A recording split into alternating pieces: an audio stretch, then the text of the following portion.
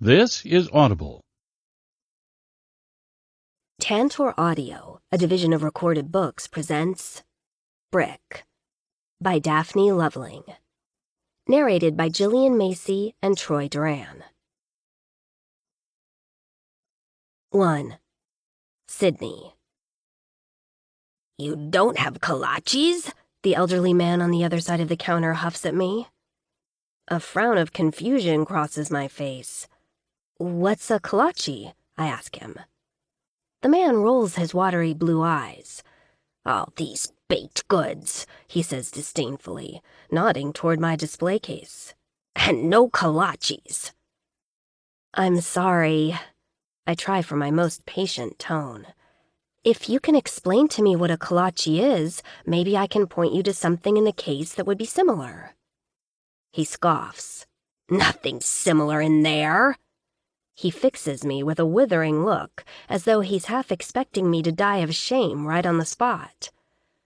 "I'll just have a cup of black coffee with some creamer." "Sure thing," I say brightly, reaching for a cup. I fill it with hot, freshly brewed coffee and set it down on the counter. "There's milk and cream in those carafes over there," I say, pointing over toward the condiment bar. "So you can pour it in yourself." "You don't have any coffee, mate?" His face goes from sour to incredulous.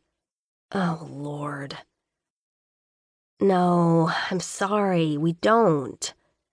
I try to make myself sound deeply apologetic. "There's cream, 2% and skim," I tell him.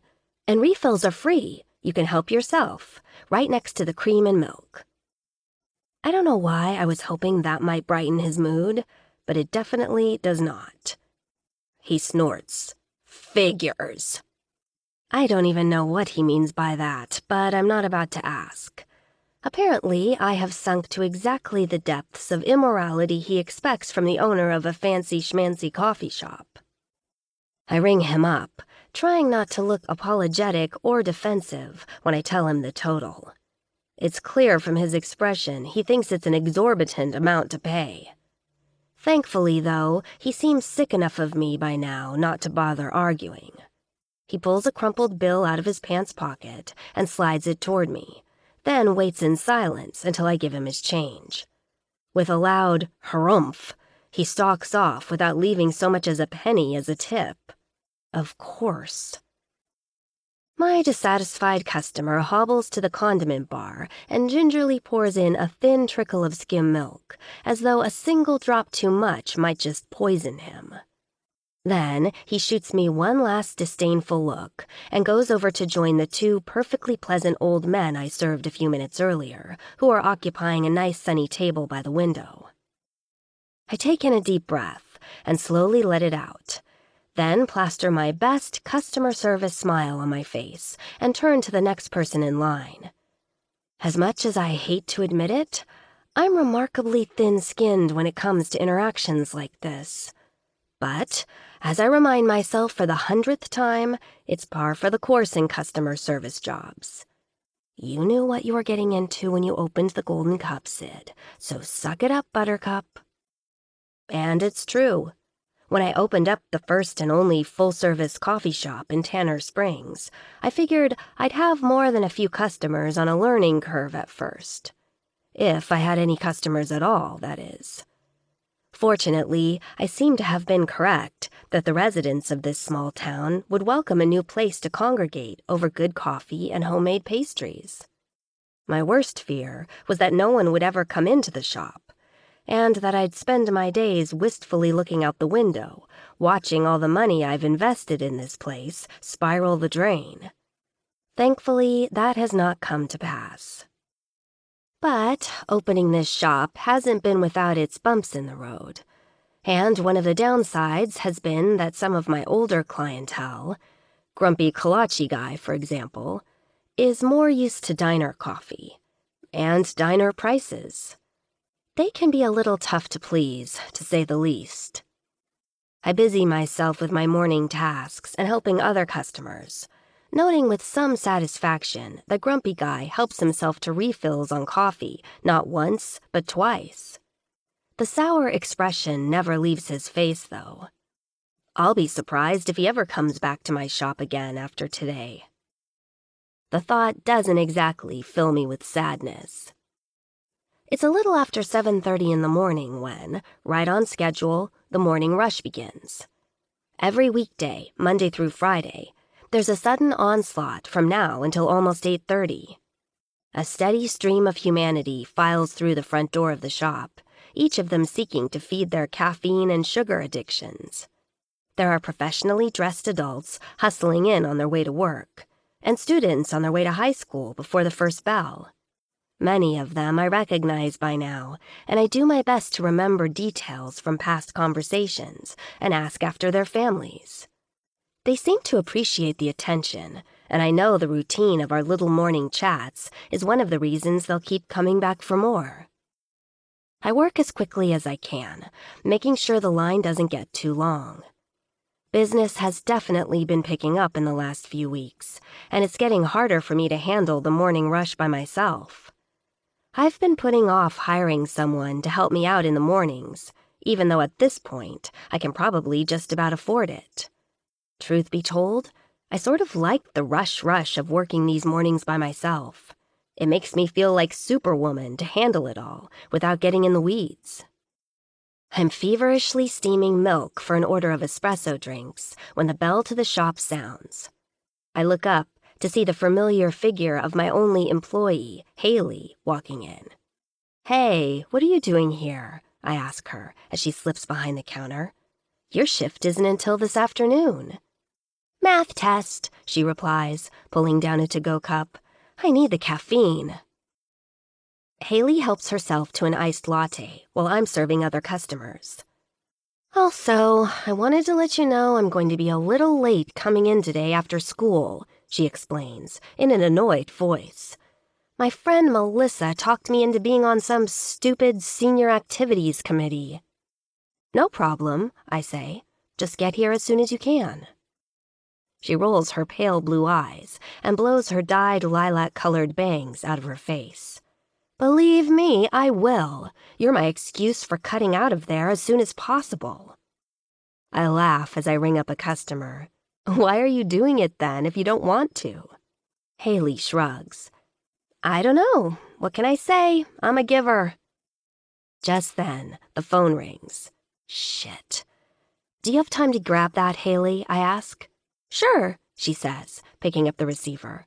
"Golden Cup Coffee, this is Haley." The line to be served is 6 deep now. This is the busiest I've ever been during a morning rush so far.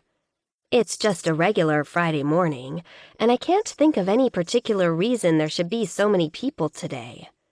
I feel a little buzz of elation at my success, but quickly squash it down because there are customers to attend to. I cast a worried glance at the pastry case. Already I'm running low on muffins, and I wonder whether I'll need to start making more. Haley speaks a few more words into the phone and hangs up. The shop bell tinkles again as I straighten up from retrieving a lemon poppy seed muffin from the case. "Who was it?" I ask her. She turns to answer me, but then her gaze shifts toward the door. Her eyes widen in surprise. "Holy cow," she murmurs. "Who the hell is that?" 2. Sydney.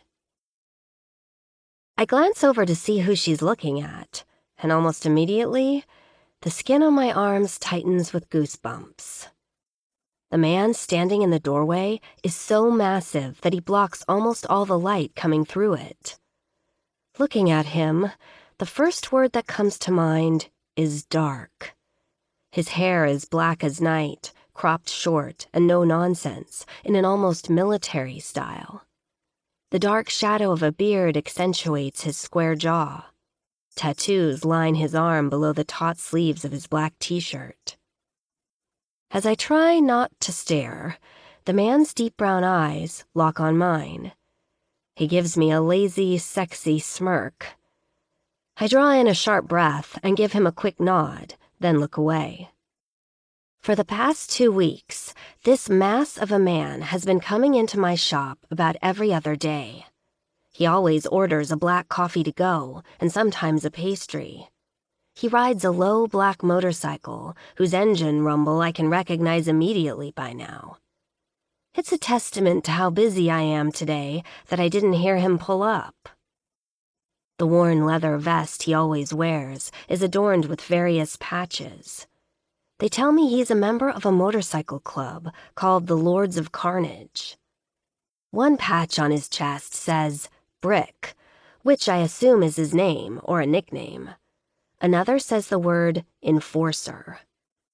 I know all of this because I've spent the last couple of weeks staring everywhere but at his face. Haley gives a low whistle. "He's crazy hot," she whispers. "And a little old for you," I murmur back. "Well, maybe," she concedes, "but not for you." "He's a little tattooey for me," I reply, keeping my voice light. "Besides, he's a customer." She snorts. "It's not like there's some sort of rule against hooking up with someone you sell coffee to."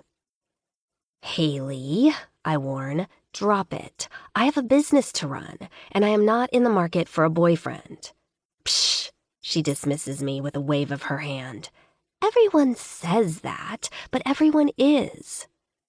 I shake my head, but don't try to argue with her. I know the less I protest, the quicker she'll drop the subject and move on. And I am really not interested in discussing my love life, or lack thereof, with a high school student, or the relative sexiness of my motorcycle-riding regular customer. Haley is 17 going on 30, and far too nosy for her own good. Also, maybe a little too perceptive. Because deep down inside, I have to admit that his tattoos are super hot. Haley takes her cell phone out of her back pocket and glances at the time. "I have to go," she mutters. "See you this afternoon." She pulls out a couple of bills and starts to put them on the counter, but I stop her.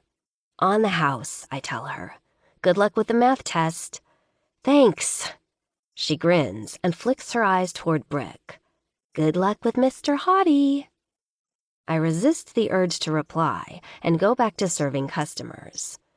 The rush seems to be slowing now, thankfully. No one has gotten in line behind Brick yet. I make lattes and mochas as fast as I can take orders. The steam from the machine heats me up, and I start to perspire. I can feel Brick's eyes on me and have to resist the urge to reach up and smooth my hair. A trickle of sweat slides down between my breasts. By the time he gets to the head of the line, I've over-rehearsed our conversation in my head enough times that I hope I'll manage not to sound like a complete dork. "Good morning," I say in an overly chatty tone. "The usual?" He gives me a penny-melting half grin. "Am I that predictable?" he asks, his voice a deep rumble. "Medium dark roast to go, no room for cream in your to-go cup," I rattle off automatically. "A blueberry muffin if you're feeling crazy." He laughs, a low, sexy growl that starts way down in his throat. It reminds me weirdly of the sound of his motorcycle engine. "Shit, I guess I am that predictable," he says deadpan, and hands me his travel mug. "Maybe I need to branch out a little. What do you recommend?" He glances over at the pastry case. "Well," I consider the options. "I just made some apricot ginger scones. It's my first day offering them." The scone is kind of a challenge, actually. In my experience, big muscular types like him tend to have a congenital allergy to anything they think of as girly or foo-foo. It's almost like they think it will make their testicles shrivel up and fall off. Scones definitely qualify as one of those things. But, to my surprise, he considers it for a moment and then nods. "Sounds kind of good. Okay, you've got it." He glances toward the tables. "And I'll take my scone for here today." "Oh, sure," I say. He's never stayed here to eat before. I realize I've sort of been counting down the seconds until he leaves the shop and I can relax. In that case, just have a seat. I give him my best professional smile, wondering if it's too big and I look like a maniac.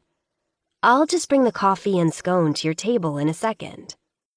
He pays in cash and stuffs a couple of bills in the tip jar, then goes to sit at a small table in the corner that has a newspaper sitting on it. As he settles in, the 3 old men stand up from their table and get ready to leave. One of them, a rotund man with a Wilfred Brimley look and a crown of silvery white hair, gives me a friendly wave. "Thank you much, miss," he calls to me as they reach the door. "We'll be back again soon." "I hope everything was tasty," I call back as I walk toward Brick's table with his scone and coffee. Grouchy guy sniffs as he follows his friends out the door. "I still say this is no kind of bakery without kolaches," he announces to no one in particular, jutting out his chin defiantly. Brick looks up at me with a frown. "What the hell's a kolache?" he asks. 3. Brick. This girl's a fucking knockout. I knew that the first time I saw her, of course, but up close, without a counter between us, I'm almost blown away by the sight of her. I came into the Golden Cup for the first time a couple weeks ago, after a night of pretty intense partying with the Lords. I was hungover and on my way to the clubhouse for an early morning run Rock had set up. My coffee maker was broken, my ass was dragging, and I felt like shit. Then on my way through downtown, I noticed the new coffee shop I'd driven by a few times and decided to stop in. Turned out the coffee was damn good, but the chick serving it to me was even better. I bought a new coffee maker the next day, but it's still sitting on my kitchen counter in the box it came in. Since then, I've been coming in a few times a week for a cup to go on the way to the garage. Shit, this girl's even got me eating goddamn muffins. I've taken a fair amount of ribbing from the brothers about it, but fuck them. Those muffins are good. Today when I came in, there was a bigger line than I've ever seen. Coffee girl is working like a madwoman behind the counter. I'm last in line, but I don't mind waiting. It means I can stare at her ass while she works the espresso machine. By the time I get to the front of the line, there's no one behind me, and the shop is pretty much cleared out except for a trio of old dudes by the window. The hot redhead cocks her head at me and gives me a saucy smirk of recognition. "The usual?" she asks. Am I that predictable? "Medium dark roast to go, no room for cream in your to-go cup. A blueberry muffin if you're feeling crazy." I'm due at the shop to help Hawk finish up work on a bike that a customer wants to pick up later today. But for some reason, instead of taking my usual order to go, I decide on the spur of the moment to sit down and stay for a while. "What the hell's a kolache?" I repeat as she sets my coffee and a scone in front of me. "Huh?" The girl's eyes flick from the doorway down to me, then back again. "Oh," she shrugs. "I guess it's some kind of pastry," she says. "He really seemed upset that I didn't have any in the case." Up close like this, I notice there's a sprinkling of freckles across the bridge of her nose. I've always been a sucker for freckles. While she's still distracted, I take a moment to stare at the swell of her breasts under the simple white t-shirt she's wearing. Her thick auburn hair is pulled back from her face into a high ponytail, exposing the creamy skin of her neck. I want to wrap my hand around it and tug her head back, just a little, just enough to see the pulse point as her heartbeat speeds up. My cock thickens and strains against my zipper. "He seems like the kind of guy who makes a hobby out of being pissed," I remark. She nods and turns back to me. "Maybe," she agrees. "I just don't like it when I feel like I've disappointed someone, you know?" I shrug. "Can't please everyone," I say. She smirks. "Well, pleasing everyone is kind of what makes a successful business." I break off a bite of the scone and put it in my mouth. I chew for a couple of seconds, then raise my eyebrows. "Damn, this is good." She laughs outright. "That was fake as hell. You just said that right on cue to make me feel better." I shake my head. I don't say shit I don't mean.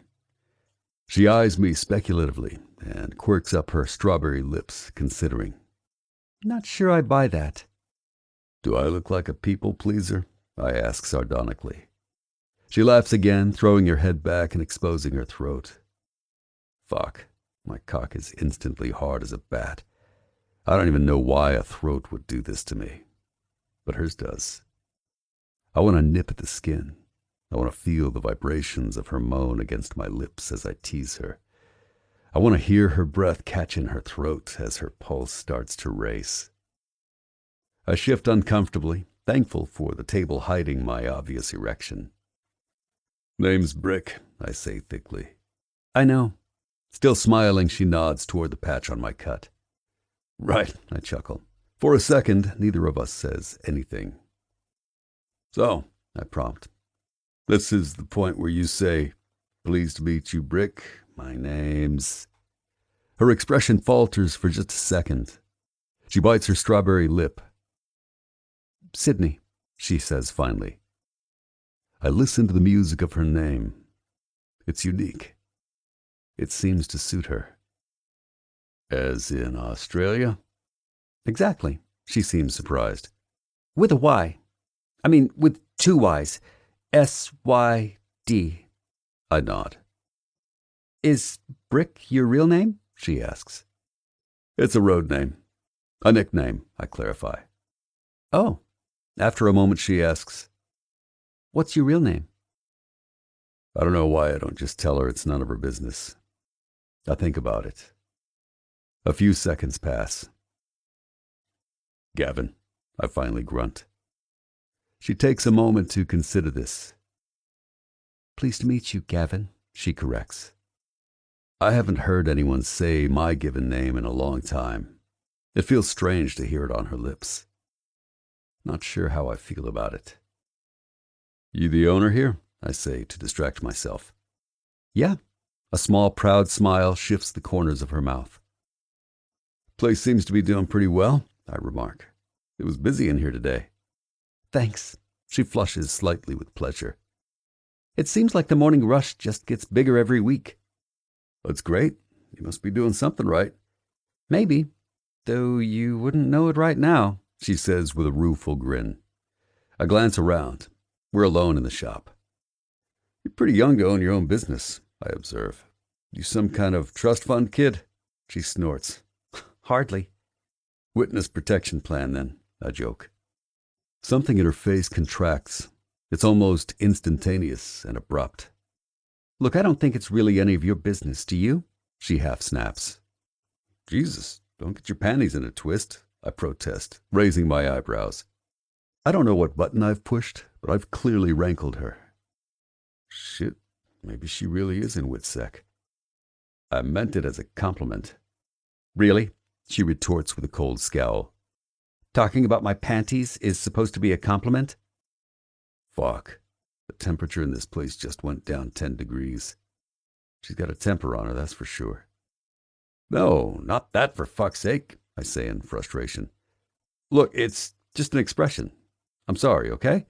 I hold up one hand in a truce signal. If it makes you feel any better, I'd say it to a guy, too. Just then a phone rings in the back. She frowns at me and shakes her head. Excuse me, she murmurs, and moves off back behind the counter. I get another good look at her ass, and also her legs in her tight little jeans, and wonder what kind of panties she's wearing.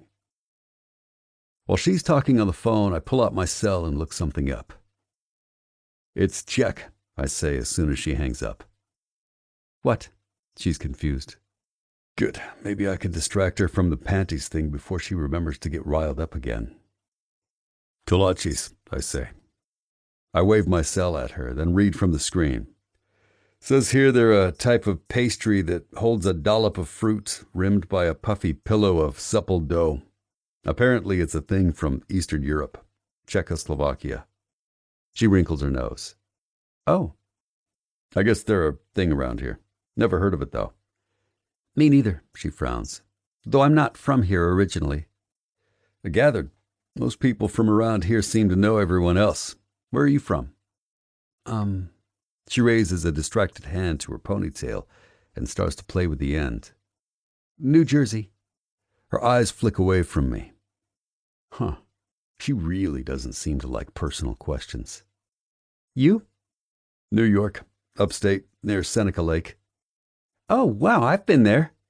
The sullen expression leaves her face as her eyes turn suddenly luminous. My dad took me once. It's beautiful. Yeah, I grunt. Objectively, she's not wrong. My mind flashes on the crystalline lake of my childhood, and I imagine what it would look like to an outsider. Peaceful, calm, idyllic. Pretty much the exact opposite of my childhood. I let out a little snort as I think about my main memories of living there. My drunk-ass piece of shit father. My mother, who eventually started drinking even more than he did. The foster families I ended up living with because she couldn't take care of my sister and me after my dad went to prison. The goddamn shit show that was our joke of a family. A bitter taste rises up in my gorge, but I push it back down and take a swig of my coffee. If Sydney notices any change in me, she doesn't let on. Why did you leave? She asks innocently, and then seems to think better of it. Sorry, she says with an apologetic shrug. That's really none of my business. No, it's okay. I set the cup down. I'm sure as hell not going to unpack my life story for her, but I'm used to giving people the cleaned-up version. Shit, maybe if I give her a couple details about me, she'll let her guard down a little bit and tell me more about herself. I joined the military right out of high school, I tell her. Marines. Ended up here in Tanner Springs after my tour was over because a buddy of mine is from here. She lifts a brow. You were a Marine? For how? An ear-splitting explosion and blinding flash of light cuts off her words, making her shriek with fright. It's coming from the kitchen.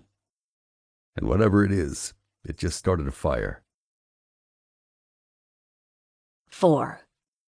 Sydney. Jesus! Brick. Gavin roars, jumping to his feet. What the hell was that? I don't know, I cry, looking toward the back. My heart starts racing about 1,000,000 miles an hour. It feels like it's about to burst through my chest. He is across the room in a matter of seconds. Dazedly, I follow close behind, terrified, but suddenly glad I'm not alone in the shop. In the kitchen, a column of flames has erupted from one of the burners of the stove. Gavin looks around and yanks the fire extinguisher from the wall. He pulls the pin, aims the nozzle, and squeezes the lever. Nothing happens. Fuck, he shouts. Where's your baking soda? I start to tell him, but then have a better idea. Wait, I cry. Get that lid over there. He looks to where I'm pointing.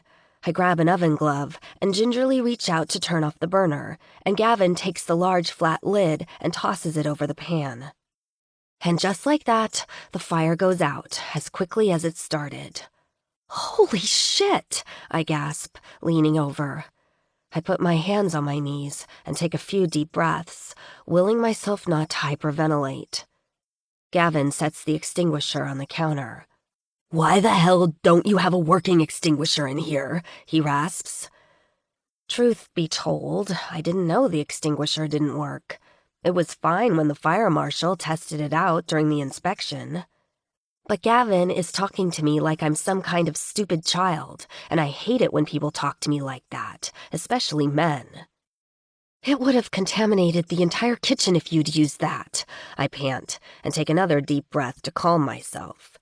Who the fuck cares? He growls. This whole place could have burned down. That would have been pretty goddamn contaminated too. Well, it didn't, I shoot back angrily. So we're fine. Jesus Christ. He runs a rough hand through his dark hair, looking at it like he's contemplating strangling me. Look. I reach over, leaning in toward him, and pick up a small metal object from the counter. Here's the culprit. I hold out my hand so he can see it. It looks kind of like a large bullet, with one end exploded.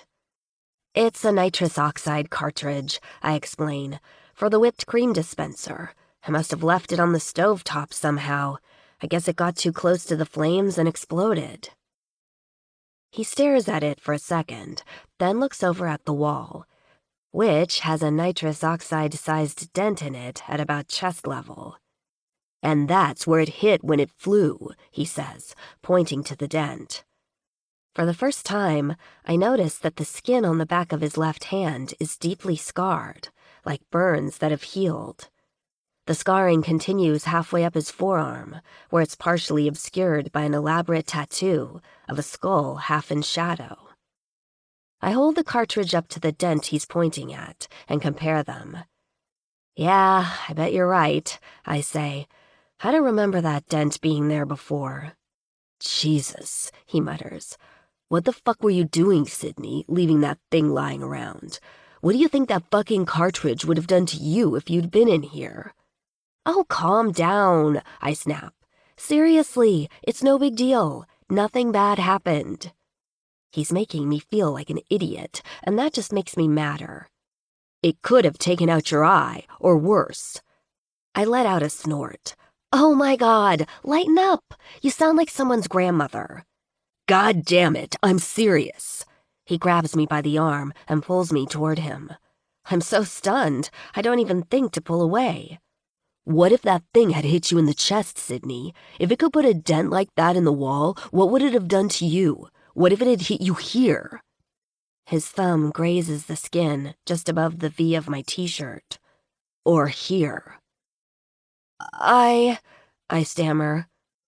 The shock of his touch, so intimate, sends a jolt through me that sends everything into sharp relief. With him this close, his black eyes staring at me intensely, I'm a little bit scared, and also very, very aware that I'm completely alone with a man I barely know. A man who absolutely radiates sex and power. I can feel my body stiffen, even as heat begins to grow between my legs. He must feel that he's frightened me, because a second later, he loosens his grip on my wrist and pulls back just a little. "Fuck," he mutters and shakes his head. "Look, I'm sorry, but Jesus, you could be on your way to the emergency room right now. You get that, don't you?" He's right, of course. If I'd been in the kitchen just now, I could have gotten seriously hurt. Burned or worse. I've been trying to downplay it all, but thinking about how close I came to a life-changing accident sends a tremor of belated adrenaline through me. Suddenly, I feel just a little bit faint. My lip trembles, and I bite down on it so he won't notice. I take a deep breath. "I get that I could have been hurt," I murmur, my voice almost cracking. "I just prefer not to dwell on it. It didn't happen. Everything's fine. That's the important part, okay?" I'm expecting him to bark at me again, but he doesn't. He doesn't say anything, in fact. He's still holding on to my wrist. He pulls me just a little closer. I stare up at him, at his full, sensual lips. My skin starts to buzz. My nipples harden under my shirt. I stop breathing. I think he does too. Gavin bends toward me. I make a small noise in my throat as my eyelids start to flutter shut. "Hello?" a voice calls from out in the shop. My lids fly open. He doesn't move. His eyes remain locked on me. He's waiting to see what I'll do. "Be right there," I call back. Wordlessly, I pull my wrist from his grasp and slip away from him, cheeks flushed pink. The voice out in the shop belongs to Mrs. Bauer, who's come in with her little granddaughter in a stroller. With her, the mid-morning trickle of customers begins, and the tables begin to fill with the kinds of customers who linger over conversation and pastries. Mostly it's older ladies who come into the shop in pairs and threes, or young mothers pushing strollers in search of a little quiet time.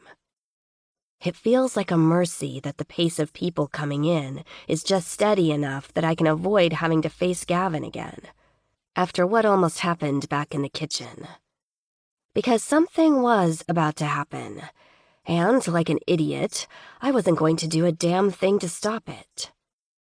You would think that I'd have learned a lesson or two about avoiding dangerous men and sketchy situations, given that I've had plenty of experience sizing people up and figuring out which ones were a danger and which weren't.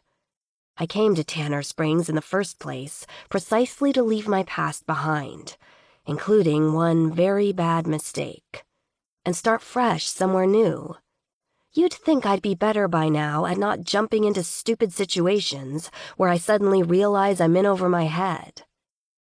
I feel Gavin's presence as he slips behind me and out from behind the counter. He grabs his travel mug from his table and leaves without saying goodbye. I'm mostly relieved. And a little disappointed. As I get Mrs. Bauer's coffee drink and help her little granddaughter pick out a cookie, I silently berate myself. What were you thinking, letting a complete stranger get that close to you? You don't know the first thing about him, other than he likes coffee and rides a motorcycle. That's self-defense 101, Sydney, and you failed. I ignore the argumentative second voice in my head, the one that's telling me not to be ridiculous. He was just trying to help, even though he was kind of an ass about it. You didn't even thank him, by the way. Yeah, scoffs the first voice. That kind of help I definitely don't need. More customers come in. I take their orders and bring them drinks. All the while, the image of Gavin's face in my head. His look of anger mixed with concern as he grabbed my wrist. The subtle way his eyes changed just before he bent toward me. I shiver. I can still feel the rough skin of his fingers as they clasped onto my wrist, and the soft rasp of his thumb against the bare skin of my neck.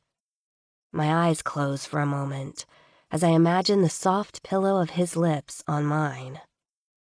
I'm glad he's gone, I tell myself. I'm glad nothing happened. So then, why do I spend the rest of the day hoping it's him every time the shop bell sounds? 5. Brick.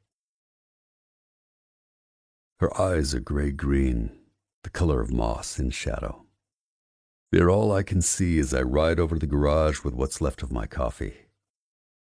God damn, though, did those eyes look like they wanted to slay me dead for implying she couldn't take care of herself. In spite of how pissed I still am, I almost chuckle at the memory. She is a feisty one, just like you'd guess from her mane of fiery red hair. Honestly, she does seem like she could probably hold her own against just about anybody. Something in her attitude makes me think she might have done a lot of fending for herself in her life. She's not like the sheltered little girls I see sometimes around Tanner Springs, making sex eyes at my brothers and me, and then fleeing in terror when we look back, like we're Satan's minions incarnate. Sydney doesn't have any of that fake bullshit attitude about her. She's feminine as hell, without being girly. But at the same time, she doesn't have the same hardness around the eyes that some of the chicks who hang around the club have. She definitely isn't a trust fund kid like I originally wondered. Something tells me she didn't have an easy time of it up there in Jersey, which makes me wonder all the more how she ended up down here in eastern Ohio. What was she running to? Or running from? I've never seen eyes the color of Sydney's before. I want to see them flash at me. I like the challenge in them. I want to see them flutter closed again, like they did just now when I was about to kiss her. Even though she pissed me off mightily with her bullshit attitude about that nitrous oxide explosion. My tires chew up the miles as I remember how much I wanted to momentarily shake some sense into that girl at her so-what reaction to the explosion. I wasn't kidding when I said she could have been seriously hurt. Even now, the last of the adrenaline is still thrumming in my veins. I'm still itching to do something, to protect her, even though the whole thing was already over practically before it started. My hand closes tightly around the throttle as I think about it now. I know my surge of anger back there was because of the adrenaline rush from the explosion. It was just a chemical reaction, nothing more, a fight or flight response. But by the time I got back into the kitchen, the fight was over. There was nothing to do, no one to punch. So I kind of took it out on Sydney instead, which was kind of an asshole move. I've never been a man to be comfortable in situations where I can't take action. I'm the club's enforcer for a reason. I'm the guy that comes to see you when all the talking is over. In the club, I answer only to Rock, our prez. I make sure his orders are carried out. I'm the fist that punches for him. My fist maintains order in our world. The explosion in the kitchen triggered some kind of caveman reaction in me to protect Sydney.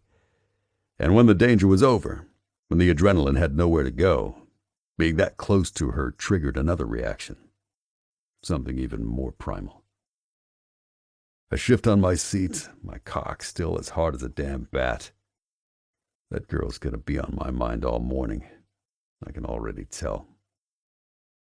Fuck. I'm still feeling goddamn out of sorts as I walk into the garage. "You late?" Hawk growls. "Fuck you," I bark back. I grab my shop overalls and pull them on. Hawk grunts but doesn't say anything more. My bad mood notwithstanding, Hawk's one of the brothers I most respect in the club. He doesn't take bullshit, and he doesn't spew it either. And he's a goddamn genius with an engine. The project I'm finishing up for the shop today is a restoration of a beautiful old classic bike, a 1946 Harley-Davidson WL. The guy who brought it in is some rich dude, a dentist or something, who I guess found the bike in his grandfather's barn after he passed. The dentist is a weekend warrior, which we get a lot of in the shop, but the money people like him are willing to pay is really good. The bike has been a fucking joy to work on, except for one thing. The dentist guy specified that he wanted a non-original two-tone paint job on the restored bike. I tried to argue against it, even tried to tell Hawk I wouldn't do it. But in the shop, Hawk's the boss, so I'm gritting my teeth and getting it done. I work by myself for about an hour. The detailed work of the paint job focuses me enough that I have to devote most of my concentration to it and stop thinking about Sydney for a while. At one point, I hear Hawk on the phone in the office, and then he comes ambling out to me and takes a seat on an overturned 5-gallon bucket. "Rick Pierce is coming for the bike tomorrow," Hawk tells me, referring to the weekend warrior dentist. "I'll have this done by lunchtime," I reply. Hawk nods. "Looks good," I snort. "Thanks." He knows I'm not a fan of the two-tone. The small side door to the shop opens and Gunner comes striding in. "Hey, brothers," he announces to the large space. Murmurs of greeting come from the other side of the garage where Stryker and Thorne are working on a '66 Chevelle.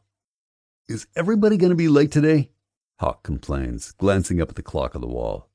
"Relax, boss." Gunner grins at him. "Hey, Brick." I lift my head and nod at him. "Gun." "You guys hear what happened at Ace Liquors?" Hawk frowns. "No, what?" "Got robbed overnight," he says.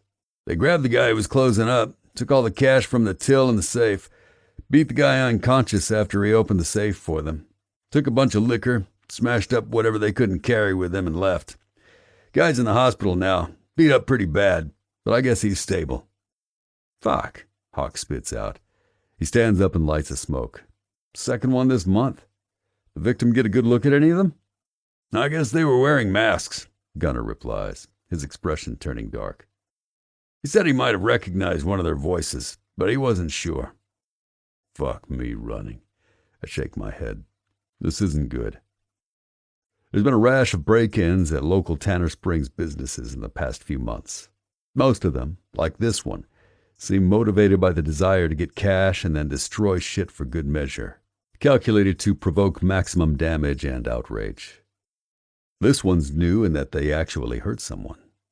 The local paper, the Tanner Springs Star, has been running increasingly hysterical stories about the crime wave, as well as a raft of letters to the editor demanding answers and justice for the people who've been victims. When I go into a restaurant or a gas station these days, more often than not, it's what people are talking about.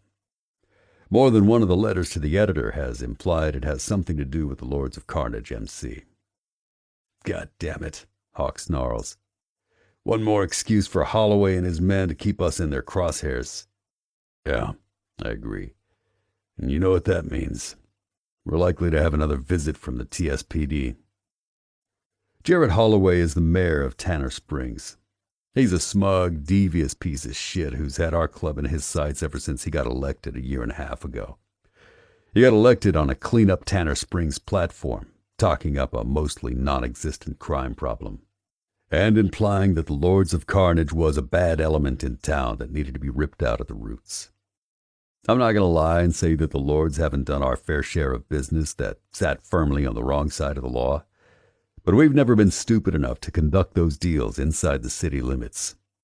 Not to mention, we got our asses out of that shit and went legit right around the time Holloway took office. That was partly coincidence, and partly because we could see the writing on the wall. We knew Holloway was about to make our lives one hell of a lot harder in his quest to prove to Tanner Springs that he was tough on crime. The building we're standing in right now used to be a warehouse we ran guns out of, among other things. We sold our last shipment off to the Death Devils, another club to the east of us, and made the space into a custom motorcycle and car shop instead. It's been a good source of income for us so far.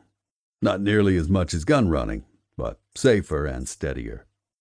And ironically, since we opened the garage, Holloway's cops have come in and searched the place twice, looking for contraband. The last time they came in was right around the time the current crime wave started. The fucked up thing is, none of these crimes started happening until after Jared Holloway got elected. Funny, though, how the people who voted for him haven't seemed to notice that. All they see is that crime is on the rise, and for some reason, they believe he's the one who can stop it. And he's determined to make himself look like a goddamn hero to them. Probably at our expense. 6. Rick. Sure enough, a few hours later, right after lunch, 2 cars pull up in the front lot of the garage. One's a late-model white BMW 6 Series. The other sports the Tanner Springs PD logo on the side. The driver's side door opens on the BMW, and out slides Mayor Jared Holloway himself, looking especially douchey and sure of himself. His black hair is cut short and conservative, with a deep side part so straight it looks like he did it with a ruler. He's wearing a pale blue shirt that's starched within an inch of its damn life, and some light tan khakis with creases sharp enough to give him a paper cut. I considered coming up and giving him a pat on the back with my paint and oil-stained hands, but then I'd have to touch the fucker. The guy who gets out of the cop car turns out to be Brant Krupp, the new police chief, specially picked by Holloway to be his lackey. "Oh, for feck's sake," mutters Thorne in disgust as we watch them approach. "I could have gone all day without seeing that wanker." "Here we go," Gunner says, not moving from his spot, leaning against the side of the building. The 3 of us are out here having a smoke. We don't move to greet them. Let those fuckers come to us. "Hello there," Holloway calls as they saunter up, wearing his habitual shit-eating politician's grin. Thorne gives me a look, but says nothing. "Mayor," I reply dryly. "We're looking to have a few words with your president," Krupp announces officiously. He's pudgy and soft, with a receding hairline that makes his forehead look enormous. The buttons on his shirt are pulling slightly. "Is that so?" Thorne asks. "And here we thought you were just coming for a friendly chinwag." "Is Rock around?" Holloway asks, still with that artificial smile. "He's inside." Krupp takes a step forward, but Thorne stops him. "You wait right here now, gentlemen," he says in a tone that's friendly to the point of mockery. "He'll be right out in a jiff." He turns on his heel and heads into the garage.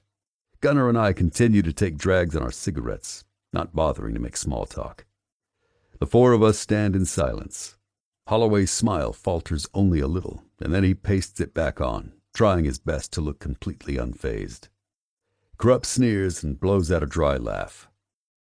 A minute or so later, Thorne returns with Rock. Hawk is with them. "Holloway," Rock says by way of greeting. His voice is completely devoid of any expression.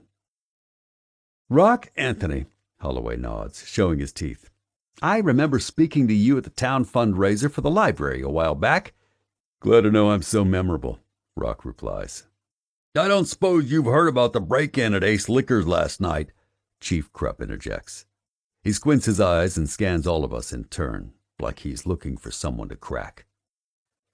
Matter of fact, we did, Hawk replies. Shame. You boys happen to know anything about that? Krupp continues. Hawk instantly bristles at being called a boy, but you'd have to know him pretty well to see it. A muscle tightens in his jaw. Heard the news through the grapevine. You catch anyone yet? Not yet, Krupp drawls. But seems to me there's not that many elements in town that are likely to be breaking into local businesses looking for money. Probably not, Rock nods. Should make it easier for you to find them then. Uh-huh, Krupp nods toward the inside of the garage. You think if we went in there and looked around, we'd find anything to help us figure out who the perps are? Can't imagine how, Gunner says evenly. Maybe your time would be better spent looking around at the actual crime scene. Krupp snorts. Funny. You're a funny guy. That's what I've been told. Gunner grins. But Rock's starting to show some anger. You got something to say? You say it. I'm saying the Lords of Carnage seem like they're doing pretty well these days, Krupp says, nodding toward the garage. Lots of money seems to be flowing into the club. Yeah, lots of legit money, I counter. That right, Krupp retorts, turning to me. You think if we got a search warrant and took a little look inside, we'd see how legit you are? Oh, for Christ's sake. Do we look like the kind of petty goddamn thugs who would knock over a feckin' liquor store? Thorne spits out, finally losing patience. Christ, why don't you go look for some tweakers or something? Thoughts who's most likely been doing the shite for quick drug money. That's so. Krupp narrows his eyes at Thorne. Look, Holloway. Rock cuts them off and addresses the mayor. You're barking up the wrong tree. And what's more, I think you know it. Oh, I'm not so sure, Holloway says mildly. Krupp raises an angry finger and points it at Rock. You've been warned. You're on notice, he hisses like he's in some kind of movie. Beside me, Gunner bursts out laughing. The mayor flicks an annoyed glance at Krupp and then turns his gaze on us, one by one. Well, you boys keep your noses clean, he says in a cheerful tone, and I'm sure you won't have any problems. The people of Tanner Springs deserve to live in a town they feel safe in. It's my job to make sure they do. He nods at Rock and gives us his best campaign poster smile. You all have a good day now. Holloway turns on his heels and heads back to his car. Krupp follows close behind. Christ, I'd like to throttle both of them, Thorne murmurs. Cheer up, I mutter. Krupp looks a little wet behind the ears to be a police chief. Maybe we'll get lucky and he'll shoot himself while he's cleaning his gun. You think they actually think we have anything to do with this shit? Hawk asks Rock as we watch them drive away. Maybe Krupp does, Rock answers. He's a fucking idiot. But I think Holloway knows this is bullshit. He's politicking. Rock decides to head back to the clubhouse to talk to our VP, Angel. The rest of us head inside and get back to work, but Chief Krupp's little visit has cast a pall over the day. By the time 5 o'clock rolls around, everyone's more than a little out of sorts, me included. That's it, Hawk finally says, slamming the hood of the Chevelle. I need a fucking drink. Hallelujah, Gunner agrees. You coming to the clubhouse? He asks, turning toward me. You bet. I grab a rag to wipe off my hands. I'll catch up with you, just as soon as I get some of this paint off. I go clean myself up and then head out to my bike. The late afternoon air is warm and smells like cut grass, which is a welcome change from paint fumes in the shop. As I pass through downtown, I slow the bike just slightly as I near the Golden Cup. I glance in and manage to catch a glimpse of long red hair through the window before I throttle up and continue toward the clubhouse. 7. Sydney. The next day, even though I hate to admit it to myself, I'm sort of hoping that Gavin will come into the coffee shop. But the morning comes and goes, and he doesn't make an appearance. It's a Saturday, though, and I have to remind myself I've never seen him come in on a weekend. Haley arrives in the early afternoon to do a short shift so I can take care of some paperwork. There's a lull between customers when she gets here, so I have a chance to chat with her before I go back to my office. "How was your meeting after school yesterday?" I'm asking her. "I never thought to ask you yesterday afternoon." I'd remembered the math test, but not that. "The senior activities committee? It was okay." She lifts one shoulder in a half shrug. "There were a lot of super popular kids that showed up for it. Not really my scene usually, but I guess I'll keep going to it for now." "What does this committee do exactly?" I reach under the counter for a stack of to-go cups and set them next to the register. She gives me a little sarcastic smirk. "Well, we basically organize activities for the seniors." I snort. "Right, I got that. Like what?" "Like," she starts counting on her fingers. "There's painting the senior wall, and the senior boys' party, and the senior girls' party, and a bunch of dances, and the senior float for the homecoming parade, and the all-night party, and senior skip day." "Wow. Are you going to have any time to actually study and learn things in between all the parties?" "Seriously?" She eyes me. "You sound like a mom." God, I kind of do, I realize. "Sorry, but it does seem like that's an awful lot of stuff cutting into time that you might need to do, oh, I don't know, homework and things like that." Haley flips a dismissive hand at me. "Please, Tanner Springs High is such a slough school. I only brought books home like 3 times last year. I get all my homework done in my study hall. Don't worry about me." "Okay, then. I'll worry about me," I grin. "Are you going to have time to work here at the shop with all your extracurricular activities?" "Well, actually," she bites her lip, "I was going to talk to you about that." She frowns apologetically. "Do you think there's any way we could switch my schedule around so I could work evenings instead of after school sometimes? We have to sign up for the stuff we're going to help with on the committee. If I had at least a couple of days a week where I knew I didn't have to be here until later, I could sign up for more stuff." For someone who isn't really into that scene, you really seem to be throwing yourself into this, I tease her. "Well," she says slyly, "there is a guy I'm kind of crushing on who's on the committee too." "Aha! There it is," I crow. "So your friend Melissa isn't really the reason you joined?" "No, she is," Haley protests. Her face turns an adorable shade of pink. "But when I got to the meeting, Teddy just happened to be there too."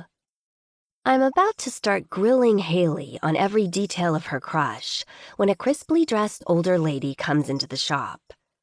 Her silver-white hair is short and coiffed into an attractive bob, and she's wearing surprisingly fashionable round tortoiseshell glasses. I've seen her in here once or twice before.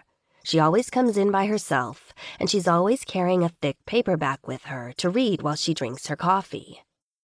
"Hello there," I greet her. "What can I get you?" She smiles distractedly at me. "I'll take a medium, non-fat, no-foam, extra shot, half-calf vanilla latte for here." "Sure thing." I ring her up. "Have a seat and I'll bring your drink out to you in just a minute." Haley raises her eyes at me as she wanders off to find a table. Wow, she's really embraced the specialty coffee culture. I make the woman's drink, and just as I'm finishing up, my phone buzzes in my pocket. I have Haley bring the latte out to her and check my messages. It's a text from a number I was hoping I'd never have to see again. "Thought I wouldn't find you, didn't you, bitch? Where's my fucking money?" A little shiver of dread ripples through me. He's found me. I always knew it could happen, though I was hoping against hope it wouldn't. Does he know where I am? Does he know where I live? Does he know anything more than my number? I stand frozen to the spot, trying not to panic. Of course, I knew Devin would be able to find me if he wanted to.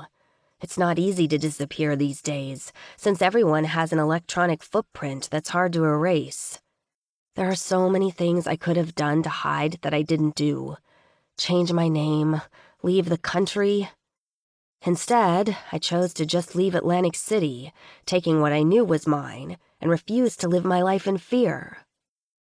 I chose to believe I was small enough potatoes to Devin that he would leave me alone, that he'd decide tracking me down wasn't worth the trouble. Looks like I may have chosen wrong. My fingers hover above the screen as I try to decide what to do. Responding to his text would be crazy, but not responding isn't going to fool him. If he has this number, he knows it's me. The money was me taking back what was mine, I tell myself fiercely. It was money he stole from me in the first place. However he wants to spin it in his head, that's the truth, and we both know it. So, is it okay? Haley startles me out of my thoughts. Is what okay? I stammer. Changing me to evening sometimes? Oh. I mentally shake my head to clear it. Sure, I think so. Let me take a look at the schedule. I'll just have to teach you how to close by yourself. I shove my phone back in my pocket and give her what I hope is a normal smile. Awesome! She grins. You're so cool. Haley, I say in a bright voice, hoping she can't hear how it's shaking. I have to go run a quick errand. Can you take over for a while until I get back? Sure, no prob, she nods. I've got it covered. Thanks. I'll be back in an hour or so.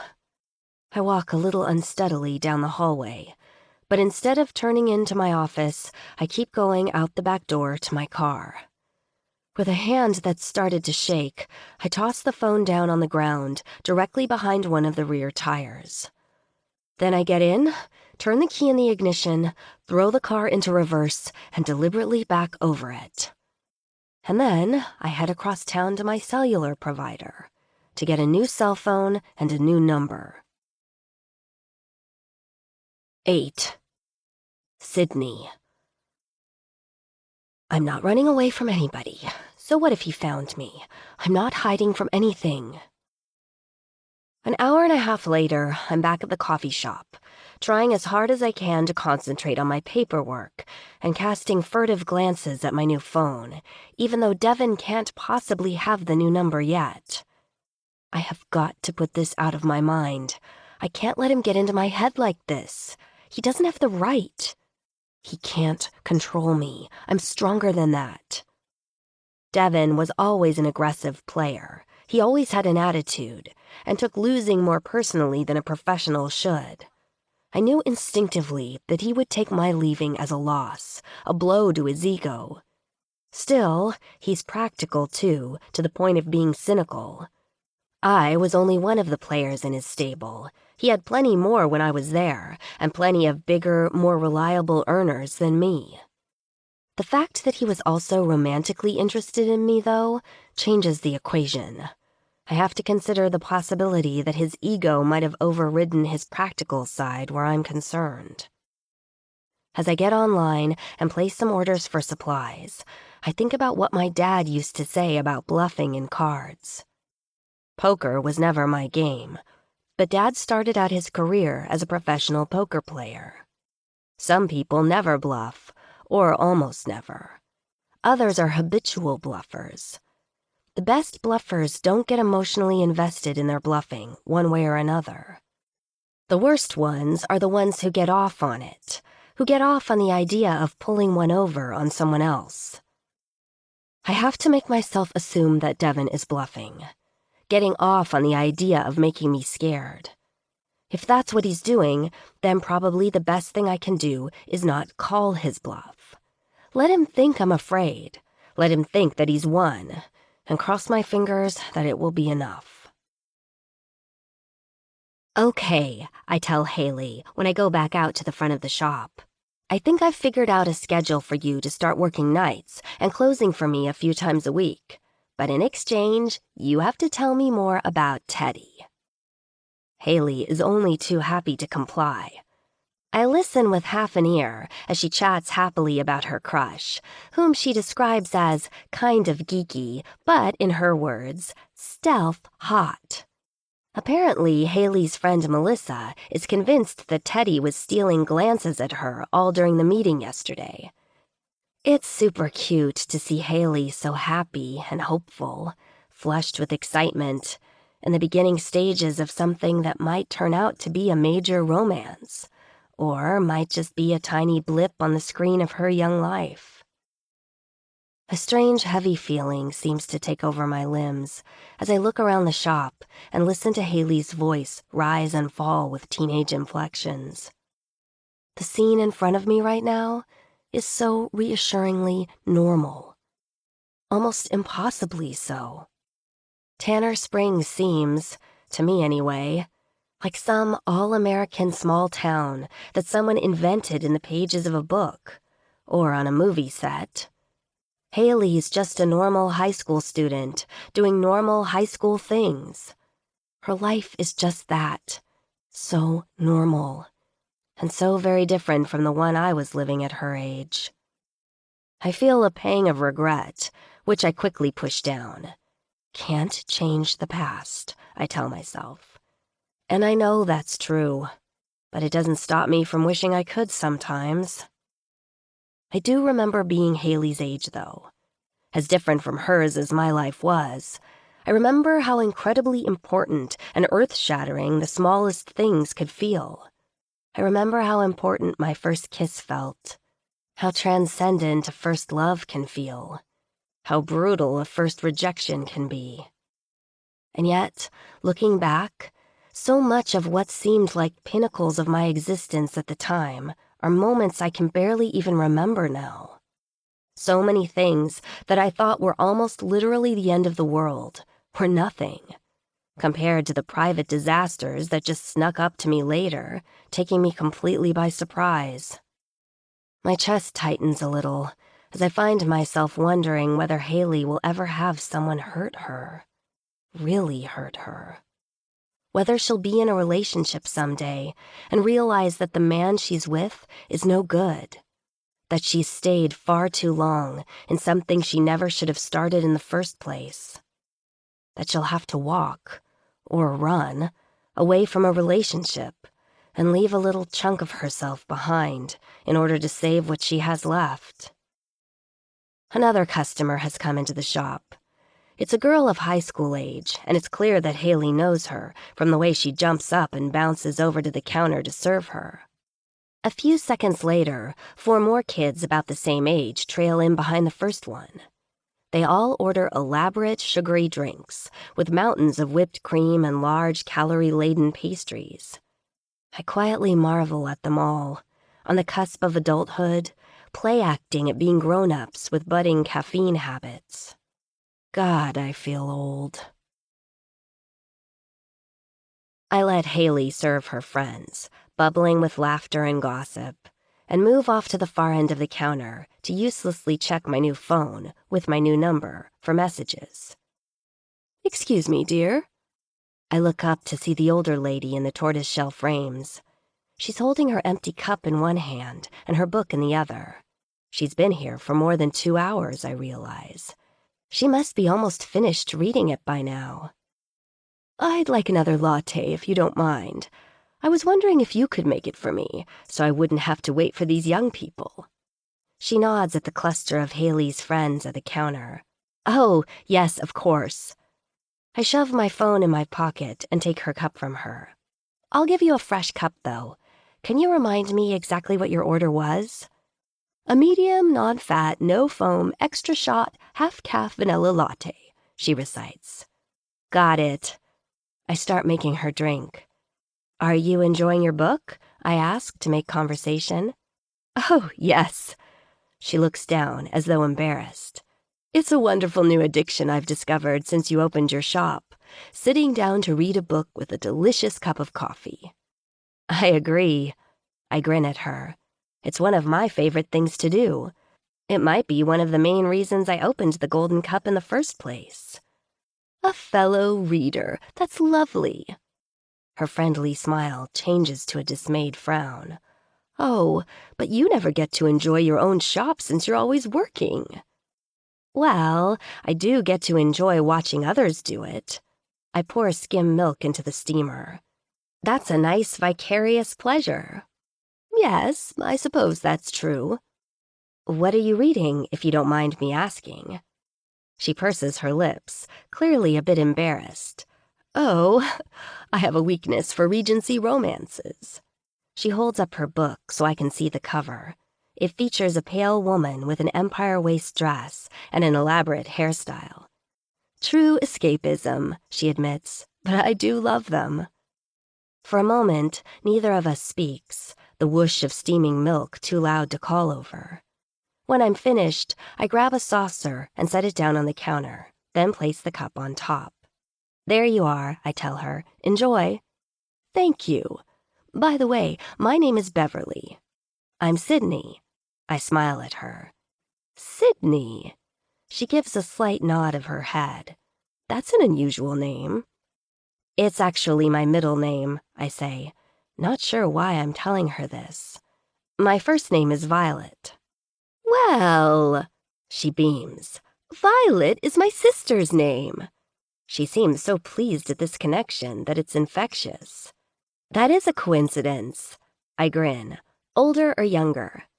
Younger by 3 years. She lives in Nogales, Arizona with her husband now.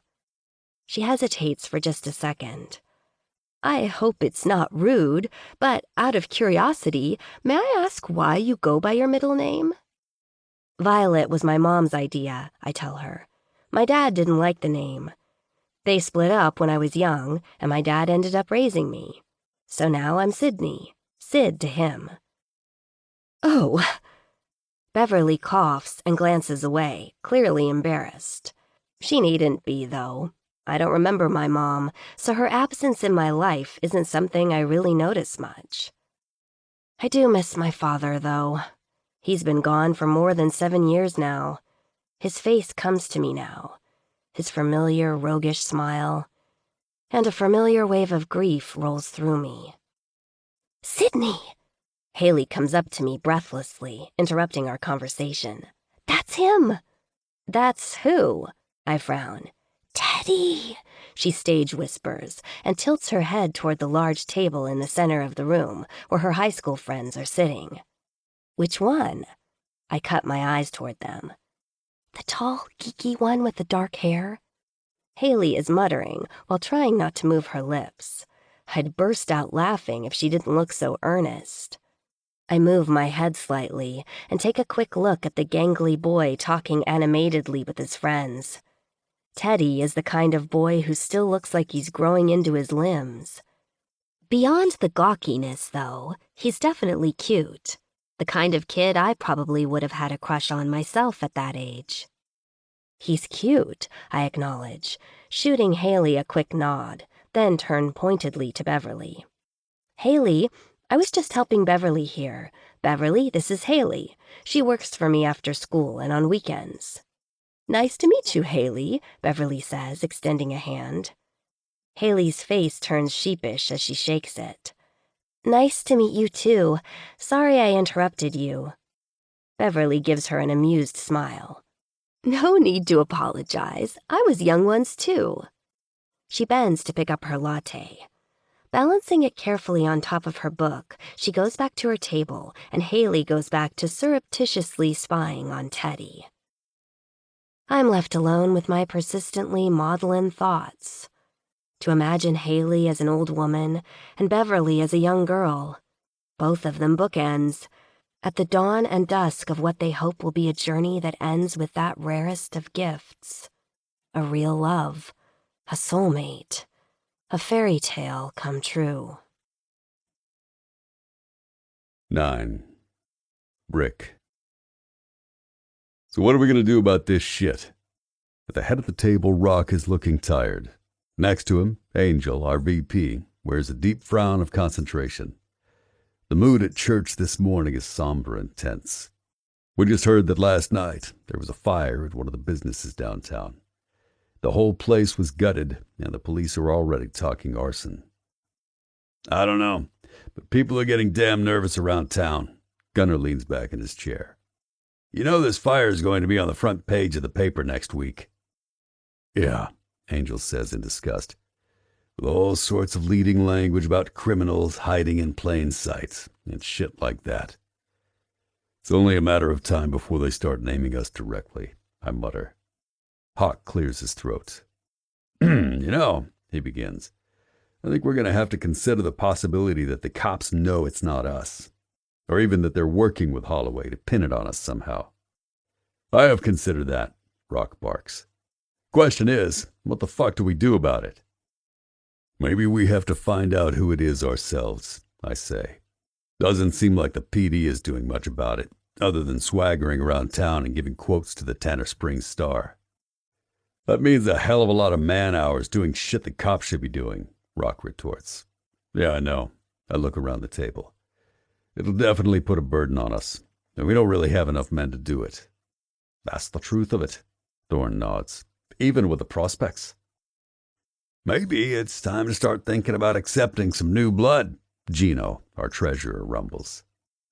Stryker speaks up.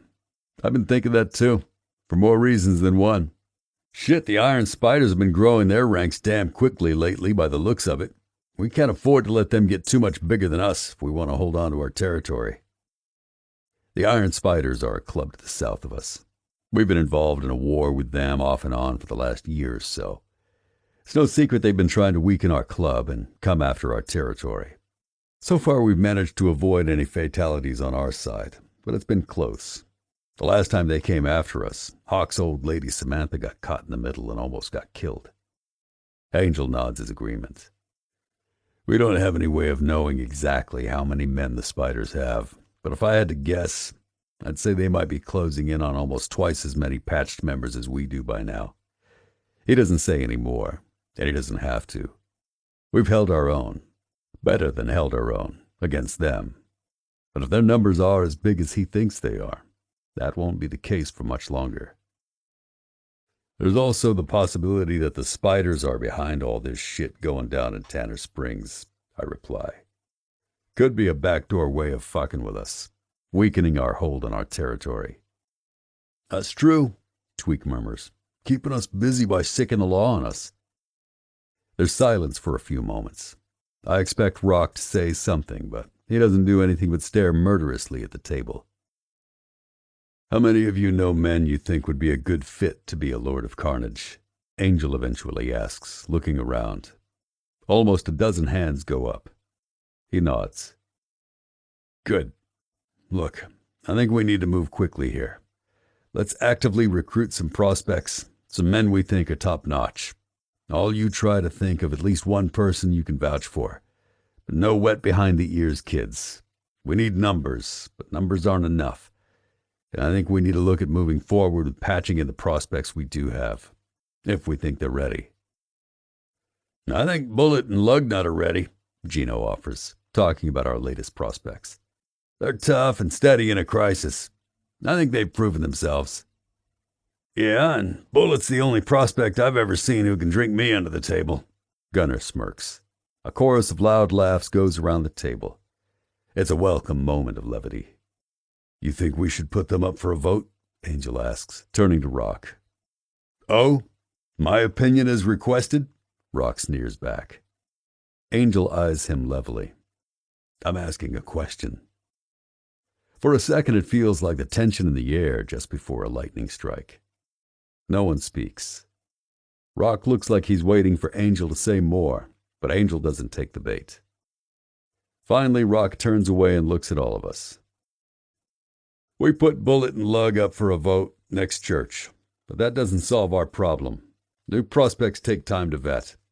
Meantime, we need to act. We ought to be talking to some of the local business owners, I suggest. The ones who've already been hit, to begin with. Ask them if they noticed any unusual activity or anything before the break-in. Offer our help. Good idea, Gunner nods. We should think about what all the places that have already been hit have in common. Try to figure out what the motives are. Might help us get an idea of which businesses might be next. Yeah, Hawk agrees. And it'll be good PR for us. Slow people down from assuming it's us if they see us trying to help deal with the problem. One more thing, Angel muses, turning to Rock. I think maybe we should talk to the Death Devils. The Devils are a club to the east of us. Our two clubs have done business in the past, and we've been making moves toward a tentative alliance with them. I think it'd be a good idea to ask them whether they've seen anything similar where they are. Get their take on what the spiders are up to. Maybe we can figure out a deal to work together on this, at least until our numbers are up. Rock grudgingly nods. That's a good idea. I'll get in touch with Oz, see what he has to say, if he's willing to do a meetup. We talk for a few more minutes about who's going to approach which businesses and report back, and then Rock adjourns the meeting. The brothers all file out of the chapel, except for Angel and Rock, who close the door behind us. Fuck, Gunner mutters to me as we walk over and signal to Jewel, our main bartender, for a beer. I don't like whatever it is that's going on between Rock and Angel. Last thing the club needs right now is the two of them going at each other. Jewel eyes us for a second as we pull up stools at the bar, but she knows better than to ask anything. Silently, she pops the top off a couple of beers for us and moves discreetly down to the other end. No shit, brother. I take a long pull off the icy liquid. Fuck, that tastes good. Whatever it is, though, it's between them. Yeah, Gunner glowers. I sure as shit hope they figure it out. We nurse our beers for a few minutes, try to talk about something else. Eventually, I finish mine and stand up. I think I'm going to head home for a while, I tell him.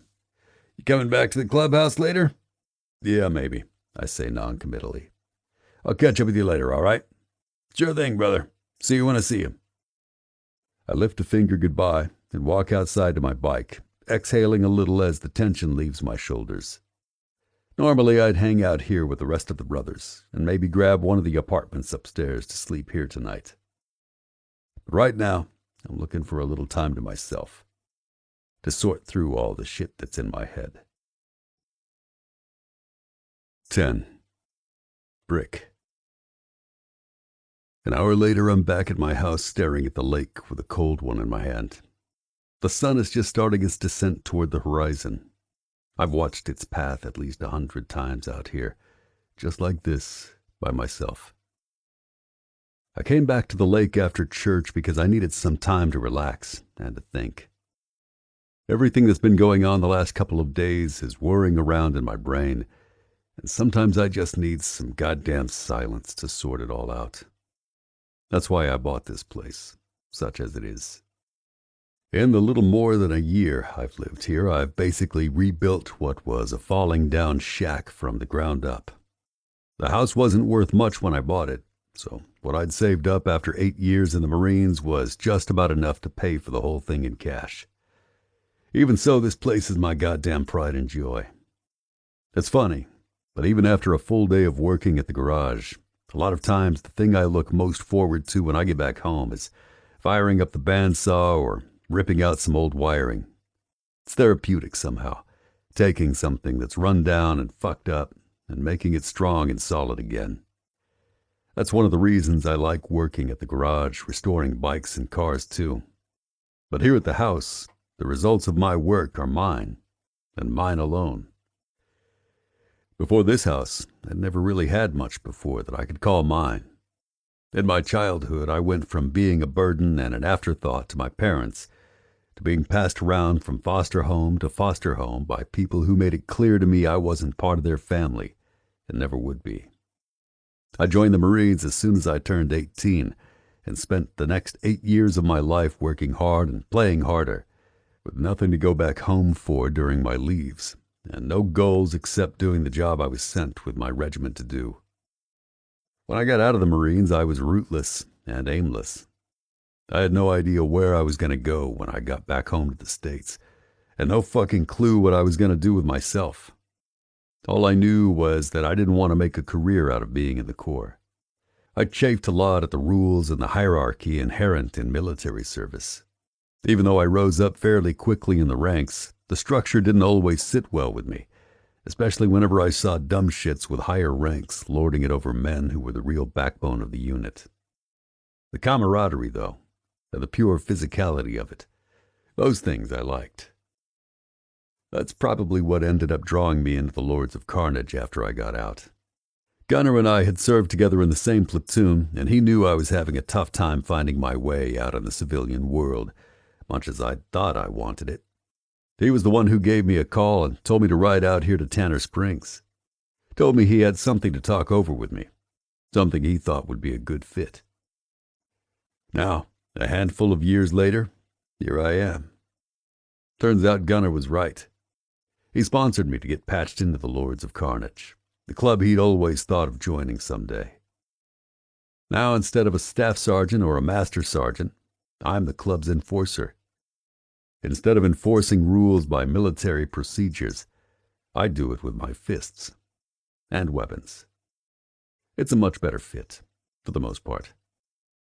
Now, for the first time, I have a family. A real one. Brothers who have my back. A place of my own where I can lock the goddamn door at night and be left the hell alone. Most of all, silence. And peace.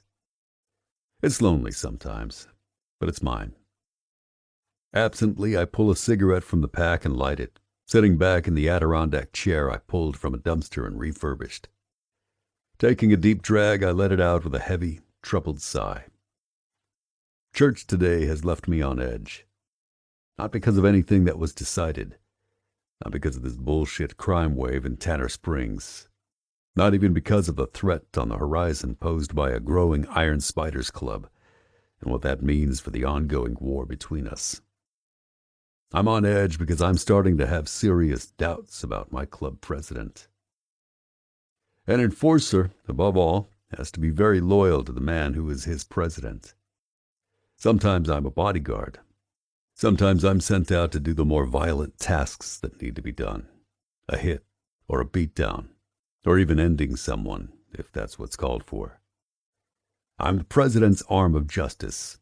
I do what he tells me. One of my jobs is to keep the other brothers in check if need be.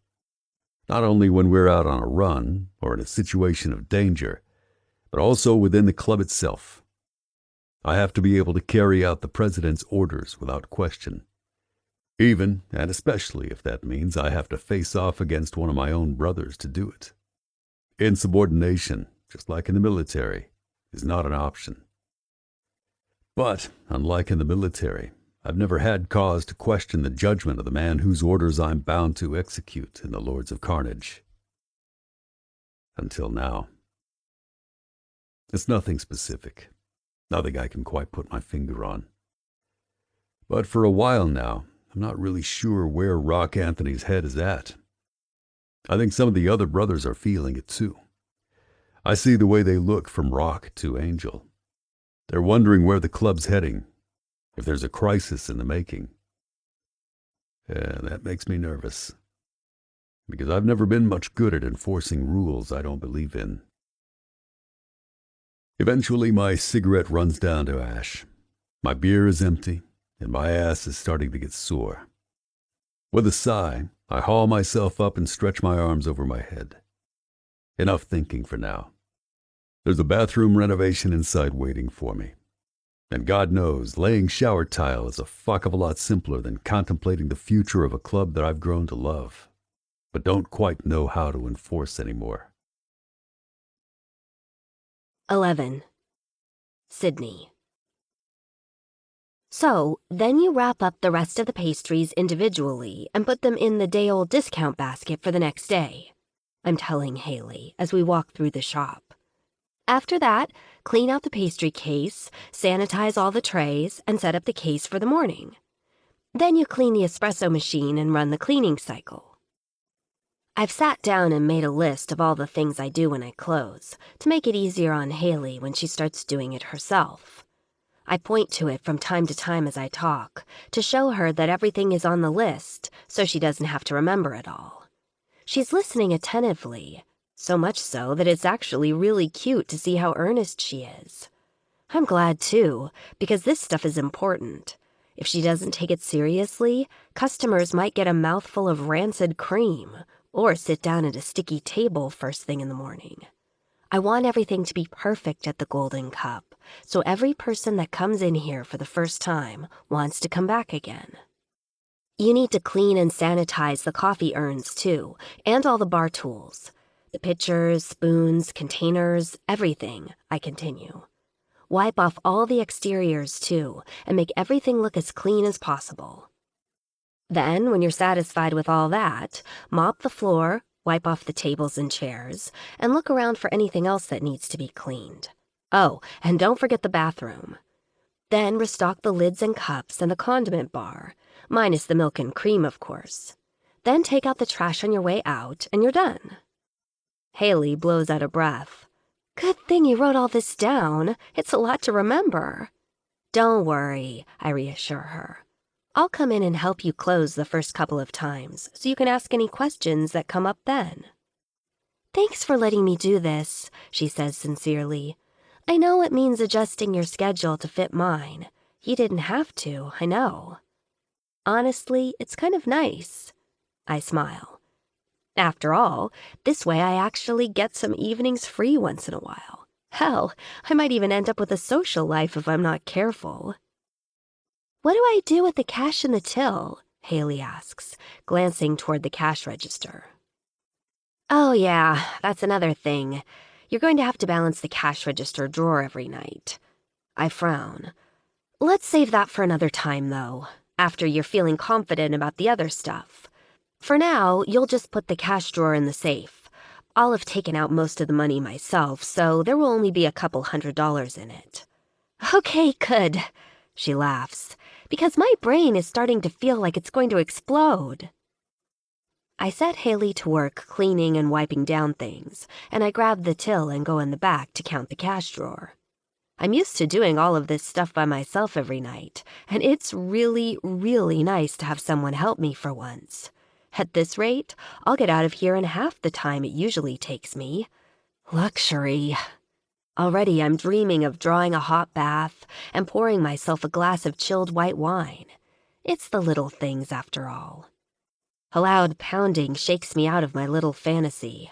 A moment later, Haley's voice comes wafting toward me from the front.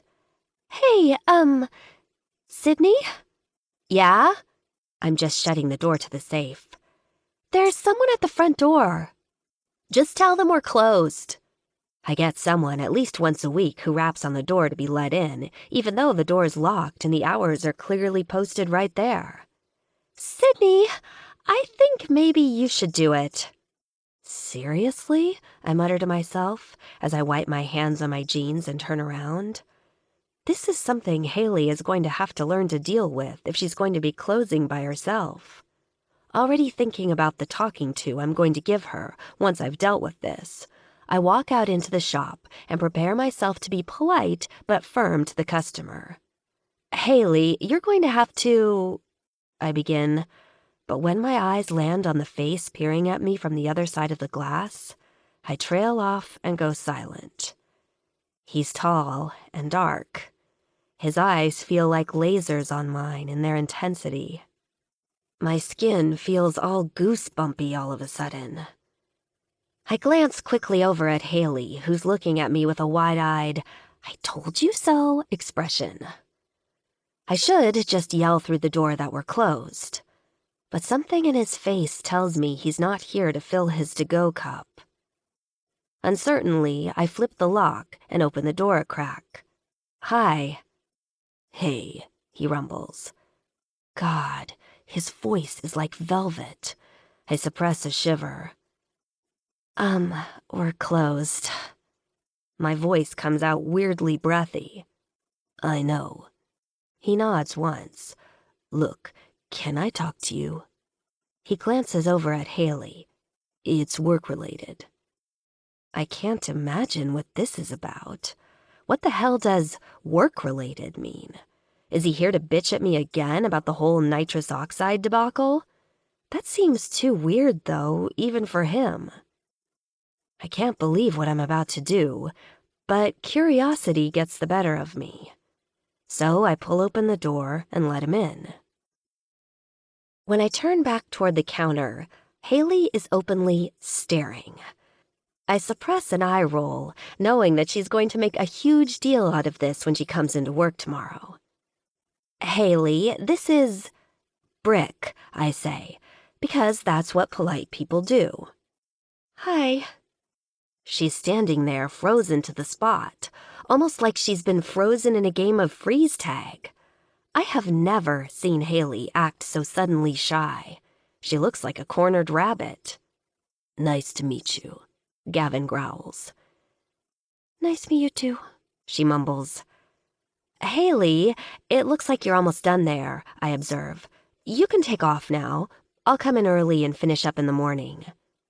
I don't know what Gavin has to say to me, but I do know I definitely don't want to deal with Haley hovering around, pretending not to listen, but actually eavesdropping on every word. Especially because afterwards, I'll have to deal with a raft of questions from her, which I know I will not want to answer. Are you sure? She asks uncertainly. I mean, I only have the coffee urns to clean out and then I'm done. Yeah, it's fine. I wave her off. I can get that done tomorrow before I open up. Okay. She's clearly reluctant, but she pulls her apron over her head and loops it over the hook next to the back hallway. I'll see you tomorrow after school then. Sounds good. She grabs her backpack from the cabinet where she always stashes it and wanders slowly to the door. Okay, bye then, she murmurs, giving me an uncertain little wave. Bye, Brick. Gavin lifts his chin at her. Have a good one. I wait until she's out the door and watch her unlock her bike and ride away. Then I turn back toward Gavin, who's standing in the middle of the room, looking hot and bothered. Like hot sexy, not temperature hot. And bothered like kind of preoccupied. Not, hot and bothered. Good Lord, I'm blathering in my own head. Hey, he says again. You said that already. Yeah, I know. Oh. Well, this is... Well, awkward would certainly be one way to describe it. I haven't seen him since the day the nitrous oxide cartridge exploded. And I had sort of been hoping that the next time he came into the shop, I'd have a long line of customers to deal with so we wouldn't have to talk much. I've never been the shy, retiring type. My dad made sure to raise me so I could hold my own from a young age. But there's something about this man that seems to reduce me to some sort of giggling schoolgirl. It's maddening. I'm worse than Haley with her high school crush. Not that I have a crush on him, of course. Ugh. I give myself a stern mental talking to get hold of my damn self, and motion for him to sit down at one of the tables. He flips the seat around so he can lean his forearms on the backrest. I take the other chair, moving it back just a hair before I sit down, to give me just a little more distance from him. So, what did you need to talk to me about? I ask, in my best, we totally didn't almost kiss a couple of days ago, voice. He seems distracted, his face twisting into a displeased frown. Is it usually just the two of you closing this place down for the day? No, normally it's only one of us, mainly me. What? I was teaching Haley to do it so she could do it herself sometimes. That's why she was here tonight. Seriously? His eyes grow wide and stormy. You're usually here all alone after dark?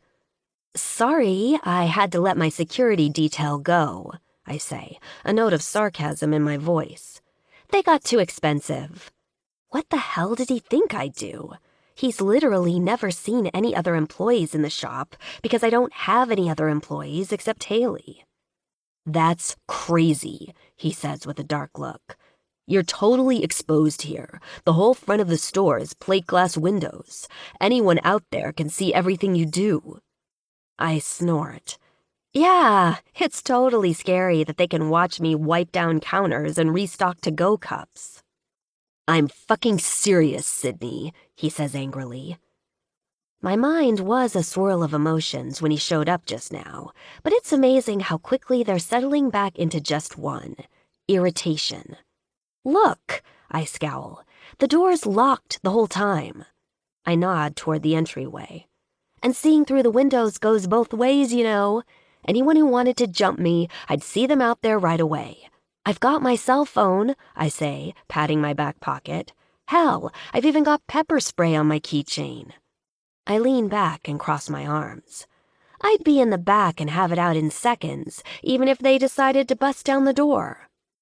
He doesn't say anything for a moment, but his brow furrows, so I can tell he doesn't like my rationale. I resist the urge to keep explaining myself. After all, what business is it of his? I think crossly. I'm done trying to justify myself. He can just leave if he doesn't like it. Do you have a security system? He challenges. No, I don't. My tone is defiant. I'd thought about installing one when I first opened up, but honestly, it just seemed too expensive. I'm not about to tell him that, though.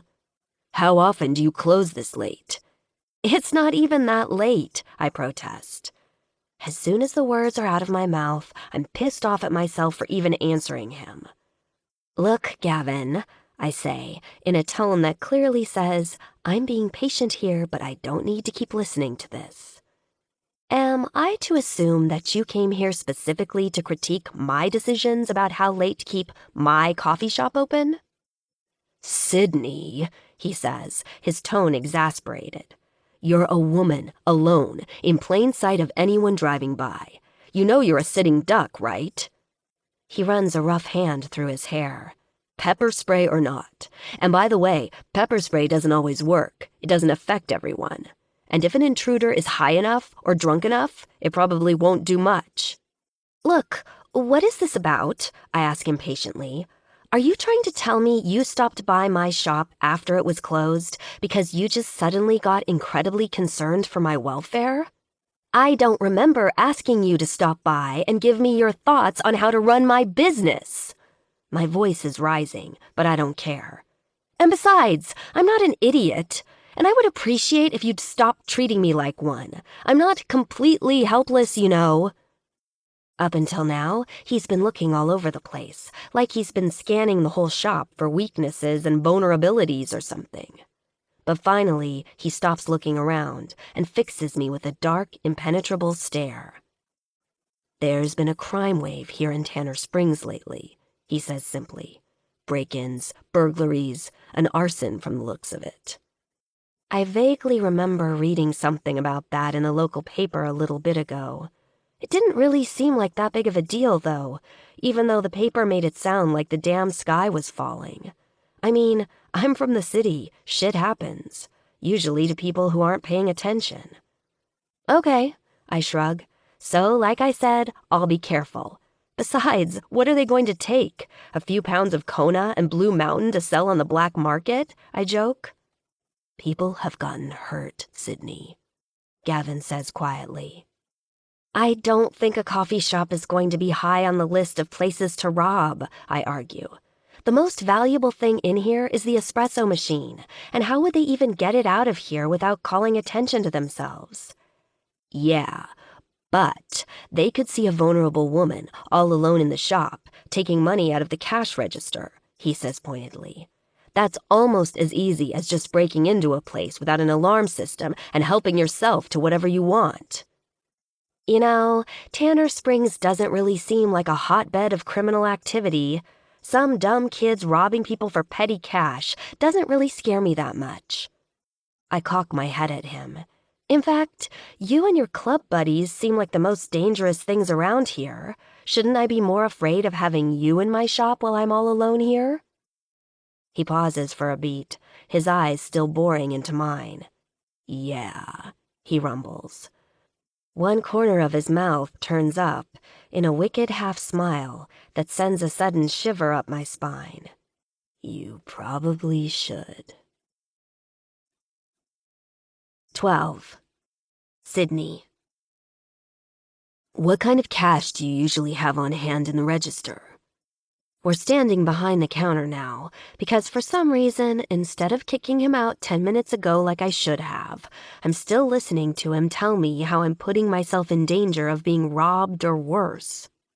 Not a lot, I tell him. You might not believe this, but a small-town coffee shop is not exactly a huge moneymaker.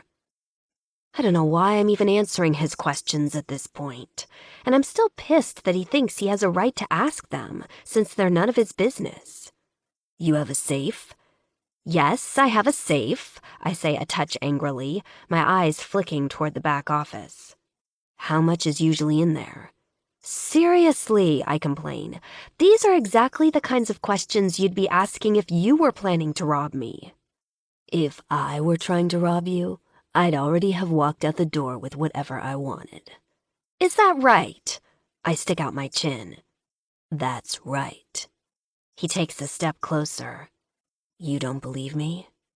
I think you're underestimating my ability to defend myself. Before I even know what's happening, Gavin's hands are locked around my upper arms, pulling me close enough to him that I'm basically immobilized. Really? His voice turns low, slightly menacing. Looks to me like you might be overestimating your ability. A sharp spike of adrenaline jolts through me as my brain struggles to catch up to what just happened. He's definitely in control now, but I do my best to force my face not to show that I know it. Gavin's arms are like steel bands, and he's pinned me against the counter in such a way that I couldn't even move my legs enough to knee him in the groin if I had to. Well, sure, I say defiantly. There's a little wobble in my voice, and I hope he can't hear it. You've got me now, but in a real-life situation, I never would have let you get this close to me in the first place.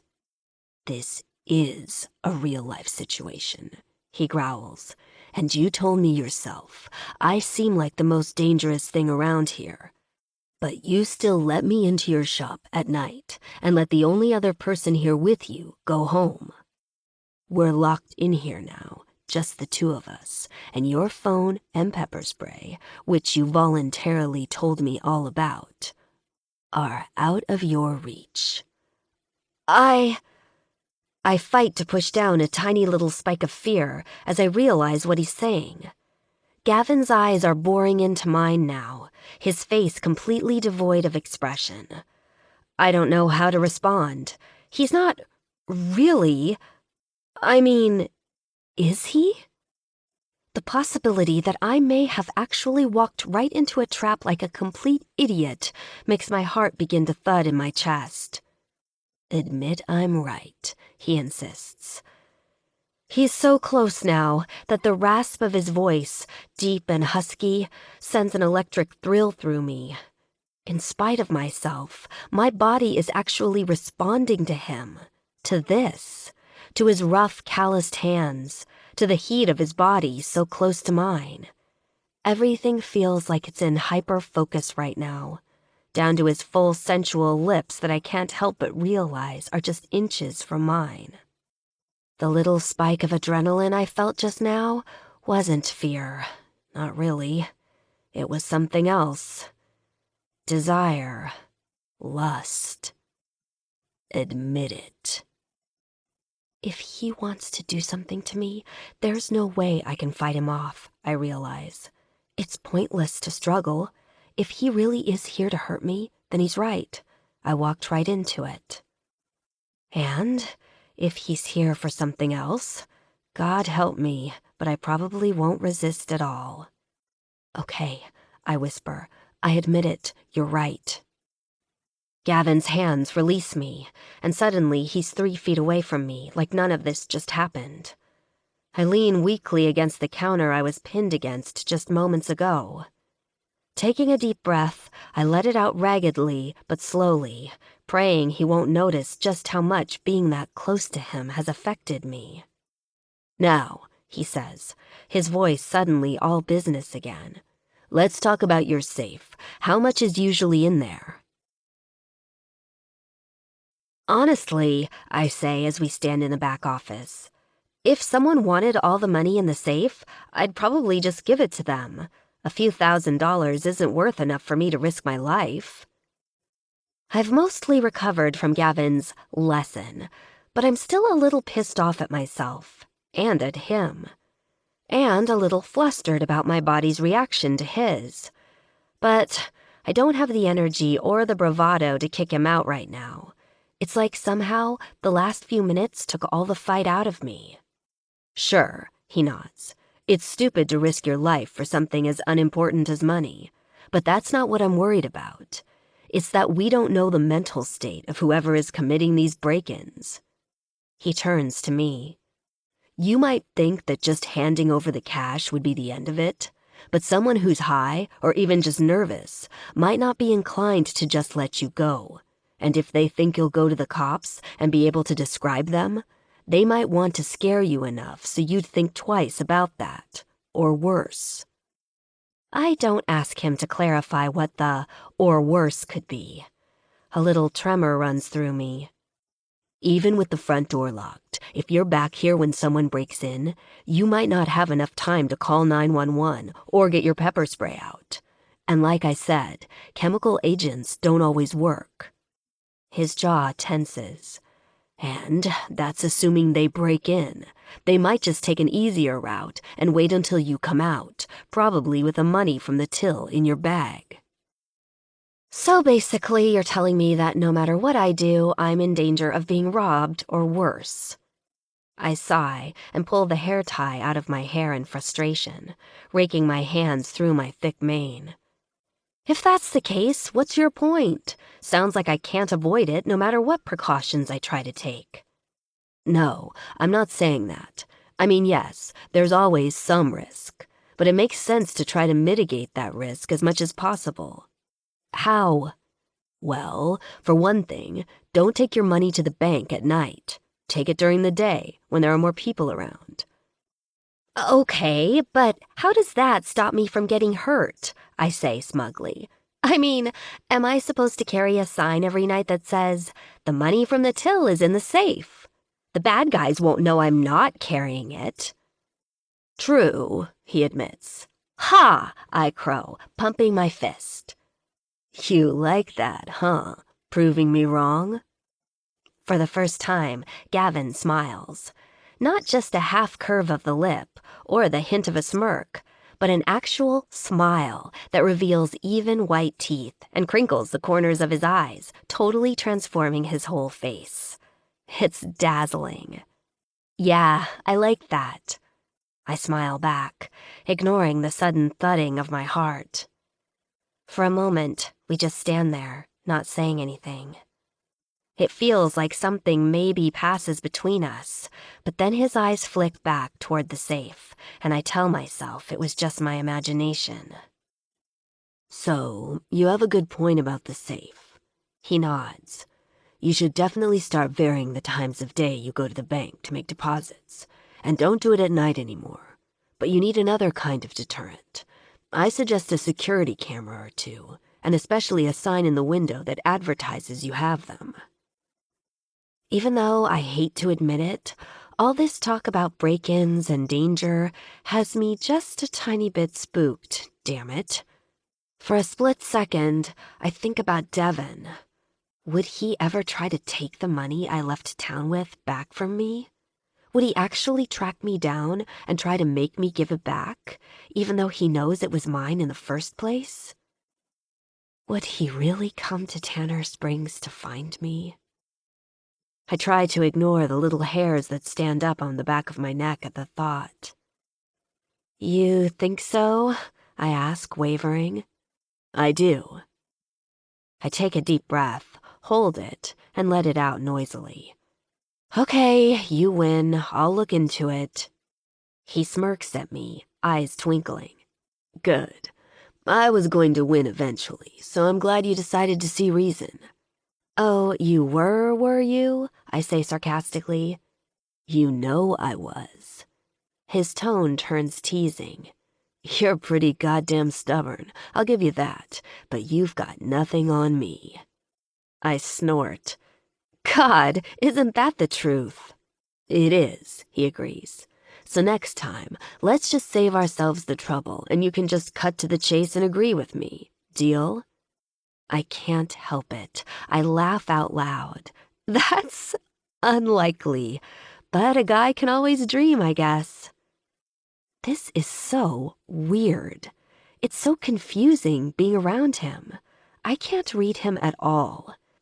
I have no idea how we went from him being sullen and demanding to me being scared half out of my wits, thinking he was about to rob me or worse, to now, the two of us joking around like we actually like each other. I mean, like we're friends or something. Still, this is way, way more comfortable than being scared of him, or being uncomfortably turned on by him, so I just go with it. I don't really know where to start, though, I continue. I've never thought much about this stuff before. Do I just go to the security camera store and say, "Hi, please hook me up with some sweet, sweet security"? Tell you what, he suggests, leaning against my tiny desk. Why don't you let me take care of it? I couldn't, I begin, but he holds up a hand. Look, I'm going to win this argument eventually, remember? So you should just give up now and let it happen. You can reimburse me for the equipment. I'll install it for free. As I open my mouth to argue, he seems to know what I'm about to say. He holds up his hand again and gives me a look that says, I've already won this argument and you know it. I'm trying to think of some way to put him off, to convince him that I really will get around to contacting someone about coming to the shop and setting up cameras. When suddenly, my mind flashes back to Devon. Damn it. Okay, I say. 13. Brick. It never occurred to me to think of Sydney's coffee shop as one of the businesses that might be targeted. Not until I was riding past on the way home from the clubhouse tonight and saw that kid in there wiping down tables.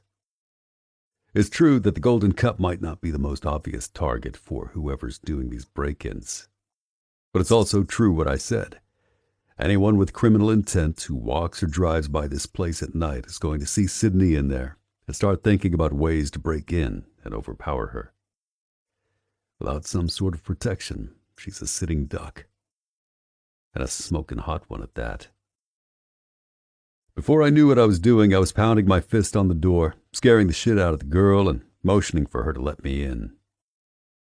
The longer I'm alone with her in the locked shop, the less I'm worrying about someone robbing Sydney or vandalizing her store, and the more I'm picturing what a guy without a lot to lose might do when he sees a woman who looks like her, alone and just ripe for the taking. Because even though Sydney seems like the kind of girl who can definitely handle herself in most situations, I don't think she really gets what kind of effect she has on the straight male population. How fucking crazy a girl like that can make a man who doesn't know how, or care, how to control himself. Sydney's curves could make a grown man sell his damn soul for a night with her. Those wicked, taunting eyes of hers. God damn. A man could lose himself forever in them. I want to see them flutter closed as she loses herself in pleasure. I want to bite her plump, ripe strawberry lips to see if they taste as sweet as they look.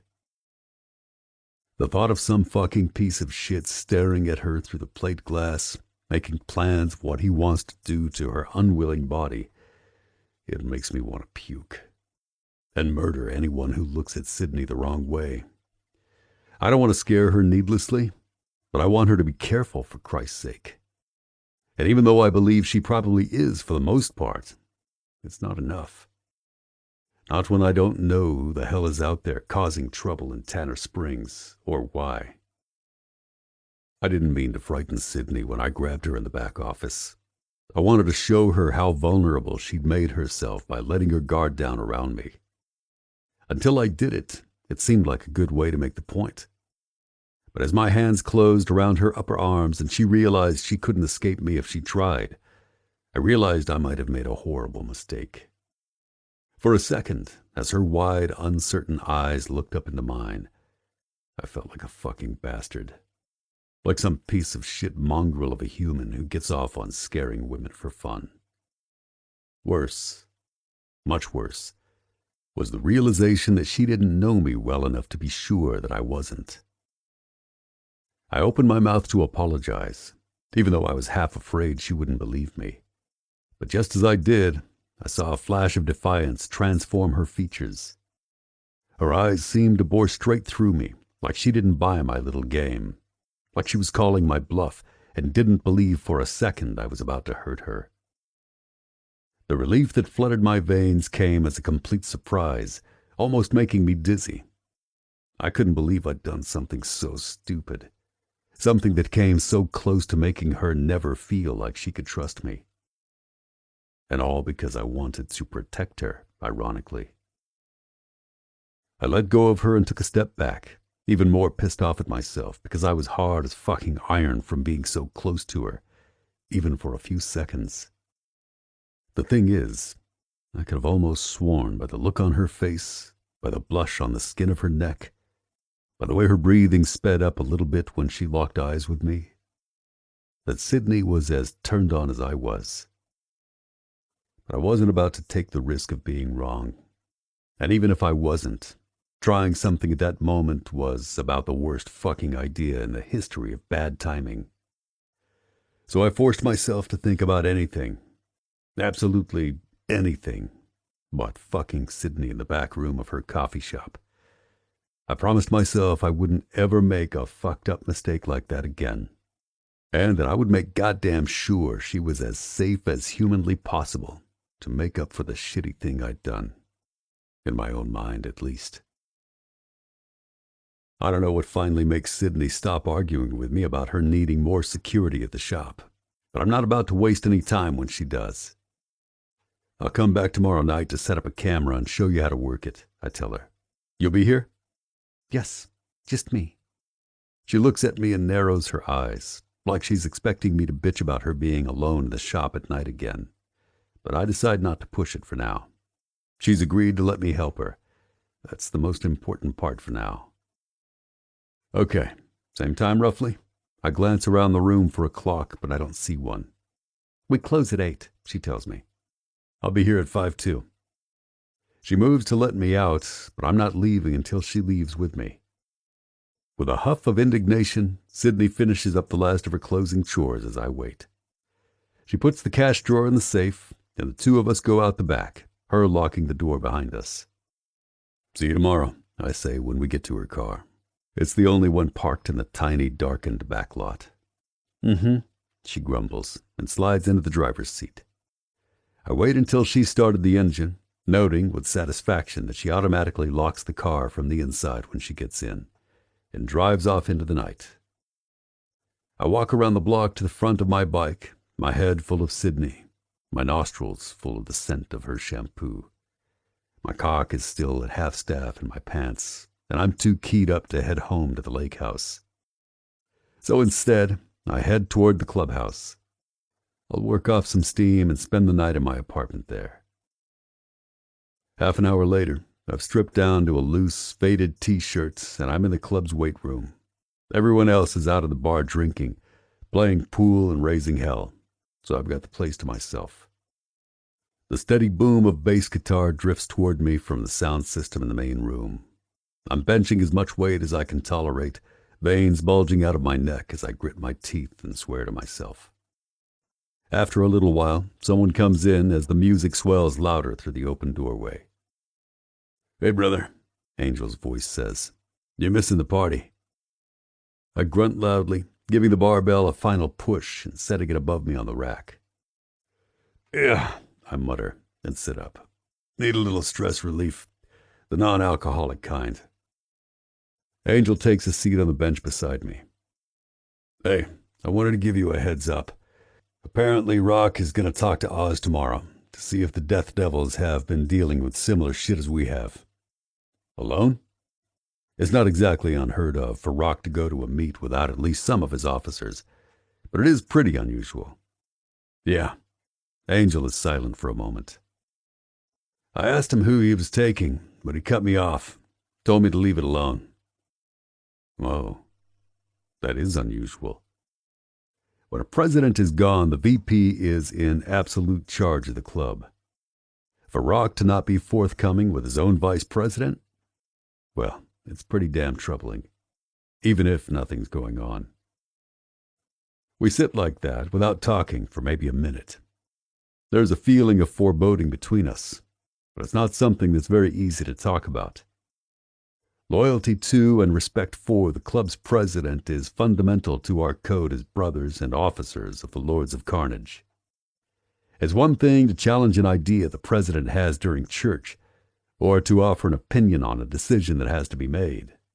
But it's another thing to be questioning Rock's actions behind his back. And even more than that, I get the feeling that we've both been privately questioning more than just one or two of Rock's actions. Even though Angel hasn't said a word to me, the look on his face tells me he's been thinking of some of the same things I have. Angel is starting to question his judgment. For Angel to say anything to me about this, even if he hasn't actually said anything, is a testament to how concerned he is. Because although Rock seems to have his own doubts about whether Angel's got his back lately, the truth is that Angel is as good a VP as Rock could ever ask for.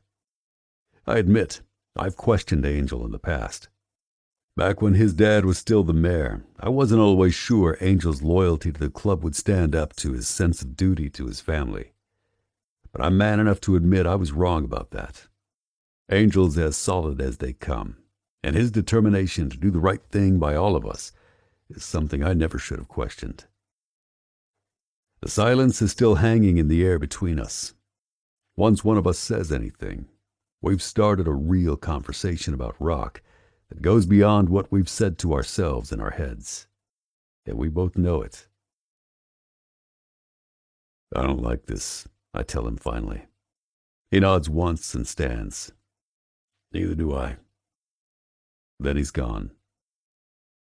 I pump iron for a few more minutes, but now my thoughts are swirling with all the things Angel and I didn't say to each other just now. With an angry grunt, I finally throw down the dumbbell I've been using for curls and stand up from the bench. This isn't working.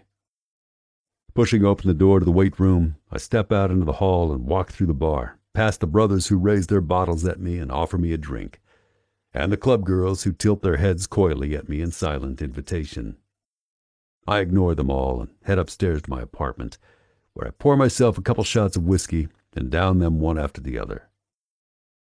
Then I turn off the lights, strip down, and climb into bed. I close my eyes and give in to thoughts of Sydney that have been with me all night. Within seconds I'm hard, and I wrap my hand around my throbbing cock and stroke myself to a shuddering release. It's not nearly enough, but at least it helps me fall into a restless, troubled sleep. 14. Sydney. Gavin insists on installing 2 cameras at the shop, even though I tell him it's overkill. There's one trained on the entrance, so anyone who approaches the place will be recorded, whether they come in or not. Then he puts a second one above the entrance on the inside, angled so it records everything that happens in the main room of the shop and the hallway. We're standing in the back alley now, where my car is parked, and he's muttering to himself. I should have brought a motion sensor light for back here, he's muttering to himself, and another camera. I'll come back tomorrow and get that set up for you. Gavin, I sigh, don't you think this is all a bit much? I mean, for God's sake, you're acting like this place is Fort Knox or something. Can't be too careful, he replies, as he stands at the edge of the tiny parking area, clearly calculating where to install the light. I don't know about that, I snark to myself and shake my head. But it's no use arguing. Gavin told me last night he was stubborn, and holy crap, he wasn't kidding. Part of me is sorry I ever agreed to let him do any of this in the first place. Still, I can't help but admit to myself that I do feel just a little bit safer. When everything is set up and he's tested the cameras to make sure they're working, He pulls out a couple of signs for the front and back doors that warn any potential criminals the shop is under 24-hour video surveillance. The signs actually do the lion's share of the work as a deterrent, he tells me, so having them someplace prominent is important. Yeah, so prominent that my customers are going to see them and wonder why I'm so freaking paranoid, I joke. He ignores me, of course. While he's placing the signs, I wander over behind the counter and mentally go over my closing checklist to make sure I haven't forgotten anything. Then I absently pick up a small stack of recipes I've printed out and start leafing through them. "What you looking at?" he says, startling me enough that I jump and let out a little squeak. He's somehow come up behind me without making a sound. "Damn it! Don't scare me like that," I wheeze, putting a hand to my chest. "I'm looking at kolache recipes." "Really?" Gavin's mouth turns up at the corners. "What for?" "That damn grumpy guy came in again with his friends this morning," I fume. "It's the third time he's been here, and he's still acting like he's practically being forced to come here at gunpoint." I jut out my chin. "But I've decided I'm going to wear him down if it kills me. I'm going to make him some kolaches and surprise him." Gavin smirks. "You know he's just going to tell you they aren't any good." "I don't care," I declare. "If he does, then I'll know he's just an ungrateful jerk, and I won't care any more what he thinks. But at least I'll know I tried." "You're a determined one," he says mildly. "Good luck with that." "Thanks." I select the recipe that looks the most promising and move it to the top of the pile. "So," he continues, glancing around, "I'm all done here. You?" "Yeah, I've got a couple more things I could do, but I think I'll leave them for tomorrow morning." I take a deep breath and give him a smile. "So, thanks for doing this. I mean, quite honestly, you were a complete pain in the ass about it. But now that it's done..." I shrug. "I guess it can't hurt anything to take a little extra precaution." "Jesus, finally," he chuckles, the sound deep and sexy in his throat. "I thought you'd never admit it." "Don't make me regret it," I warn him. His chuckle turns into a deep-throated laugh. It reminds me of the first time I ever actually saw him actually smile, and my stomach does this little flip-flop thing that makes me feel a little sick and a little giddy at the same time. "So, look," he says when he's done laughing. "If you're done here and I'm done here, come get a drink with me at the Lion's Tap." The flip-flop thing my stomach's doing turns into a full-on cannonball off the high dive. I don't know," I say vaguely. Yes, I fully admit, if only to myself, that I find Gavin insanely hot, to the point where it's a near constant struggle to maintain my composure around him. But the idea of sitting with him in a crowded bar on an almost date, even if it isn't really one, seems like an even stupider idea than being completely 100% alone with him in a locked coffee shop. Add in a little liquid courage, and this is definitely not a path I should be going down. "One drink," he says, and winks at me. "It's the least you can do to thank me, you know." "You mean you're gonna let me pay?" I say in astonishment. "Hell no," he laughs. "Come on, you know I'm not gonna take no for an answer." In the end, I give in, but only on the condition that one's my limit. A few minutes later, we're sitting at the bar at the Lion's Tap, a beer in front of him and a gin and tonic for me. I've never been here before, though I've walked by a number of times. It's kind of dark, and there are a few rowdy groups over on the other side of the room, playing darts and yelling at each other. But over here it's quieter, almost intimate. "So, you said you're from New Jersey. What brought you to Tanner Springs?" Gavin asks me. I'm impressed he remembers that detail, but I'm not particularly interested in telling him my life story. Oh, I heard about the town from a relative, I say, waving a vague hand. My great-aunt. She didn't live here, but she knew someone who did and came here to visit sometimes. She said it was a really nice place. So, when I was looking to get out of Atlantic City and go someplace a little quieter, this seemed as good a place as any to start. Atlantic City, huh? You grew up there? Sort of, I murmur softly. What's that? He cocks his head at me. Sort of, I say louder. My dad was in the resort and casino business. Ha, that's putting it kindly. That's so? He frowns. Must have been kind of a weird place to live as a kid. You don't know the half of it. Yeah, it's a weird place all around. One day I decided I had enough of the big hustle. A new beginning, you know? A new life. I lift a shoulder. Gavin gives me a strange look. Yeah, I know what you mean. That's right, I remember. You said you came here after the military. Marines, right? Yeah. He leans back. By the time I got out, there wasn't much for me back home. So I decided to take my buddy Gunner up on his offer to come down here, get to know the club, see if I was interested in patching in. Patching in? I ask, wrinkling my brow. Joining up, becoming a member. I consider this. What's it like, being in a motorcycle club? It's a full-time job, he replies.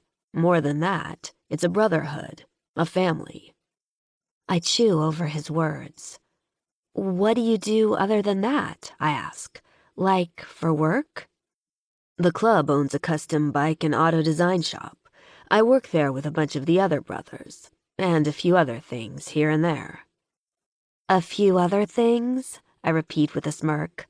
Like a few other not quite legal things? Not so much at the moment. He winks at me. So basically, the club's your life. I'm half joking, but he doesn't smile. It is, he agrees. Getting patched into a club, you take an oath of loyalty. It's a lifelong commitment, in most cases, a choice you don't take on lightly. It's funny hearing him talk about life in the club. He probably wouldn't believe it, but I'm a lot more familiar with that kind of existence than he thinks. It sounds a little bit like the life I left behind in Atlantic City in a way. It's worlds apart from what most people think of as normal. In a way, it was sort of a secret society, a closed community where even if you didn't personally know another member, you almost certainly knew of them. Except, in the world I left behind, there was no such thing as loyalty to anybody but yourself. Hey, he murmurs, jolting me out of my thoughts. You went somewhere else for a second. Sorry. I look down, feeling my cheeks flush. Just remembering something. Your drink's empty, he points out. Want another one? I shake my head, though I'm tempted to say yes. I kind of like talking to him like this, actually. On neutral territory, he's less intimidating. Almost charming, actually. Now, I better get going. I have to be in the shop tomorrow morning by 6. Gotcha. He tosses a bill on the counter and stands up. I'll walk you to your car. I start to protest, but he stops me. I'm walking you to your car, and that's final. We leave the bar and walk outside into the slightly humid night air. The moon is hanging low and red in the sky, just over the rooftops beyond downtown. The two of us walk in near silence toward my car, which is still parked in the back of the Golden Cup. You know, Gavin, you can't just follow me around constantly protecting me, I finally joke, because the relative quiet feels too weird after the noisiness of the bar. So about that, he rumbles. What's with calling me Gavin? I told you, my name's Brick. No, you told me your club nickname is Brick, I correct him. I'm not in your club. Besides, I like the name Gavin. It suits you. He grunts, but doesn't say anything more. "Have you gotten that fire extinguisher fixed yet?" he eventually growls. I haven't had time. I don't want to admit the thought hadn't occurred to me. It would just give him more fuel for the fire. Ha, fuel for the fire. I snort to myself at my own private joke. What are you laughing about? Gavin cocks a brow at me. Nothing. Nothing? You're not going to let me in on the joke? We're at the parking lot now. When we get to my car, Brick leans against my driver's side door to stop me from opening it. It's not important, just a dumb thing that occurred to me. He still doesn't move. Are you going to let me get into my car? Are you going to look around and check the area to make sure no one's hiding in the shadows waiting for you? His eyes are reproachful. Of course I would have if you weren't here, I huff. Sure, that's what you say. I can't tell if he's teasing me or if he doesn't believe me. And suddenly, it almost doesn't matter because I'm furious and weirdly sad or something. We were just having this kind of nice, almost normal time back there, and now he's back to being Mr. Judgmental. I don't know why I care, but I actually sort of liked talking to him back in the bar and on the way back here. It felt nice. And now I just feel like a stupid child he's reprimanding again. It's so demeaning, like I'm not someone anyone could take seriously. Fuck it, I think. I'm not going to put up with this bullshit anymore. Gavin, God damn it! I'm seriously fucking sick of you treating me like an idiot child, I half shout. Anyone in earshot could hear us right now, but I just don't care. Literally, ever since the first actual conversation we had, you've been telling me how stupid and thoughtless and inattentive I am, coming into my business and telling me what to do with it. I'm 25 years old and I'm still standing, so I must have figured out a few things on my own. I may not do things exactly the way you want me to, but it's not your choice how I do anything. Is that so? He teases me. I don't know how I was expecting him to react, but his amused grin almost sends me into orbit. I want to fly at him, pound my fists against his chest, rage at him with all my might. But god damn it, that's just going to make him patronize me even more. Suddenly, I want nothing more than for him to just be gone. Anywhere, just away from me. The blood boiling in my veins turns to ice.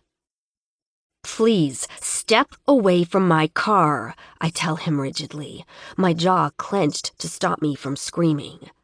I'm going home, and I'm finished with this conversation. The twinkle in his eye fades as he seems to finally understand I'm serious and seriously angry. Sydney. His voice drops low and husky. I know you can take care of yourself. I'm not doing this because I think you're a child. His tone is so soft, so suddenly intimate, that it almost feels like a caress on my skin. I shiver a little and try to shake it off. Oh, yeah? I retort, but it comes out a little trembly. Then why? He takes a half step forward. I freeze in my spot as he raises a hand to graze my cheek with his thumb. Because I think there's something serious going on in Tanner Springs, and I don't know what the fuck it is yet. I'm trying to protect you because I'm worried about you. His hand moves behind my neck and fists in my hair, tugging just slightly until my head is tilted up to his. And because I've been wanting to do this since the first day I saw you. 15. Sydney. The moment just before he kisses me, when his face is just inches away from mine, feels like it goes on forever. His dark eyes are locked on mine. They look hungry, almost savage. So much so that I feel like my skin is melting from the heat that's arcing between us. I feel his fist tighten in my hair. Then, just as my eyes start to flutter closed, his mouth comes down on mine. The kiss starts out hard, demanding, but almost immediately, Gavin pulls back, so slightly it's almost imperceptible, but it changes the rhythm completely. He kisses me slowly, searchingly. His tongue grazes my bottom lip like soft fire, and with a sharp gasp, I open my mouth to his, the wanting making me suddenly dizzy with the force of it. He pushes me back against the car, his body pressing into mine. I realize I'm hardly managing to breathe. Every nerve ending in my body is aflame at his touch, alive and yielding to the hard muscularity of him. A sharp throb begins between my legs as his tongue curls around mine, teasing, toying, insisting. My hands reach up on their own and cling to the fabric of his shirt, pulling him toward me, never wanting this to end. Gavin grunts low in his throat and tugs my head back, exposing the flesh of my neck. He begins to nip and lick at the skin, sending electric jolts down my body straight to my core. I moan loudly and roll my hips toward him, my body instinctively seeking what it knows is there. I almost gasp when I find it. The hard, delicious length of his erection, which I suddenly need him to press into me. I need him to relieve just a little of the ache. An ache that's only getting stronger and more insistent with every second he touches me. As if he knows exactly what my body is asking, Brick's other arm goes around me, lifting me up and pressing his hips into mine. I barely manage not to cry out at how good it feels when the friction of his hardness grazes me exactly where I need it. I can feel myself soaking through my panties, and that thought leads to the thought of him pressing the huge length of his cock inside me, filling me, and... "I'll see you tomorrow," Gavin growls into my neck, releasing me. I blink and open my eyes, trying to control the sound of my panting and my heaving breasts.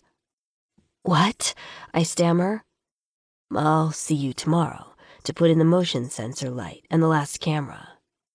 He glances down at my car. "Get in. I'll stay here until you're on your way." In a daze, I do what he says, unlocking my car with a shaky hand. I'm not about to beg him to keep kissing me after all. I have more pride than that. And I'm too confused to ask him why he stopped. I'm pretty sure it wasn't because the kiss was bad, or because I smell or anything, because he's still looking at me with those hungry, feral eyes as I slide into the driver's seat and tremblingly pull the door closed. Gavin nods once as he hears me press the door lock button and watches me put on my seatbelt. A tiny, tiny vestige of my anger at his overprotectiveness threads through my veins, but I'm far too gone for it to reach me. I feel dizzy from his kiss, like I could melt into a quaking puddle right here in the seat. I watch myself turn the key in the ignition and put the car into drive, almost like I'm seeing someone else do it. On the way home, my skin feels like it's buzzing, almost as though someone's running an electrical current through me. The feeling lasts as I park my car and let myself into the tiny house I'm renting. Inside, I look around in a daze, almost as though I've walked into someone else's life by mistake. Everything feels different, like it's in hyper-focus. It's weird as hell. When I finally start to snap out of it a bit, I can't help but laugh at myself a little. God, I'm acting like a teenager who's never even been kissed before. It's not like I haven't had my share of sexual partners. Though, let's be honest, I have never had a kiss that affected me quite like that. My body is still thrumming with excitement, the memory of his lips still on mine. I can still feel the tension of his body, the raw power I could sense in the hardness of his muscles. But what took me completely by surprise was the unexpected tenderness of his kiss. Even though somehow, right behind the gentle pressure of his lips, was something that was just waiting to be unleashed. Gavin held himself back.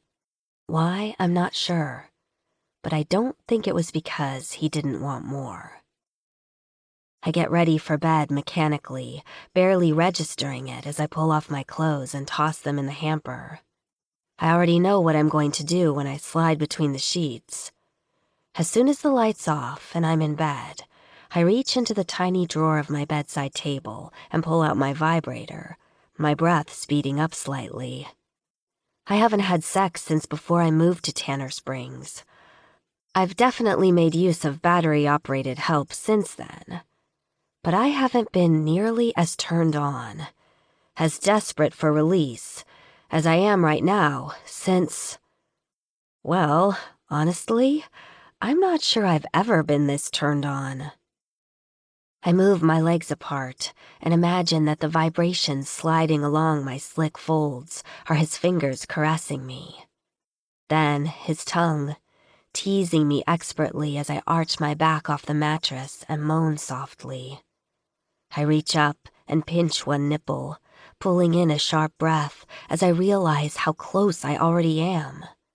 I want to draw it out as long as possible, but I can't. I need it too much, and as I shudder through my orgasm, I surprise myself by crying out Gavin's name in the dark. I fall asleep to the memory of his lips on mine. Instead of dreaming about Gavin, though, it's Devon who comes to haunt me in the night. It's a gambling dream. I haven't had one of those in months. In it, I'm playing roulette, not blackjack, which was my game back in the day. For some reason, my dad's the croupier. He looks like he did when he was younger, not prematurely aged by the cancer like he was at the end.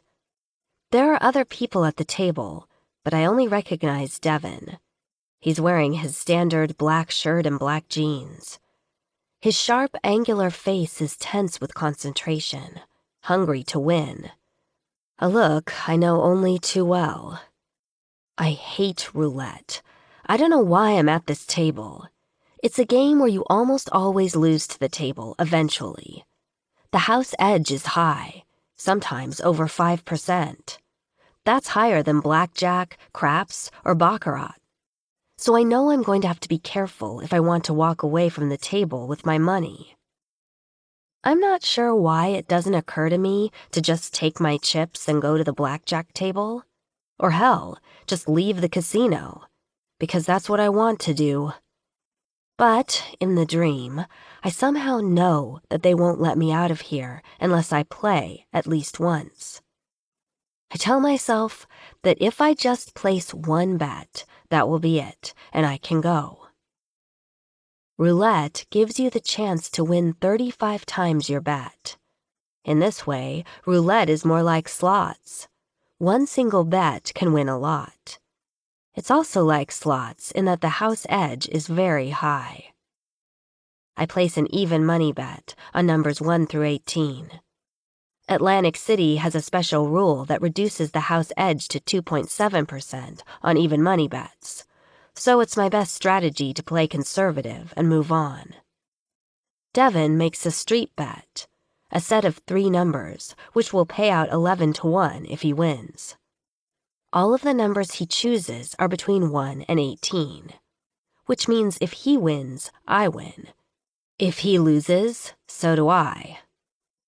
He has almost 3 times as many chips as I do, and he puts them all in, divided up evenly among the 3 numbers. I bet the table minimum and no more. Since it's an even money payoff, I won't make much off of it even if I win, but I don't care. All I want is to get out of here. An almost claustrophobic crush tightens my chest as I watch my father release the ball.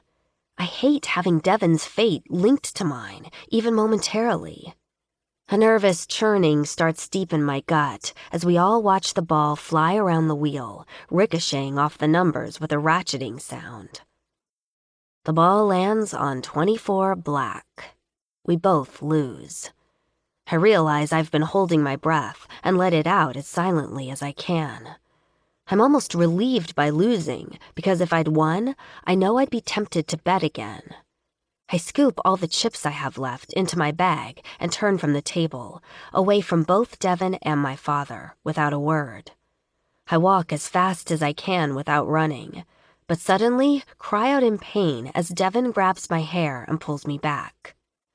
"Don't walk away with my money, bitch," he rasps against my ear. His breath is thick with smoke and booze. I scream loudly, hoping someone will see what's happening and help me. But as I look around wildly, I know it's no use.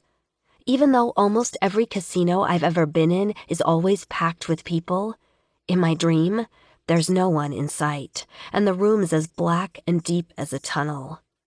I launch my purse backward, throwing it as far behind me as I can, and then wrench my hair away from Devon and run as fast as I can, hoping I'm running toward the entrance and light and freedom.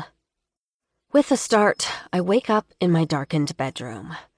Not a hint of morning light is coming through the window, and the silence of a world asleep is almost deafening. I sit upright and listen to my own jagged breathing and try to shake off the demons of my sleep. "You're here," I repeat in my head like a mantra with every breath. "You're here." After way too many minutes, I fall back onto the bed, but I can tell sleep isn't going to find me again tonight. So instead, I roll over and stand up, resigned. A long hot shower is the best thing I can imagine to clear my head. And then off to the shop to lose myself in mixing, baking, and brewing. To be Sydney Banner of Tanner Springs, and leave Sid Banner of Atlantic City firmly back in the past where she belongs.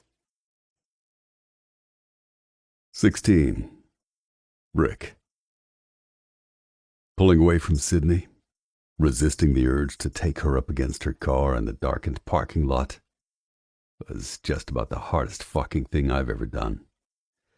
I didn't even know I was going to pull away until I'd already done it. I could tell she was confused as hell when I stepped back and told her goodnight. Hell, my cock was confused too. Sydney was ready for me. Fuck, the way she was moaning and grinding herself against me told me she was desperate for it. I stopped something we both wanted to happen. And I wanted it so bad it was practically driving me crazy, imagining what she would taste like when I spread her tight little thighs apart and plunged my tongue into that sweet pussy of hers.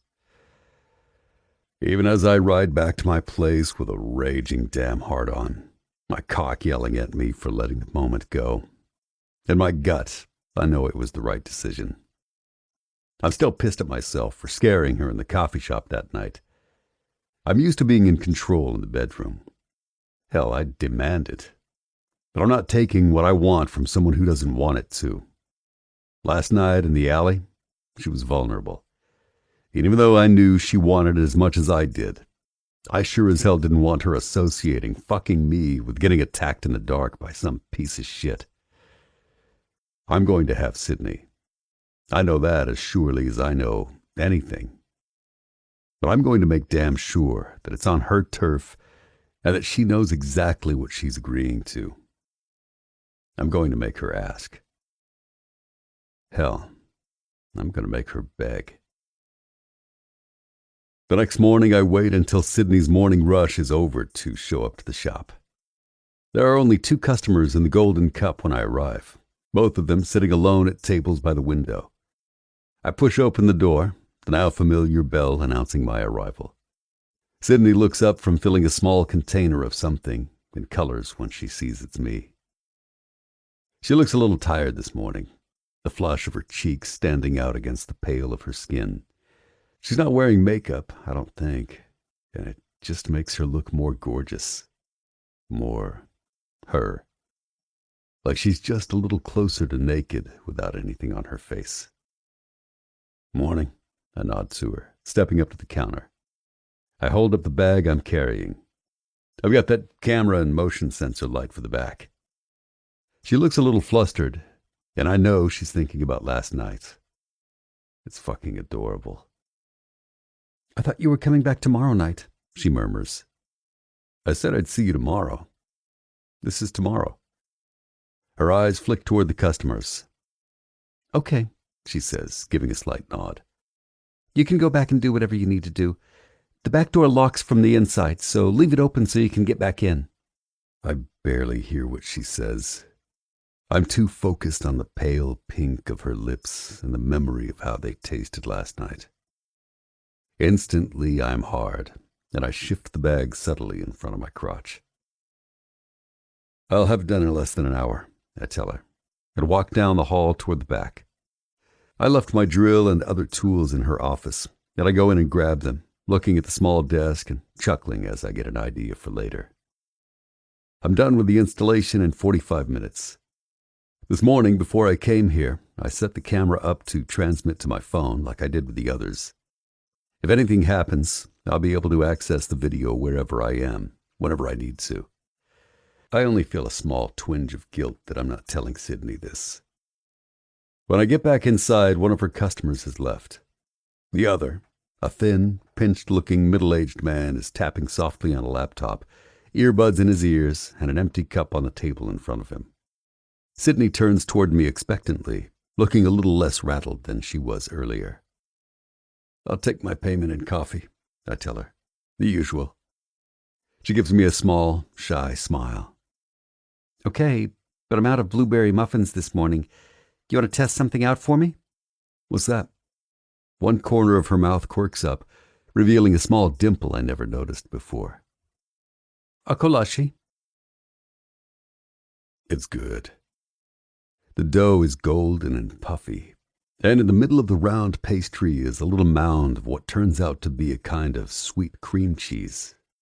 It's fucking good with the coffee. If that old bastard doesn't like this, there's no saving him, I tell her when I've swallowed the first bite. Sydney beams. I made some with poppy seed topping, too.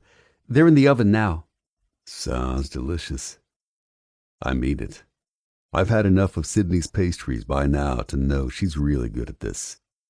Maybe if you play your cards right, I'll let you taste one of those too, she replies saucily.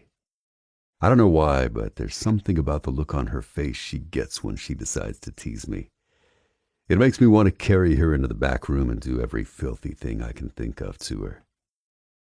How'd you learn how to bake? I ask her instead. I almost expect her face to cloud over, like it usually does when I ask her a personal question. But instead, she actually gives me something like an answer. My mom wasn't really around when I was a kid, she tells me. My dad raised me. I'm an only child, so I spent a lot of time alone at home when he was at work. Pretty often I lived in neighborhoods that didn't have a lot for a kid to do. So, she shrugs. What does a bored and hungry kid with a sweet tooth do? Learn to bake stuff. Better. Learn to shoplift, I smirk, like I did. In the kitchen, the oven timer goes off. Should I be leaving you unsupervised in here? She smirks. Remember, we're under video surveillance, I murmur, looking up toward the camera trained on us. I could never get away with it. Sydney heads back to check on her kolaches. I finish mine in silence, thinking about her ass. A minute or so later, the skinny guy closes his laptop and packs it up into a shoulder bag. He leaves his empty cup on his table and leaves. As the bell rings behind him, I stand and go back into the kitchen. Your last customer is gone, I murmur against Sydney's ear as I come up behind her. My lips graze the sensitive skin of her neck. I hear her pull in a shallow breath. I wrap one arm around her and pull her back against me, letting her feel how hard I already am. Sliding a hand into her jeans, under her panties, I dip a finger into her wetness. She's fucking soaked. She gasps. Close the shop, I growl. What? She says breathlessly. Close the shop. Now. It's an order, but this is Sydney's place. She's under no obligation to follow it, and she knows it. She turns her head back toward me, her lips parted. I feel her hips arch back, pressing her ass against my cock. Okay, she whispers. I watch her as she moves to the front door, turns the sign to closed, and flips the lock. When she comes back, I meet her at the entrance to the hallway. Office, I command. She doesn't even hesitate. She bites her bottom lip, eyes wide and dark, and then continues on back, knowing I'm following right behind her. When she reaches the office, she turns around to face me. She reaches behind her to the desk, steadying herself. Her lips are parted, breathing shallow. She's fucking ready for me. She wants this. I know she does. But I need to hear her say it. Did you touch yourself last night and think about me? I growl. My cock's so hard, I'm afraid it's going to split the zipper on my jeans. Yes, she whispers. You want this? Yes, she whispers again. Say it. I want this. Take off your clothes, I order. I want to watch you. She's wearing one of those simple, tiny t-shirts that show off her tits. I watch, my cock aching as she pulls it over her head, revealing a lacy pink bra underneath. My cock throbs harder as she reaches back and unhooks the bra, then slides it down her arms to reveal gorgeous, round globes with taut pink buds, the same color as her lips. Fuck. It's killing me not to reach out and take her tits in my hands, but I'm enjoying the agony. Sydney's skin is flushed and gorgeous. I don't take my eyes off her for a second. Lose the jeans, I tell her as I pull off my own shirt. She does as I tell her, her eyes locked on my chest and arms. I realize she's looking at my tattoos, her gaze moving from one to the other as she kicks off her shoes, then wriggles out of her jeans and steps out of them. She's standing in front of me now, naked except for a pair of thin panties. Fuck, I growl. You're goddamn gorgeous, Sydney. I've waited as long as I can. Unzipping my jeans, I push them down and my cock springs free, painfully hard. For just a moment, I take myself in my hand and stroke, slowly, while I look at her and try not to groan out loud. Jesus, fuck, this feels good. I'm torn between just bending her over the desk and fucking her senseless and taking my time with her. But the one thing I can't risk is having someone knock on the door outside and her grabbing her clothes and running out to open the shop before I've finished with her. I make my decision. Sit on the desk, I order her. She immediately does what she's told. I move between her legs, the head of my cock brushing again her wetness. Sydney throws her head back and groans, her legs spreading. I lean down and kiss her, my tongue probing deeply in her mouth as I tease her already swollen lower lips. She whimpers and strains toward me. This is just the beginning, sweetheart, I rasp, my lips moving lower to the sensitive skin of her neck. Her pulse is beating like the wings of a bird. This is just the beginning of everything I'm going to do to you. I reach up with one hand and cup her full breast, my thumb going to her sensitive nipple. I brush against her skin with a rough pad, and she gasps and arches her chest toward me. Gavin, she moans, her tone urgent. Oh, God. Something flips low in my belly when she says my name. That throaty voice, so full of need, saying a name that almost no one knows. The name that only she uses. It pulls at something deep, like she's reaching inside, to a place no one knows to look for. Whatever it is, it's tied straight to my dick. It'll be so fucking easy to slide my aching cock inside of her, to bury myself up to the hilt. She's so ready for me. But I've been waiting for too long to taste her, and I can't wait anymore. I press her back until she's lying on the desk and push her up until her feet are resting on top. I spread her knees and bend down to lick and nip at the sensitive skin of her thighs.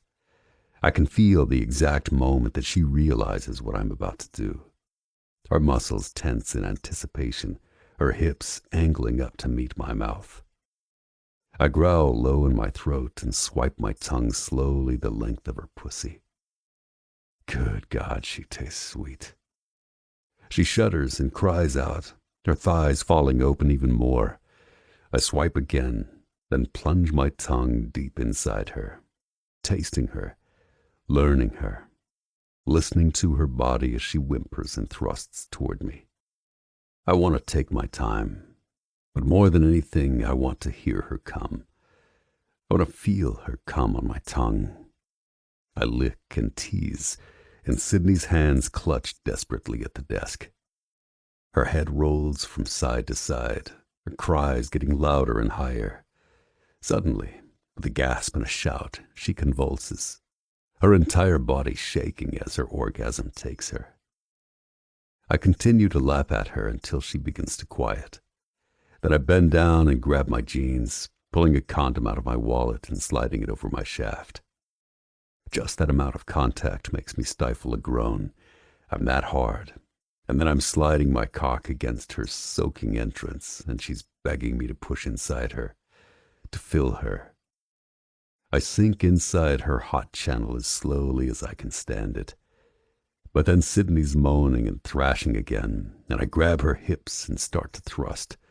Hard, harder. And I feel her pussy tightening around me as she comes a second time, and I shout her name and empty myself inside her, coming so hard I think for a second I might pass out.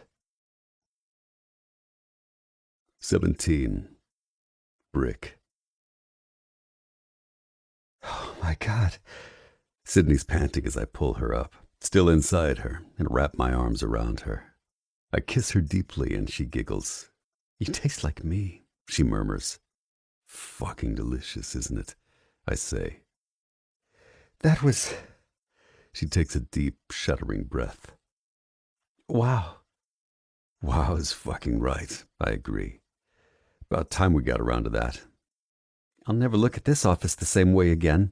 She smirks, shaking her head as she looks down at the desk. Good, I kiss her.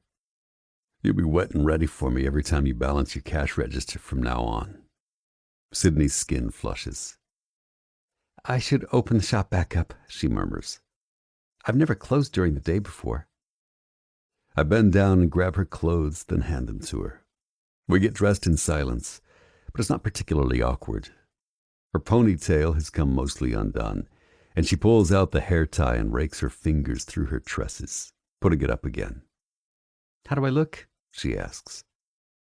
Like sex on a plate, minus the plate. The idea is not to look like sex, she informs me, smoothing her hair. Well, I think that's a losing battle, I tell her. But suit yourself. You look fine. No one will ever know you were back here getting your brains fucked out just moments ago. That earns me a snort.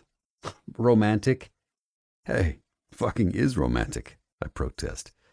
It's just that instead of bringing you flowers, I brought you a surveillance cam.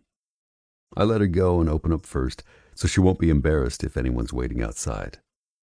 A couple minutes later, I follow her. I walk out into the main shop just as someone else is coming through the door. I'll see you later, I murmur into her hair. I gotta go take care of some stuff. Okay, she murmurs back. I turn to go and look back at her one last time. She gives me a radiant smile. So radiant, I realize I don't think I've ever actually seen her smile like that before. It's like a goddamn present, knowing I'm the one who put it there. I ride over to the clubhouse in time for church, feeling like I just slew a fucking dragon.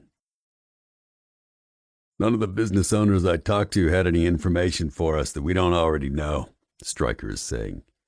None of them had working video surveillance either, but a couple of them said they were planning to install it because of the break-in. All of them seemed a little suspicious of me coming to talk to them at first, but in the end I think I was able to convince them that the Lords weren't involved and that we're serious about wanting to help keep this shit away from Tanner Springs. That's about what I got too, Hawk says. It was a smart move, us going to them directly. Good public relations. Glenn, the guy that owns Ace Liquor, told me to thank the club for reaching out. It's nice to have a little good news. 2 more places have been robbed or vandalized in the last week. One looks like it probably wasn't connected. Someone spray-painted crude dick pictures and 4-letter words on the front of a community center. Probably just some stupid kids with nothing better to do. The other one, though, was more serious. Someone broke into the local hardware store through the back and made off with a bunch of expensive tools and other shit. They smashed the place up pretty good, too, from what I understand. Who's talked to Sunderland's hardware? Angel asks. I'm going there this afternoon, Tweak says. Hank says they have cameras set up back there. Hoping I can take a look at what they got. All right. Anyone else? Rock looks around the table. No? Okay. Let's talk prospects. Before we move to a vote on Bullet and Lugnut, who's got some new names? Men you think have what it takes to be a Lord of Carnage. 5 of the brothers speak up and tell us who they'd like to bring in. One's Stryker's cousin. One's a guy Skid knows from when he lived in Tennessee. All of them sound like they've got potential, and Rock gives his okay to bring them in and have them start hanging around the club. Finally, we get to the business of patching in 2 of our long-term prospects, Bullet and Lugnut. They've both been around the club for a couple of years and prospecting for just over a year.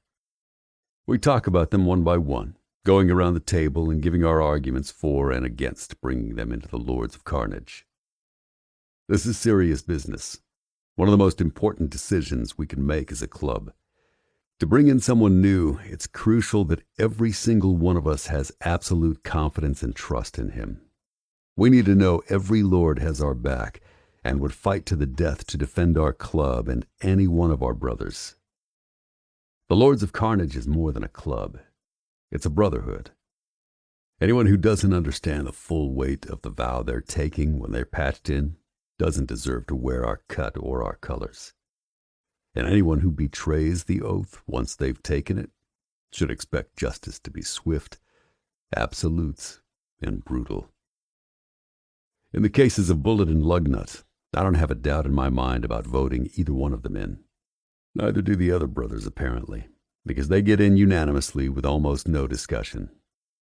Gino's about to get up and go get them, to congratulate them and bring them into the chapel, when Rock stops him. Hold off for a few minutes, he says. I want to tell you men about the talk I had with Oz.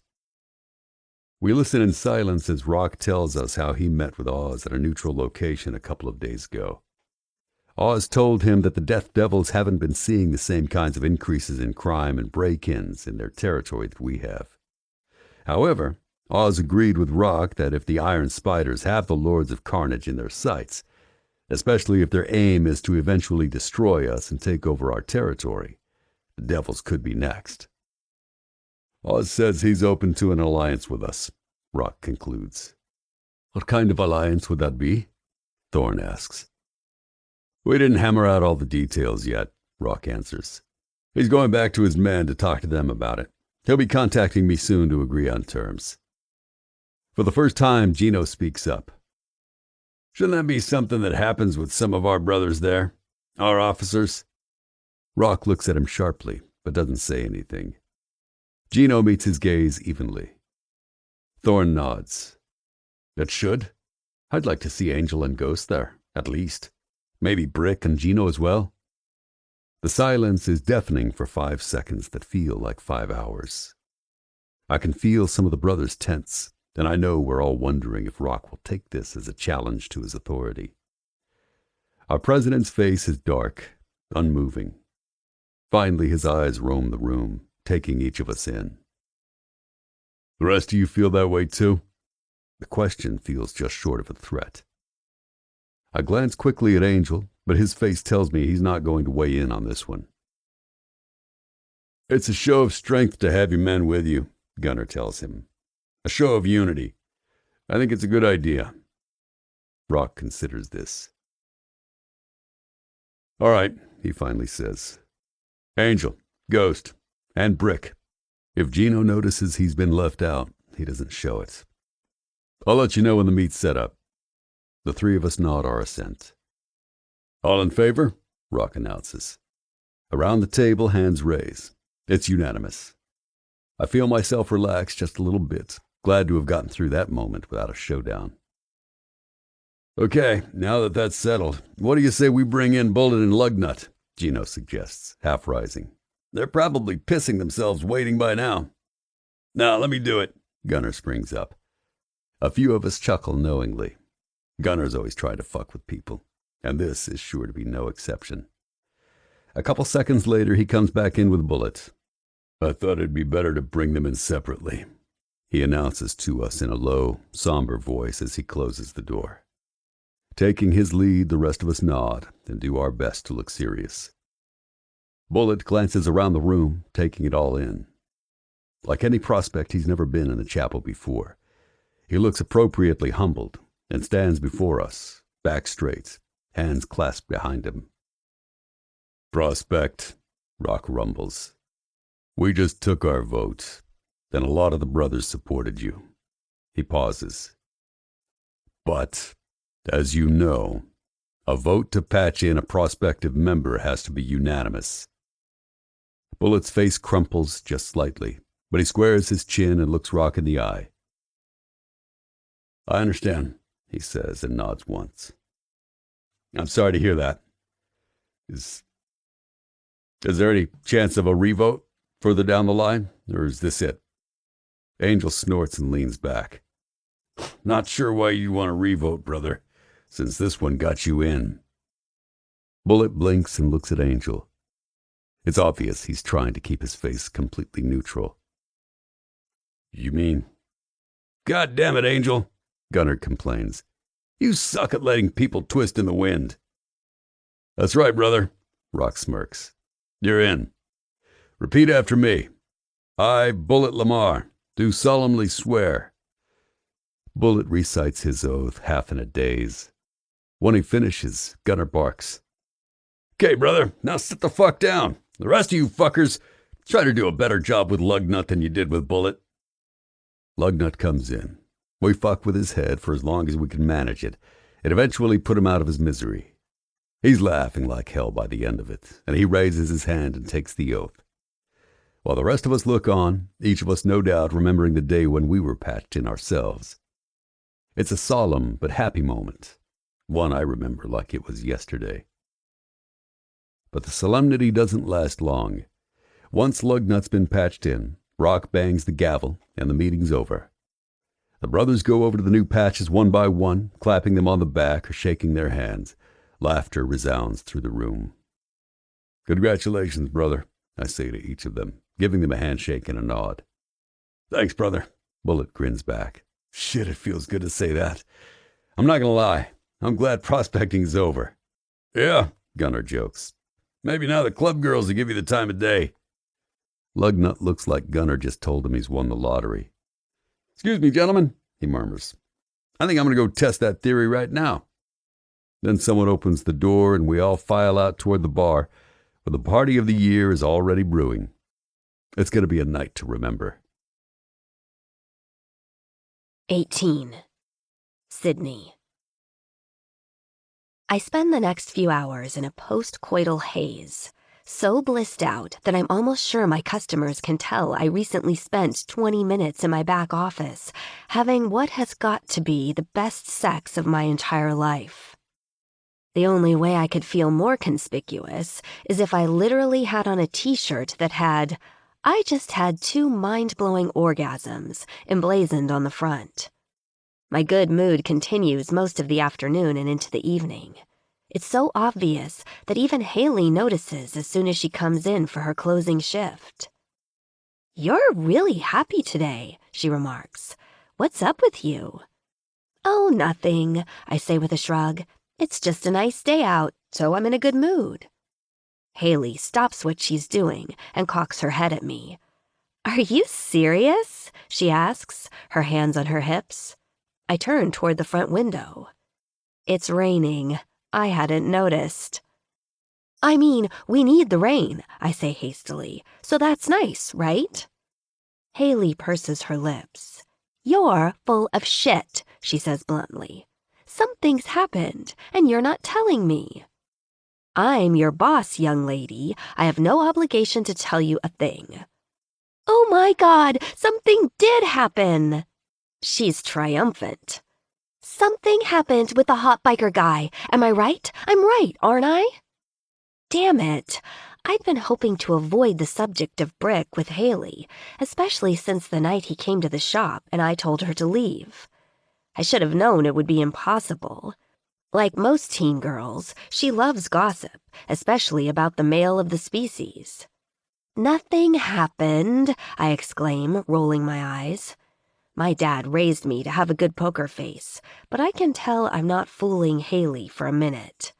Oh, come on! Tell me! I promise I won't tell another soul. She gives me such a serious, earnest look that I almost burst out laughing. Haley, listen to me, I repeat.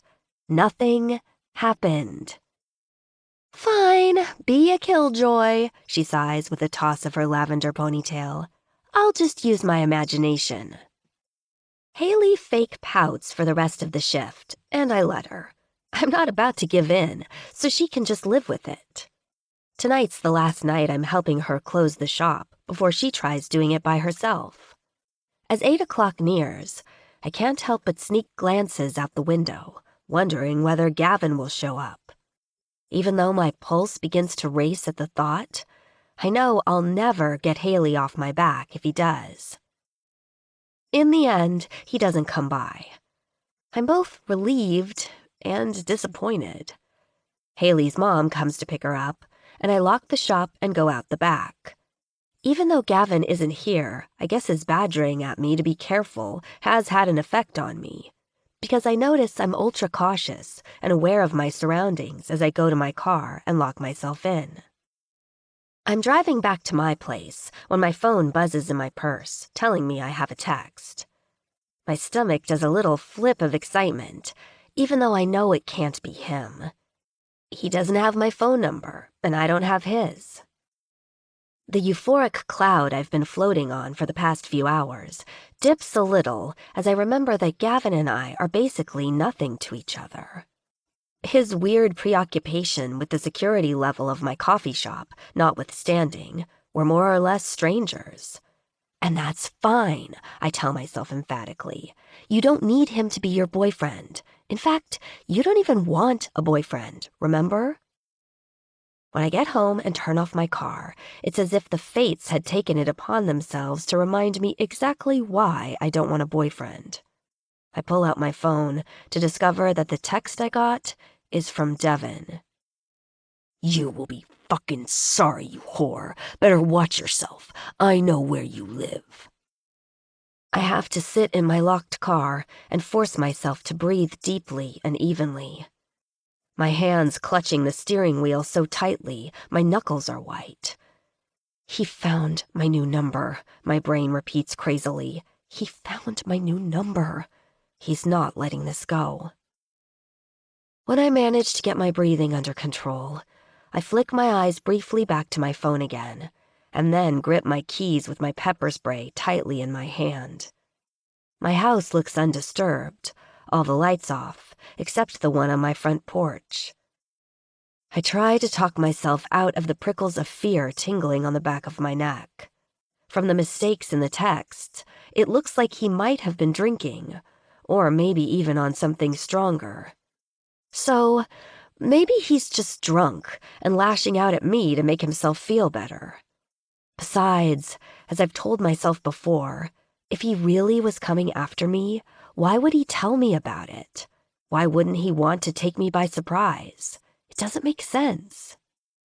He just doesn't like losing. He's just doing this as a display of power so he can feel like a big man. That's all it is. He's mad, but he wouldn't hurt me. That's what I tell myself, anyway. I have to admit, though, it makes me feel a whole lot safer to have all the security stuff Gavin installed at the coffee shop. Not that I'd tell him that, of course. I smile in spite of myself, instinctively knowing that he'd never let me live it down if I did. Like the first time, I don't respond to Devon's text. I can't see the point. I toss my phone on the couch and double-check that my door is locked and deadbolted. Then, I do a nerve-wracking check of the entire house to make sure no one's here. Tell myself off for being such a ninny and go in the bathroom to take a long, hot shower. When I come out, wrapped in a fluffy bathrobe, I see that my screen is lit up with another text. My stomach lurches sickeningly at the thought that Devon's messaged me again. But I force myself to pick up the phone and read what it says. "Missed you at the coffee shop tonight." A dizzying rush of adrenaline spikes through my system, making me feel like I might throw up. Shit, Devon's here in Tanner Springs? He knows where the shop is?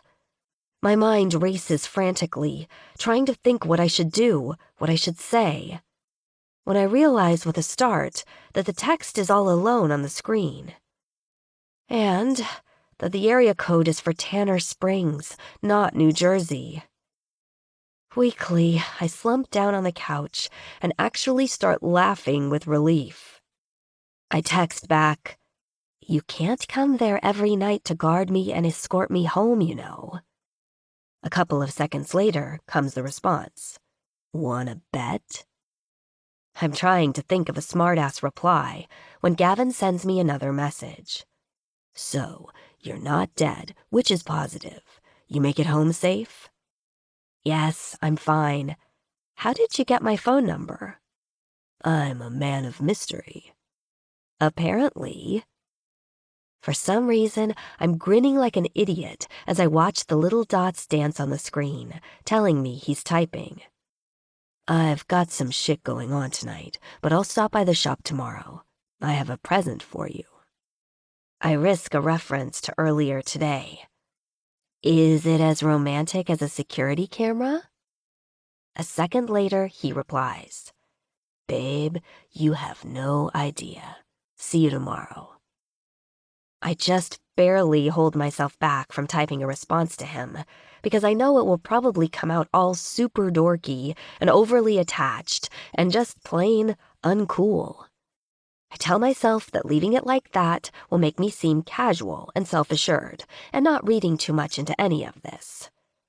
Which is what I desperately want to be. The sex this afternoon in my office with Gavin was absolutely incredible. So much so that I would pretty much do anything short of murder to do it again. And I'm really, really hoping we do. But I also don't want to let myself start overthinking it. He's not exactly someone who screams boyfriend material, after all. If anything, he's probably the kind of guy that probably has mind-melting sex with random women most days of the week. Thinking this now, I have to ignore a little flush of disappointment. Maybe he just thinks of me as, I don't know, an easy lay or something. Stop that, Sid. Don't be stupidly sexist. You're both consenting adults. He wanted it, you wanted it, so it happened. End of story. And that's true, right? It seems like maybe he wants to continue whatever this thing is. And even that he likes me enough to find out my number somehow, and apparently to bring me a present tomorrow. I should just be happy with that, and be happy that, for at least a little while, it looks like I'm gonna be having amazing sex. Where's the downside in that? Armed with this incredibly airtight logic, I decide to make an early night of it and get to the shop bright and early tomorrow. I pull my still damp hair into a high ponytail and put it in a loose braid, smiling to myself. Soon, though, my thoughts wander back to Devon. In all the excitement of flirting with Gavin, I'd almost forgotten about him for a few minutes. He said he knows where I live. Could he be serious? Could he really be thinking about coming here? I try to tell myself again that there's probably no reason to be worried. I mean, yes, it is a little concerning that he's sending me menacing messages. Devin and I didn't exactly part on the best of terms. But it still seems like an overreaction to think they're anything more than empty threats. After all, the money I took, my money, I remind myself fiercely, was chicken feed compared to the kind of cash he usually deals in. I don't know why he'd bother following me to try to get it back, when logically, it's not worth the time he'd be away from Atlantic City. All this time that I've been going back and forth in my mind about Devin, there's a tiny voice in my head that keeps growing louder. I've been pushing it away, but it's clamoring to be heard, and finally, I can't ignore it anymore. You know what Devin wanted from you went far beyond just the money you could make him. You know he doesn't let go easily of what he thinks of as his. I shiver and pull my bathrobe more tightly around me. That may be true. Maybe I underestimated how attached Devin was to me romantically. Our affair was never something I thought of as permanent. I just assumed he felt the same. Or maybe I just hoped that was how he felt. If I'm completely honest with myself, sometimes Devin's proprietary attitude toward me veered toward the controlling, especially when he thought one of the other men on our team was getting too friendly with me. Still, it seems crazy that he would come all the way here to hurt me. I can't have been that important to him. And besides, in all the time I knew Devin, he was never violent toward me. No, a little voice in my head says. But he was violent toward other people, particularly when he felt like he had something to prove. It's true. The only times I ever saw Devin hurt someone was when he was cornered. When he's in serious trouble, he reacts like a caged animal. Unpredictable and dangerous. A little cold knot takes root in my stomach. Has something happened? What has Devin gotten himself into? And is he really coming for me? 19. Brick. The party we have to celebrate patching in Bullet and Lugnut is a fucking blowout. So much so that I don't drag my ass up to my apartment at the clubhouse to get some sleep until close to 4 a.m. But I still manage to pull myself out of bed the next morning and head over to the Golden Cup with my present for Sydney. When I get to the coffee shop, she's just serving an older lady with round glasses and silver hair, holding a thick book. Sydney looks up as I come in and gives me a tiny smile of recognition as she rings up the lady's coffee. I walk up to the counter, my hands behind my back. Sydney looks a little tired again today, but it does nothing to make her any less gorgeous or sexy. She's wearing a little pink tank top that brings out the fullness of her lips and the creaminess of her skin. I briefly contemplate taking her in the back for a repeat of yesterday, but I'm pretty sure she wouldn't agree to it with the people in the shop. "Morning, babe," I growl. "You're looking good enough to eat." I'm rewarded with a blush. "Is that my present?" she asks, nodding toward my back. "It is." I nod and pull it out. "A fire extinguisher," she marvels, clapping her hands together. "You shouldn't have." I laugh and go into the back and get to work installing the thing. I remove the old fire extinguisher from the wall, then install the new one in its place. The whole thing only takes me a couple of minutes. While I'm working, Sydney comes back to join me. "It's just what I've always wanted," she smirks. "How did you know?" "I know how to treat a woman right," I tell her. "You do," she agrees. "Much more romantic than flowers or candy. But how do I know you're not just trying to get me into bed?" "I am trying to get you into bed," I growl and catch her by the waist. "Or at least back into the office." "Is that so?" she asks, a challenge in her voice. "It sure as hell is." I pull her toward me a little roughly. She lifts her head and looks at me, her eyes wide, pupils large. "And what if I say no?" she asks a little breathlessly. "Then I'll let you go," I murmur and dip my mouth towards hers. "But you won't." My lips cover hers. Sydney moans into my mouth as her body melts into mine. I kiss her hungrily, my cock hardening. Her arms wind around my neck, heat growing between us. I push her against the counter, and my hands move down to cup her ass and pull her against me. She whimpers and arches toward me, angling her hips so that her softness is against my hardness. "Fuck, Sydney," I rasp.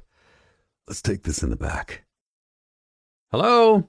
An impatient voice calls out just then. "Can I get some service out here?"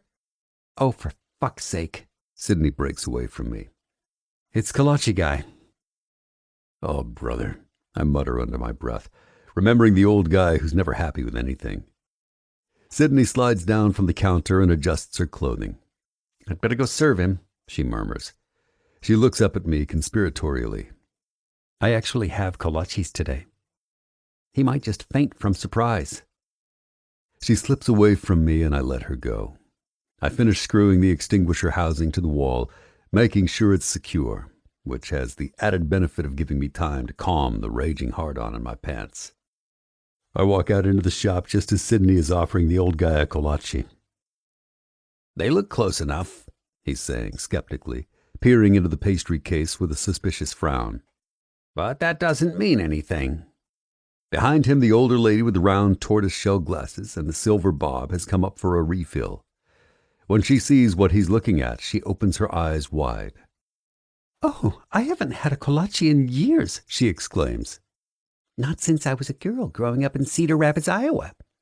Would you two like to sample one?" Sydney offers graciously. I can't help but smile at her charm offensive. It's a smart move. Who can turn down a free pastry? Sydney takes a kolache with cream cheese filling out of the case and cuts it in half. She places each half on a separate plate and slides them toward the man and the woman. The woman picks hers up first and takes an experimental bite. "Is it any good?" The man sniffs. "It's perfect," the woman says with a satisfied smile. "Exactly the way it should taste. My goodness, that brings back memories." The man picks his half up and takes a taste. Sydney watches as he chews and swallows. "I always say, a bakery isn't worth much unless they have kolaches," he tells the woman.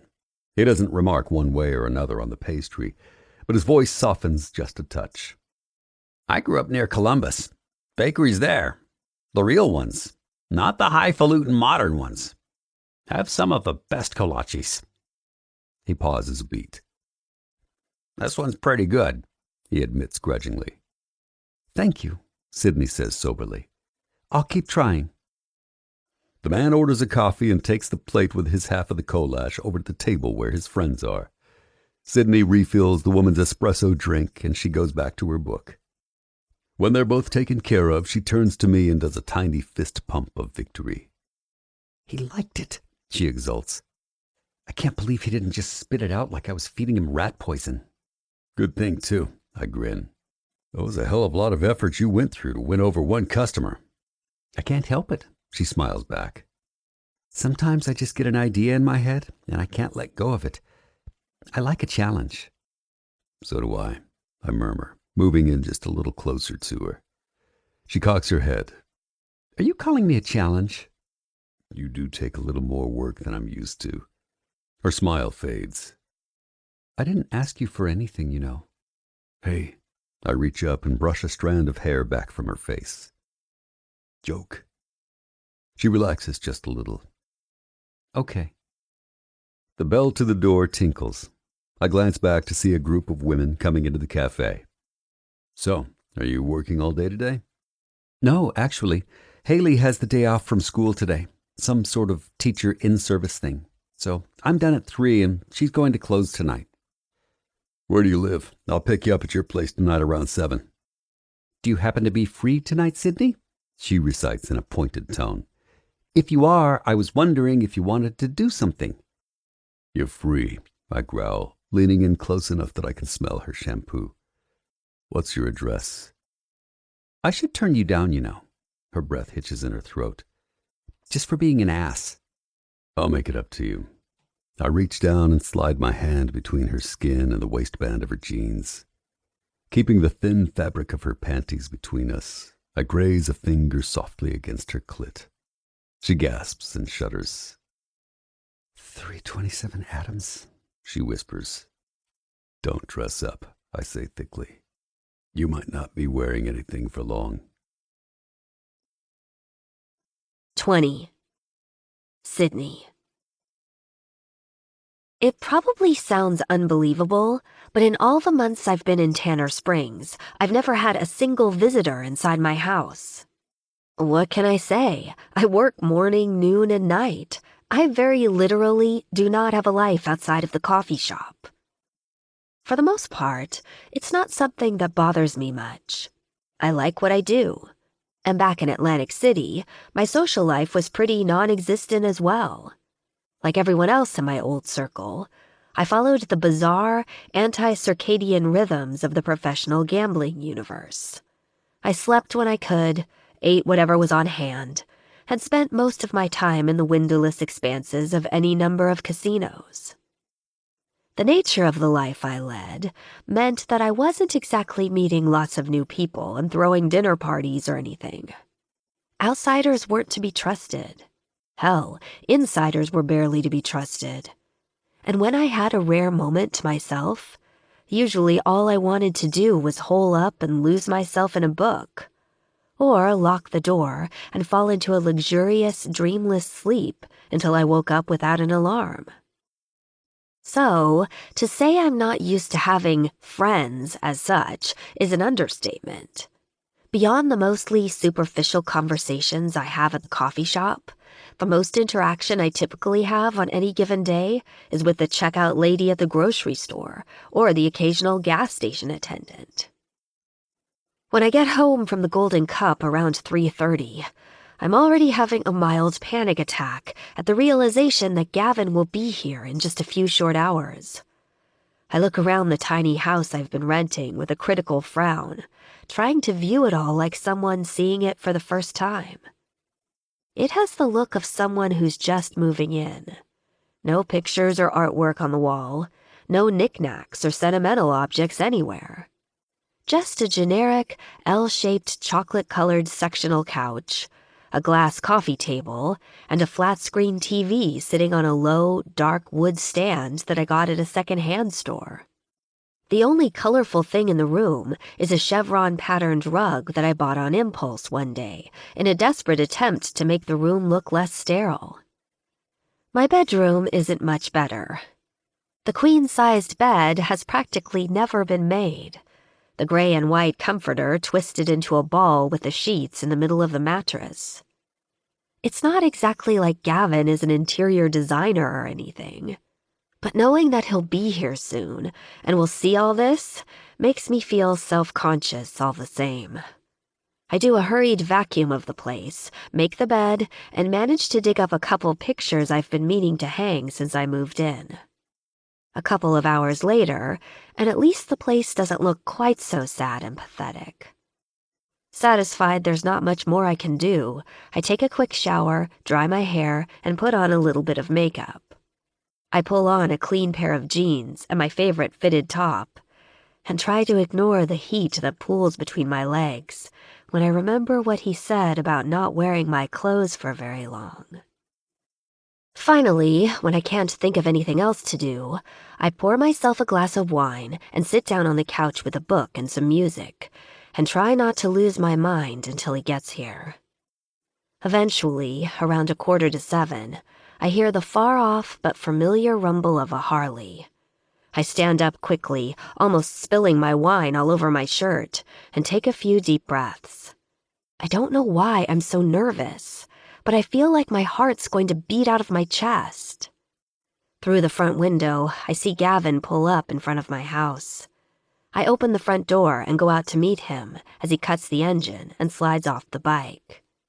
"Babe," he rumbles, crossing the distance between us in just a couple of steps. "You look good enough to eat." He's wearing his leather, of course, and his face is even more tanned than usual, as though he's been out in the sun today. "You look pretty good too," I risk. My bottom lip slides nervously between my teeth. "You bite that lip like that, I'm gonna have to take you inside and bite it for you," he murmurs, pulling me close. Is that what you had in mind? I half gasp as his lips heat up my skin. I feel kind of melty, like he's turning me boneless.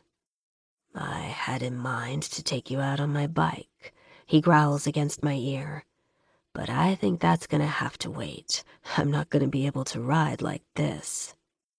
His thick, hard heat presses against me, making me shiver. I'm instantly wet, embarrassingly so. A low throb begins between my legs that makes it suddenly hard to think. We could go inside, I say, my voice trembling. Almost before the words are out of my mouth, he's picked me up and is carrying me toward the house. I half think to be embarrassed in case one of my neighbors is outside and can see us, but being in his arms is making me feel sort of dizzy.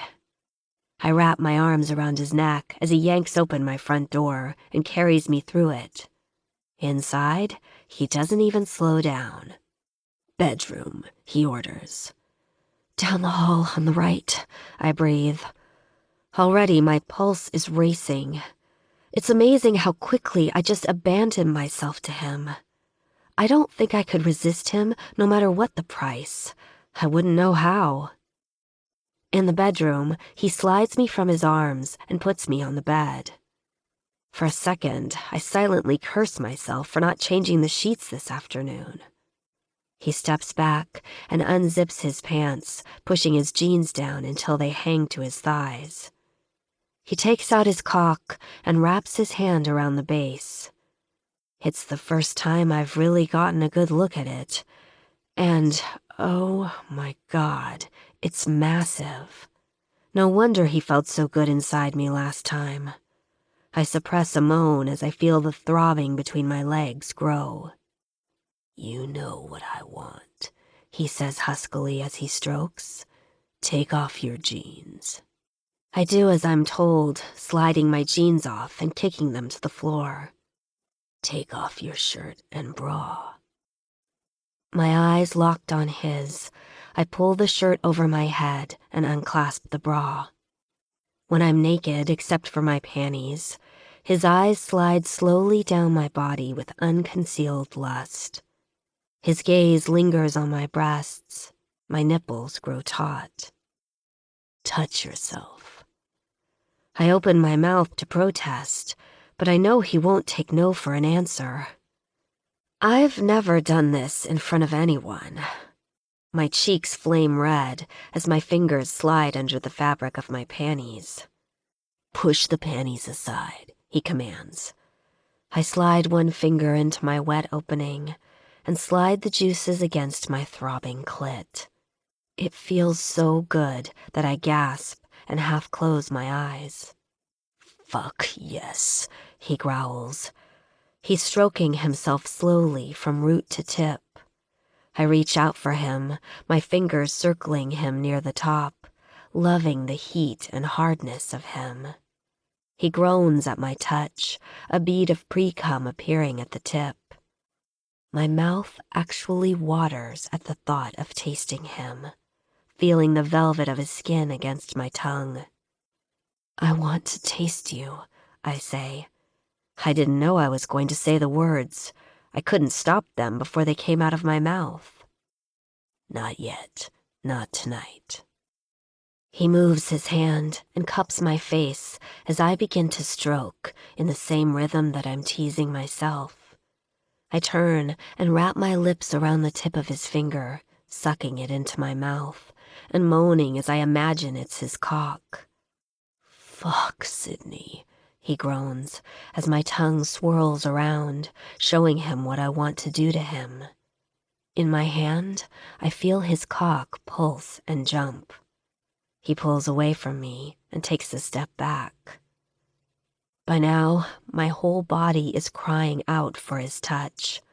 I whimper and stroke my clit, faster, faster, my whole body aching with need. He knows it, too. I can tell by the feral half-smile on his face as he slows down his own rhythm as mine speeds up. "Tell me what you want me to do to you," he rasps.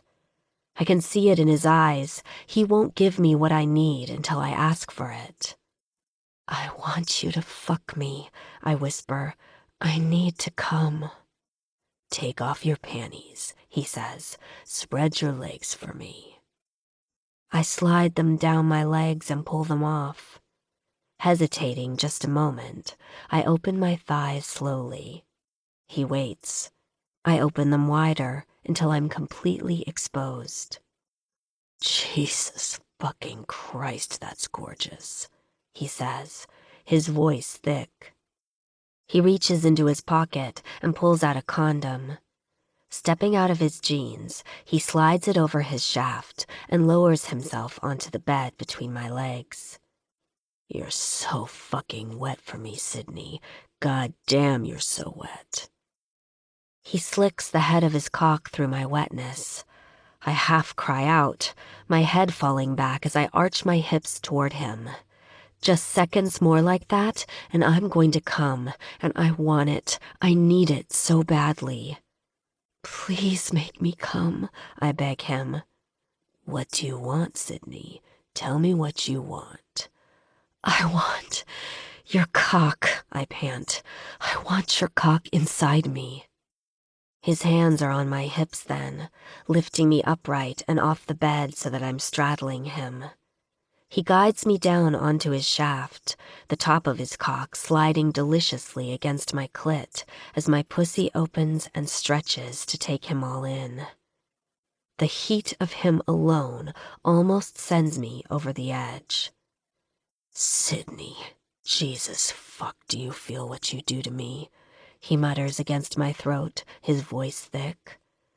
I can feel the pulse of my heartbeat thrumming against his lips. All I can think about for weeks is how badly I want to be inside you. I'm going to fuck you within an inch of your life, and you're going to come around my cock. I want to watch you lose control because it's the most gorgeous thing I've ever seen. I wrap my arms around his neck and cling to him as he begins to thrust deep inside me, his cock wet and slick with my juices. It's better than anything I could imagine as my hips move with his, sending me higher and higher. This is what you wanted, he urges me. Yes, Gavin, I whimper, digging my nails into his back as my thighs tighten around him. My eyes begin to flutter closed. Look at me, Sydney, he commands. My eyes snap open to lock on his. It's impossibly intimate, like he's looking into my soul. I do as he tells me as my breathing grows shallow and ragged. I'm so close, so close. And then it's here, and he's here with me, fucking me, and it's so good, and any second Oh God, I'm going to... I gasp, and then my body convulses as my orgasm rips through me. He covers my mouth with his, swallowing my cries as the waves hit me, and then all his muscles clench at once, and he groans and lets go, coming inside me in one explosive thrust. We stay like that, him buried inside me, kissing deep and desperate, gasping for air but unable to stop. Eventually, the racing of my heart begins to slow, and the sheen of sweat that covers me starts to cool. Gavin's hand leaves my back and travels upward to my face. Gently, he brushes my tangled hair away from my face, then grazes a calloused thumb along my cheek. He doesn't say anything. Neither do I. 21. Brick. So, have I earned the real story of what brought you here to Tanner Springs? I ask her. We're lying in bed, covers pulled over us. Sydney is nestled in the crook of my arm. I'm fighting a wave of something I don't quite understand. What just happened between the two of us, just now? It wasn't like anything I've ever experienced with any woman. I've had plenty of sex. I've had more women than I could ever count. Half of them, I didn't even know their names at the time. Or if I did, I forgot them as soon as I pulled out.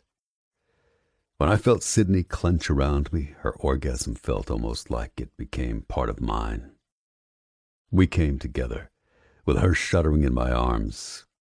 It made me feel like $1,000,000 goddamn bucks. Even worse, it made me want to shut out the rest of the world and just stay here with her, doing nothing but this. And maybe occasionally ordering a pizza so we don't starve to death. For the first time, I think I understand how a man could fall down a rabbit hole for a woman. The soft cascade of her hair against my chest, the sound she makes when I move inside her, the way she holds on to me for dear life as she starts to come. All of it is making its way into the pathways of my mind, threatening to stick there, to make her something, someone I don't want to be without. I want to know more about Sydney Banner. I want to know things no one else knows about her.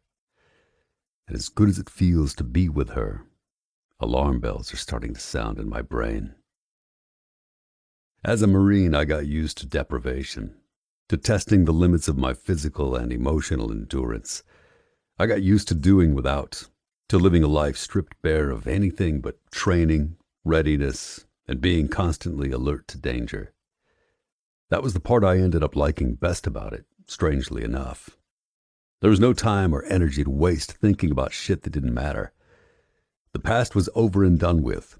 The future was something that might never even happen. When I got out of the Corps, patching into the Lords of Carnage gave me something similar. There was a lot more partying and a lot more pussy. But the basic premise was the same, at least for me. My role as a member, and eventually as the enforcer, was clear. Unlike some of the brothers, I didn't have any family to speak of.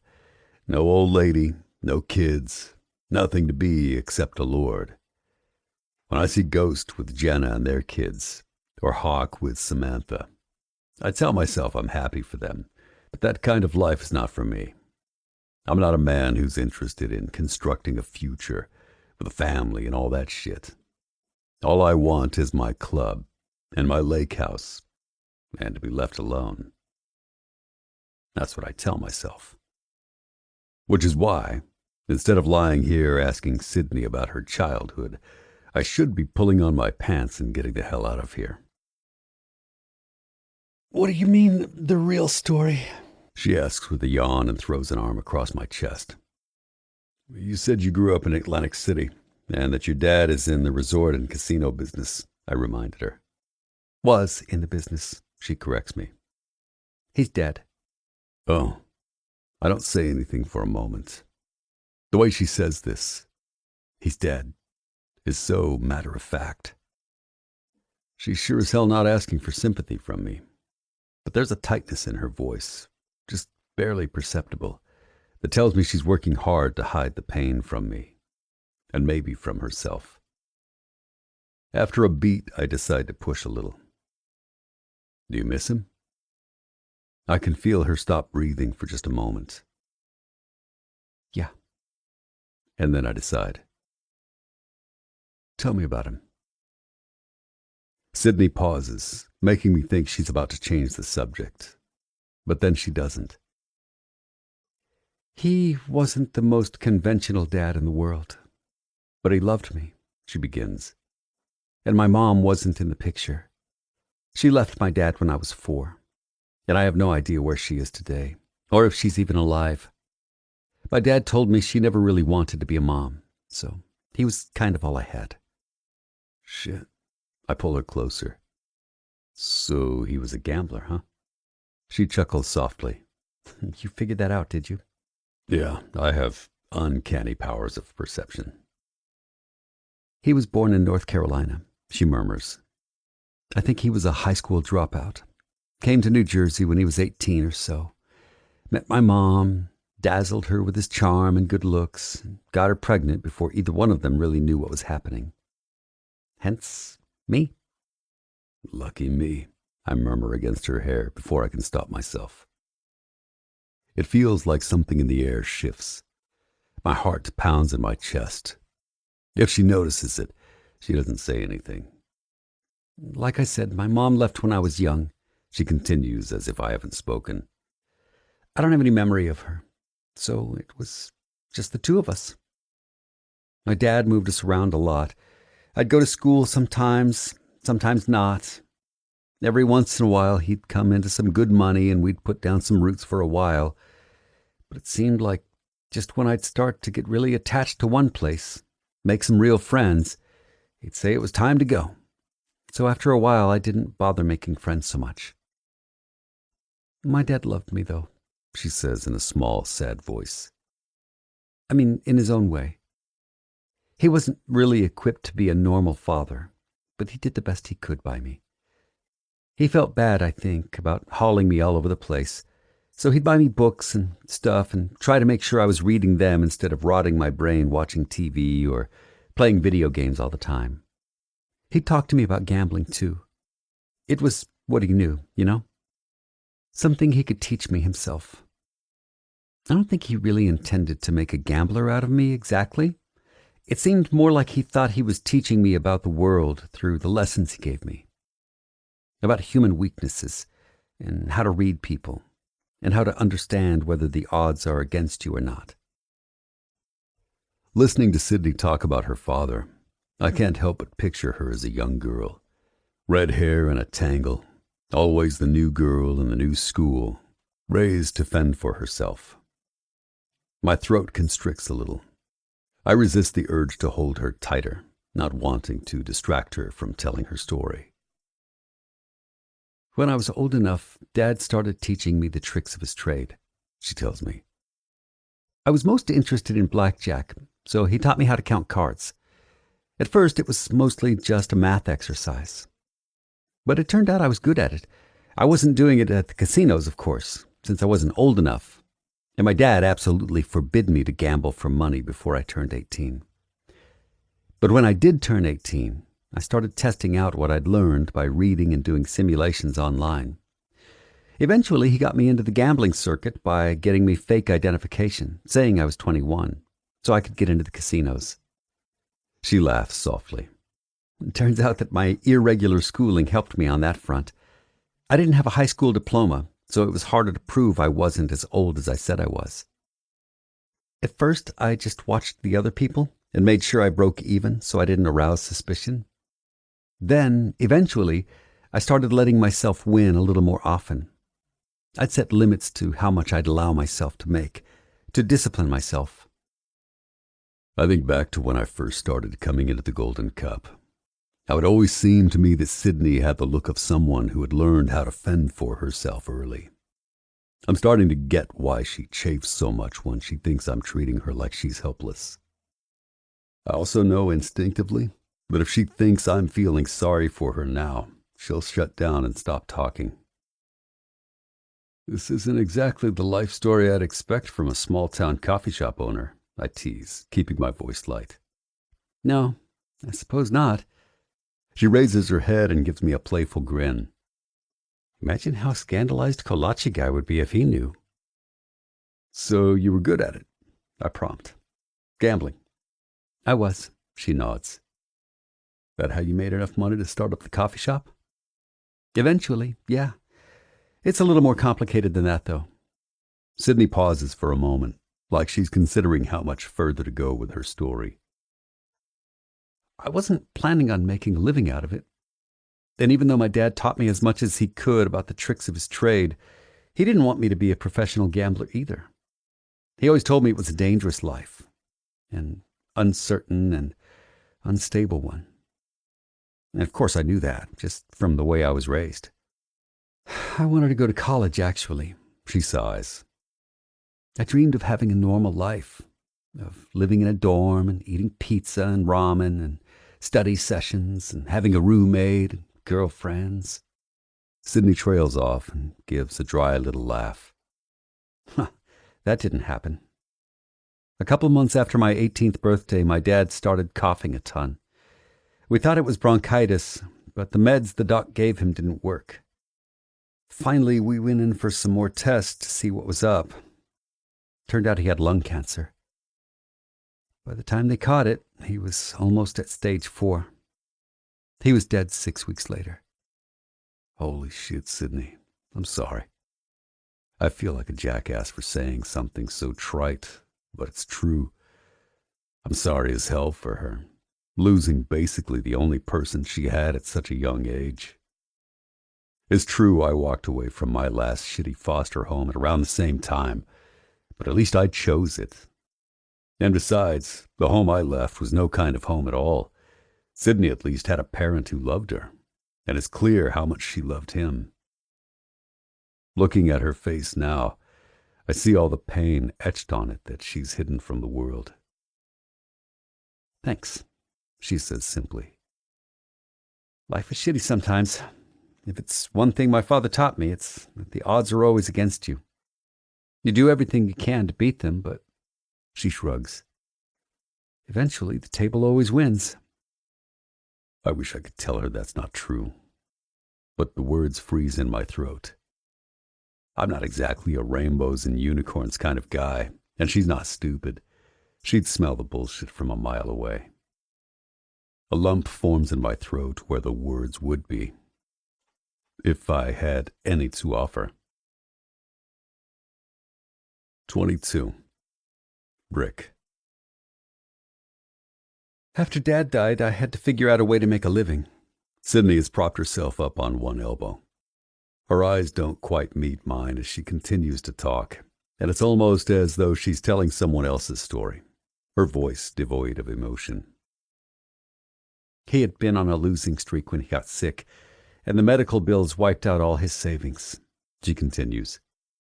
So I did what I knew how to do. I started making the rounds at the casinos, playing just enough to make ends meet, and keeping a low enough profile so no one would get wise to me. Counting cards isn't illegal, but casinos don't like it for obvious reasons.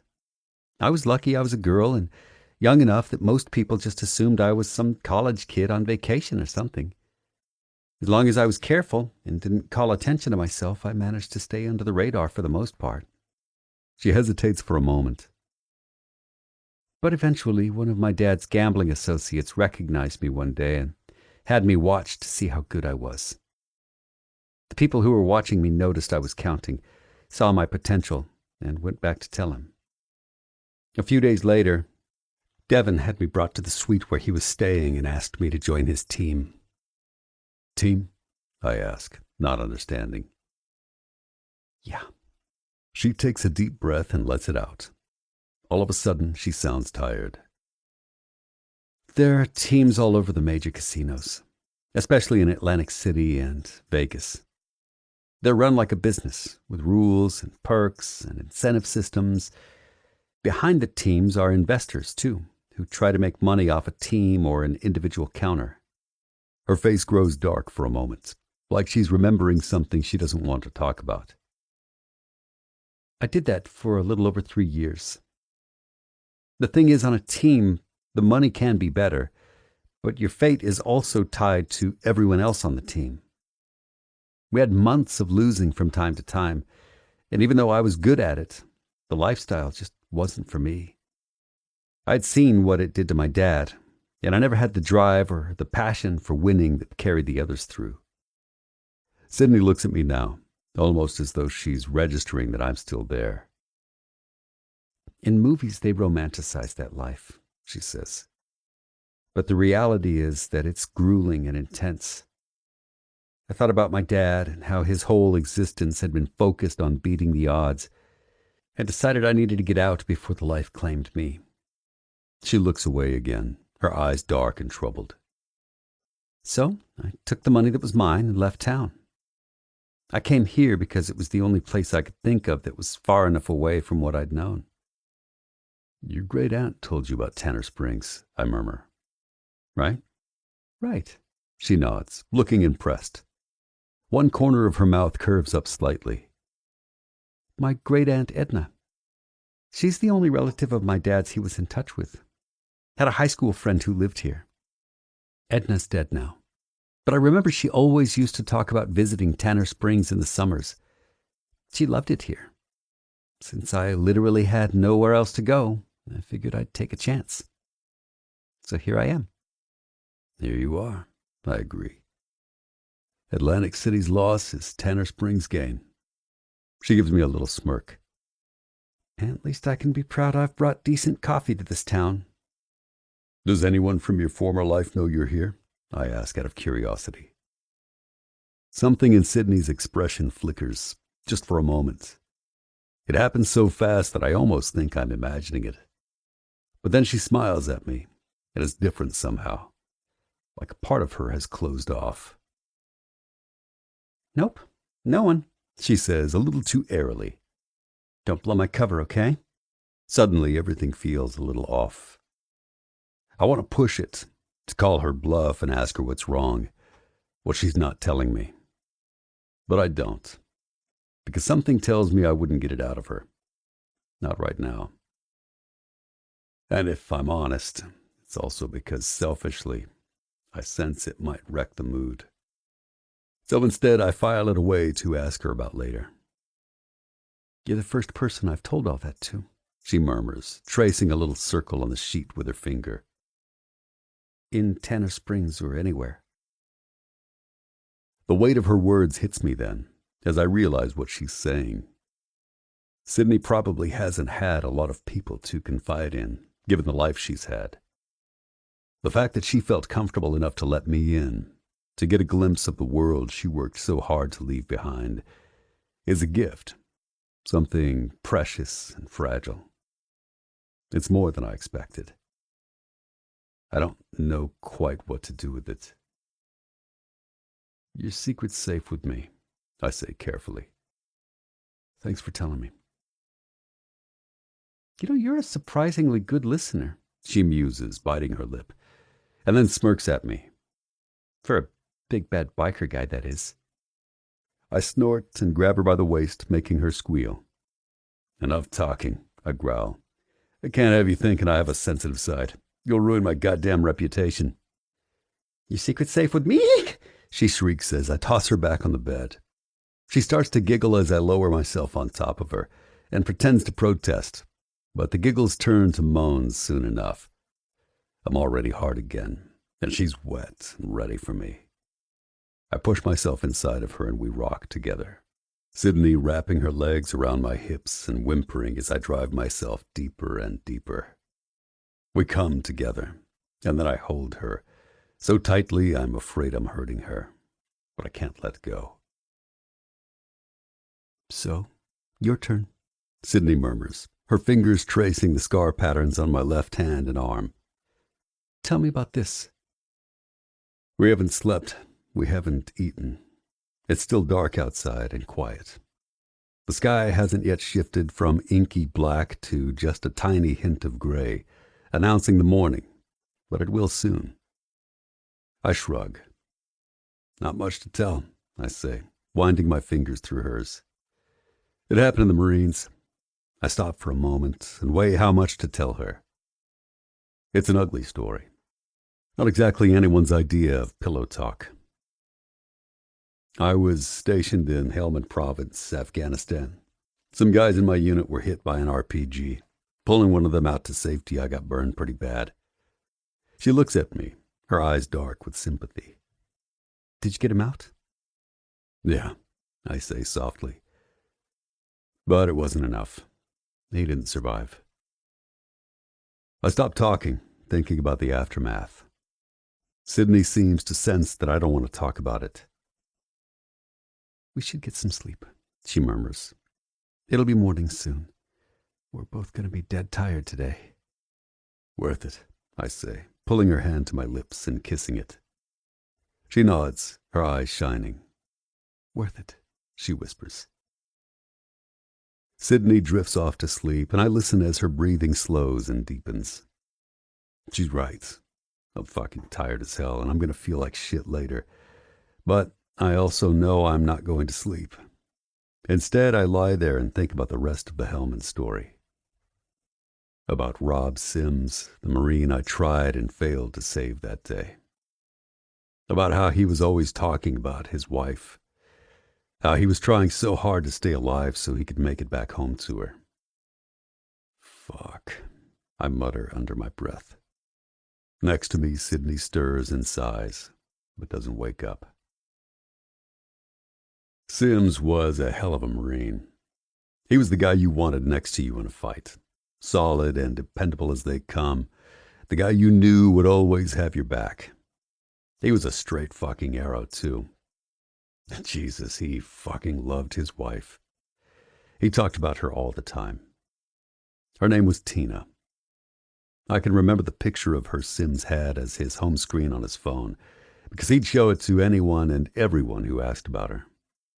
She was dark-haired and wide-eyed, and even though the picture only showed her from the chest up, you could tell she had a hell of a body. Sims and Tina had only been together for a year before they got married, and he shipped off to Afghanistan shortly after that.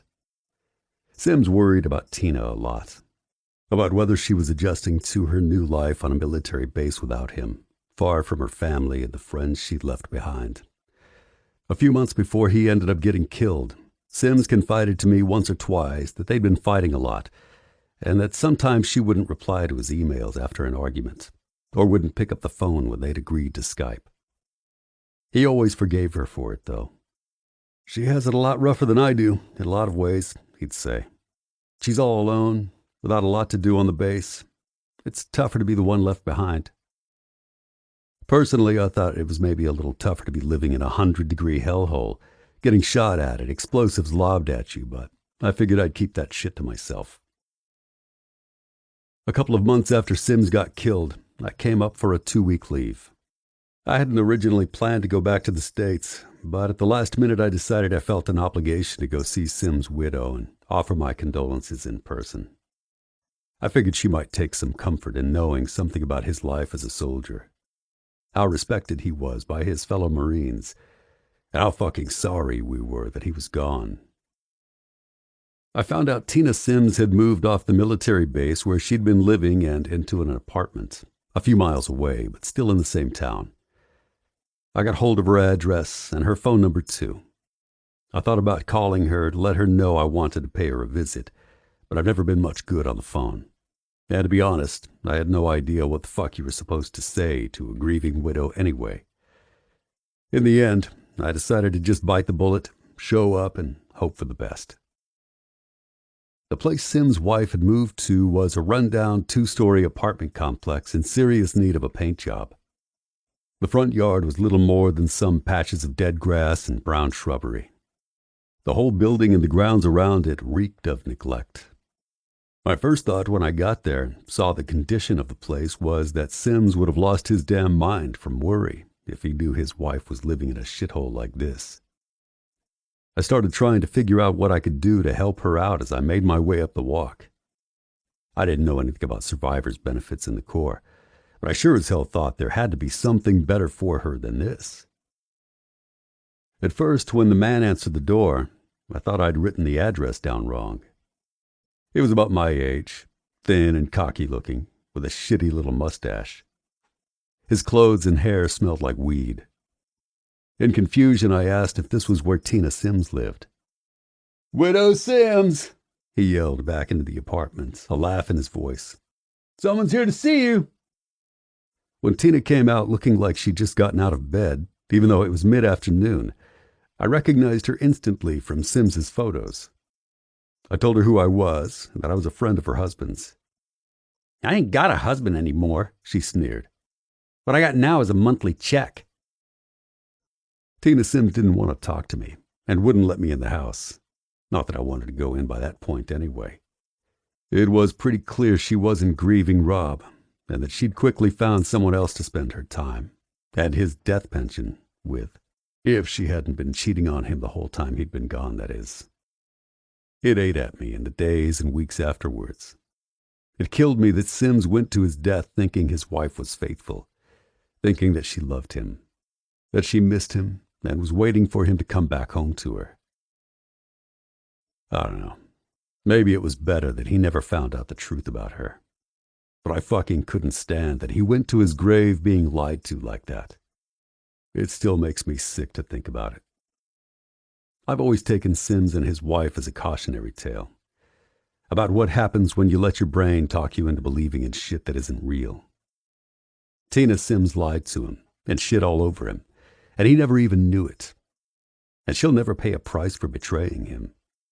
His marriage and his wife were the most important thing in his whole life, and it was all a goddamn lie. After that day, I could never quite look at any couple the same way again. I was always wondering who was fucking around on who was lying to who. I look down now at the woman sleeping peacefully beside me, and can't help but think that Sydney is about the furthest thing away from Tina fucking Sims I can possibly imagine. Don't go down that rabbit hole, motherfucker. This is just a mutual good time, nothing more. But I'm not fooling myself. I haven't been able to stop thinking about wanting more with Sydney. Every time I leave her, I can hardly think about anything else but seeing her again. She's a fucking distraction. I should have put an end to this as soon as I realized she's not a woman I'm going to fuck a couple of times, then get sick of. I lean back against the pillows and close my eyes, pissed at myself for even thinking about her like this. I am not in the market for an old lady. I should get up out of this bed, tell her goodbye, and go sink my dick into one of the club girls to get her out of my head. But I know I'm not about to do that. There's not one of them that can hold a candle to her. Hell, there's not a woman I can think of that can hold a candle to Sydney Banner. Fuck. I'm in deep. 23. Sydney. The next day at work, I'm dead on my feet, and yet somehow positively giddy. I don't know how much sleep Gavin got, but I'm pretty sure it's even less than the couple of hours I managed. He was still awake when I drifted off to sleep, and when he gently shook me awake at just before 5 a.m., he had already started some breakfast for us in my kitchen. "I didn't know what time you needed to get up," he murmured as he slid into bed next to me, "but I figured it was early so you could get to the shop." We ate a quick breakfast of eggs and toast, and then he took off and told me he'd see me later on. I wandered around my house getting ready, half in a daze, my mind still full of him and my body pleasantly sore from lovemaking. Even now, I can feel him and the ache between my legs and the slight rawness of my face from his beard. Souvenirs reminding me that we spent the night together, that he was in my bed, that we shared our stories in the dark. A tiny pang of guilt rises up inside me, threatening to ruin my good mood, but I push it back down. I feel a little bad that the version I told Gavin why I left Atlantic City left out some pretty important details. I'd told Gavin that Devon was one of my father's gambling associates, so it's not like I left him out of the story completely. What I didn't tell him was that Devon and I were together for almost a year before I skipped town. Devon took me under his wing after he offered to bring me on as part of his team.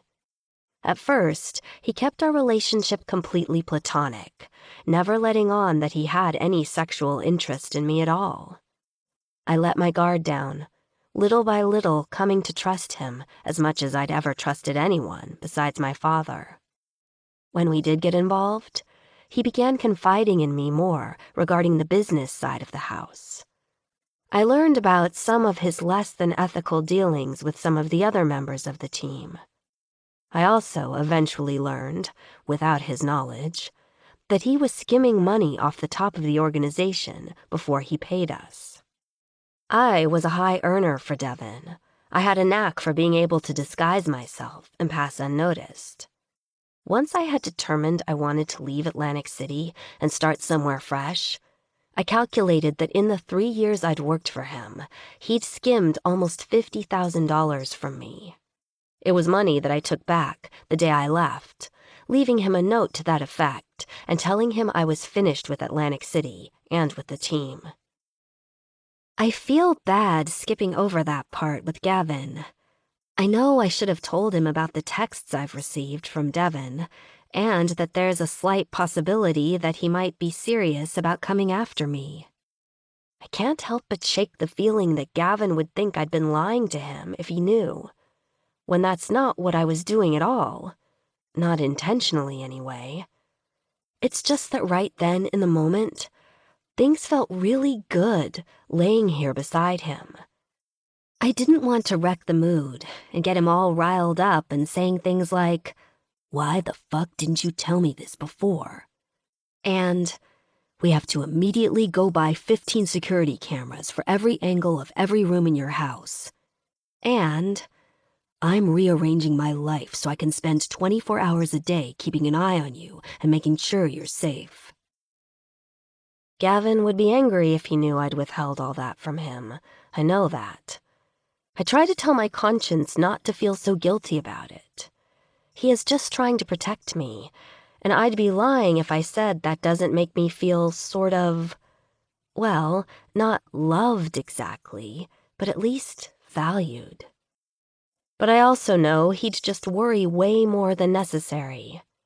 In my mind, there's a thin line between protection and ownership. And Gavin doesn't own me, I argue in my head, jutting out my chin defiantly. Being part of the team in Atlantic City was sort of like being owned. Our time was rarely our own, and everything we won had to be turned over to Devin first, before he would pay us our cut. I don't want to be owned anymore. I've been taking care of myself practically my whole life. I'm used to going it alone. It's why I came to Tanner Springs, and I'm not going to feel guilty for keeping some of my secrets to myself. Except I kind of still do. Just after the morning rush, the shop bell rings. I look up to see Gavin striding in. He flashes me a rare smile, and I can't help but grin back at him. "Hey there," he rumbles. "Hey yourself," I answer, biting my lip at the memory of last night. "You don't have your to-go cup?" "Not here for a coffee today." "Oh, what are you here for?" I smirk. "You." He leans in close, his lips grazing my ear. "And you better stop biting that lip, or I'll have to take you in the back and bite it for you." A little shiver of excitement runs down my spine. "I think the customers would get a little suspicious," I reply huskily. "Let 'em," he growls. Is it getting warm in here, or is it just me? I glance nervously around the shop. Over at her customary table, Beverly is looking at us, a curious expression on her face. I stammer, clearing my throat. Customers are looking at us." He takes a step back and rolls his eyes. Killjoy. I can't help but laugh at that. "So, did you really just come to pay me a visit? You sure you aren't angling for a free muffin?" "Well, I wouldn't turn it down," he says, eyes twinkling. "But I came to tell you I'm coming to pick you up later, on the bike." "You came to tell me," I repeat pointedly, "not ask me." "Damn straight," he grins. "So, be ready." I roll my eyes. "You need a serious lesson in manners, you know that?" He shrugs. "It's been tried. Didn't take." With a wink, he turns and saunters out of the shop. I'm left standing there, grinning like an idiot, out of a mixture of amusement and exasperation. I don't know how he manages not to be completely infuriating. "Is that the man who came to install your fire extinguisher?" I'm jolted out of my thoughts by Beverly, who has come up to the counter while I've been daydreaming. "Oh, yes, that's him." I'm hoping my voice doesn't sound as shaky as I think it does.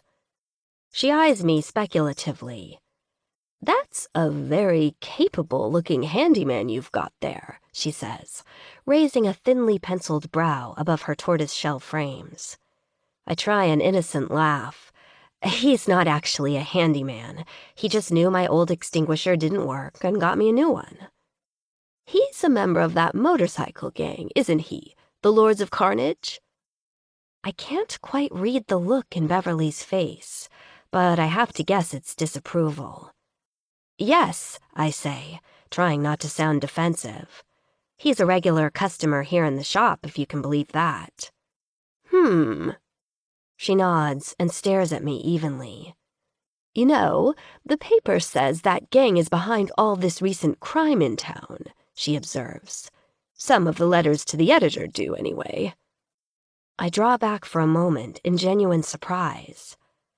I can't imagine that's true, Beverly, I say honestly, no matter what the paper says. Not from what I've seen of Gavin, anyway. He's installed security cameras around here for me, all of his own accord. He seems more worried about the crimes than I do. I see. She looks up and around and notices the camera Brick has installed above the front door. That was very nice of him, wasn't it? Yes, I admit, it was. Though at the time I wasn't very gracious about it. Am I correct in assuming there's something going on between the two of you?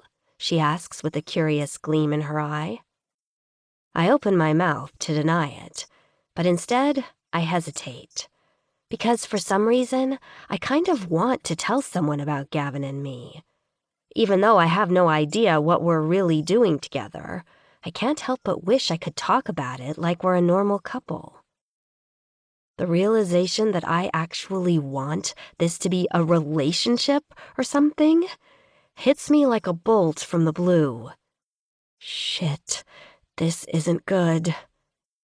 That is, yes, there is something going on between us. It's nothing serious, I add quickly. Are you sure? She gives me a slight smile. Because from the way he looks at you, I'm not entirely convinced. I think he's just horny down to fuck? A little possessive. Well, as long as he treats you well. He is quite attractive, isn't he, even with all the tattoos?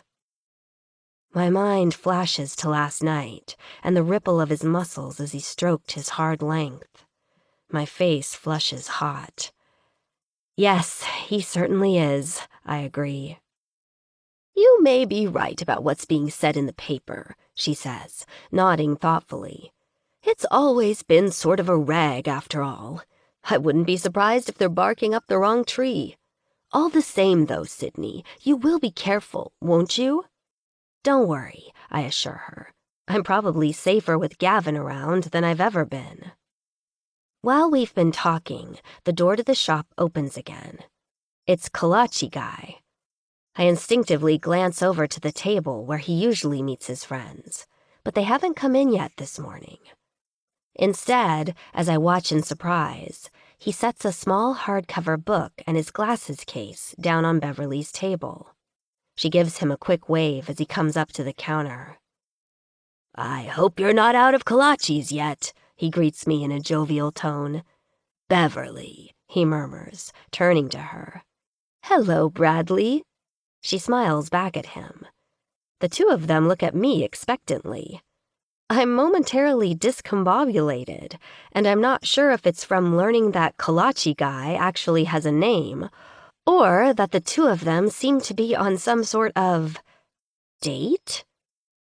Oh, kolaches. I've made the poppy seed ones today, I say hastily, and move toward the case. You'll have to tell me what you think. I'm sure they'll be delicious, Beverly assures me. We'll take 2. And I'd like a refill on my latte. A plain coffee for me, Bradley adds, and I'll take the bill. Beverly smiles demurely, thanks him, and moves off to their table. I ring them up and tell him the total, and almost fall over in surprise when he puts the quarter he gets back in change in the tip jar. Well, son of a bitch, I murmur to myself as he goes to join Beverly. The rest of the day passes without anything as surprising as Beverly and Bradley's book reading date. Business is brisk, but not enough to keep my mind from wandering to unbidden thoughts of last night and Gavin. By the time Haley shows up for her shift, I've probably looked at the clock 36 times. How did closing go last night? I ask her. Good, she informs me. Except, there was a big rush at the end of the night. I didn't get out of here until almost 10. I frown. That's not good. At least it wasn't a school night. Today's Saturday, though, and if last night was any indication, she might get slammed again tonight. It wasn't that big of a deal, Haley says amiably. More hours equals more money. True, but I don't love the idea of you being here alone so late. I think all Gavin's paranoid warnings about safety and security are getting to me. Maybe it's time for me to get serious about hiring some more help. Haley and I go over some details, and I'm reminding her she can always call me if she has any problems when I get a text from him. Got held up a little. Be there in an hour or so. I frown. I'd rather not wait around here for another hour. And besides, I realize the delay would give me time to take a shower if I run home. Can you pick me up at my place instead? You trying to seduce me? I laugh. I promise I won't even let you in the house. I'm waiting for that ride on your motorcycle. My heart speeds up as I read his final text. See you soon, babe. I shove my phone back into my pocket, feeling happy and excited. After saying a quick goodbye to Haley, I slip out the back and drive home to get ready. 24. Brick. The address that Oz gives Rock to meet up with him and some of the other Death Devils turns out to be a rundown bar at the northwestern edge of their territory. It's early afternoon on a hot, dusty day, and we look to be the only customers here. I'm not sure whether that's by design or not, but when we show up, a grizzled-looking bartender wordlessly shows us to a back room where Oz and his men are already waiting. Just like we agreed on in church, Rock has brought Angel, Ghost, and me with him. In a sign of good faith to Oz, we don't bring any backup for security. Oz has 2 of his men posted at the entrance to the room for security. One of them is about my size. The other one is almost as big as our brother Beast, who's 6'7" and built like a brick shithouse. The big one motions to a table just inside the door and tells us to leave our pieces there. Rock looks at us and nods. Reluctantly, I pull my Glock out of the waistband of my jeans and set it on the table with the others. Oz is sitting silently at a wide table in the center of the room. 2 men are flanking him. We approach and Rock offers his hand. The 2 men shake and we sit. I've looked further into the situation with the Iron Spiders. Oz begins without preamble. My connections tell me they have formed a business partnership with a club to your north, the Outlaw Sons. What kind of partnership? Rock grunts. Shipments between them. What kind of product they're moving is unclear, Oz replies, lifting a hand to stroke a long, dark beard flecked with gray. What they do know is that your territory lies directly between theirs, so any shipments that pass between them currently have to be routed around Lords of Carnage territory, to the east or west. There's no easy path going west, I remark. Better roads to the east. Yes, Oz agrees, glancing at me, which would put them through Death Devil's territory. If it were me, Angel speaks up, I'd be inclined to take the long view, that the shortest distance between 2 points is a straight line. Oz nods once. As would I. We sit in silence for a moment, contemplating this. Suddenly it's starting to look pretty likely that all the shit going down in Tanner Springs is an attempt to take down our club by fucking with our town and hoping the crimes will get pinned on us. Goddamn cowards, Angel seethes. They want to take us on? Why don't they grow some fucking balls and do it face to face? This calls for all-out war, Ghost rasps, looking at Rock. The Spiders almost killed Hawk's old lady, and now this? They're not going to stop until either their club or ours is destroyed. It's time to cut off the head and kill the body. Black has to die. The rest of us nod. There's no way we can let this stand. The Spiders' president will have to pay for this with his life. It's the only way to stop this for good. Oz, it looks like we have a common interest in protecting both our territories, Rock says, his jaw tensing. What can we expect from your club? For a moment, Oz is perfectly still. Then he forms his hands into a steeple. It's true, neither of us benefits from seeing the Iron Spiders get stronger, he says. We will protect our territory at all costs. And protecting our territory includes maintaining close ties with the Lords of Carnage. He meets Rock's eyes. You will have men when you need them, as long as our goals remain the same. Oz pushes back his chair. His men stand in unison. Gentlemen, he says. The four of us get to our feet. I'll be in touch, Oz, Rock grunts. We turn and recover our guns, then walk out of the deserted bar back to our bikes. No one talks as we start up our engines and head back toward Tanner Springs. We're all thinking about the same thing. As of now, there's no going back. There will be no rest for the Lords of Carnage until the spiders are done. It's us or them. The choice is clear. When we reach the clubhouse, Rock calls an emergency meeting. He tells all the brothers what we've learned.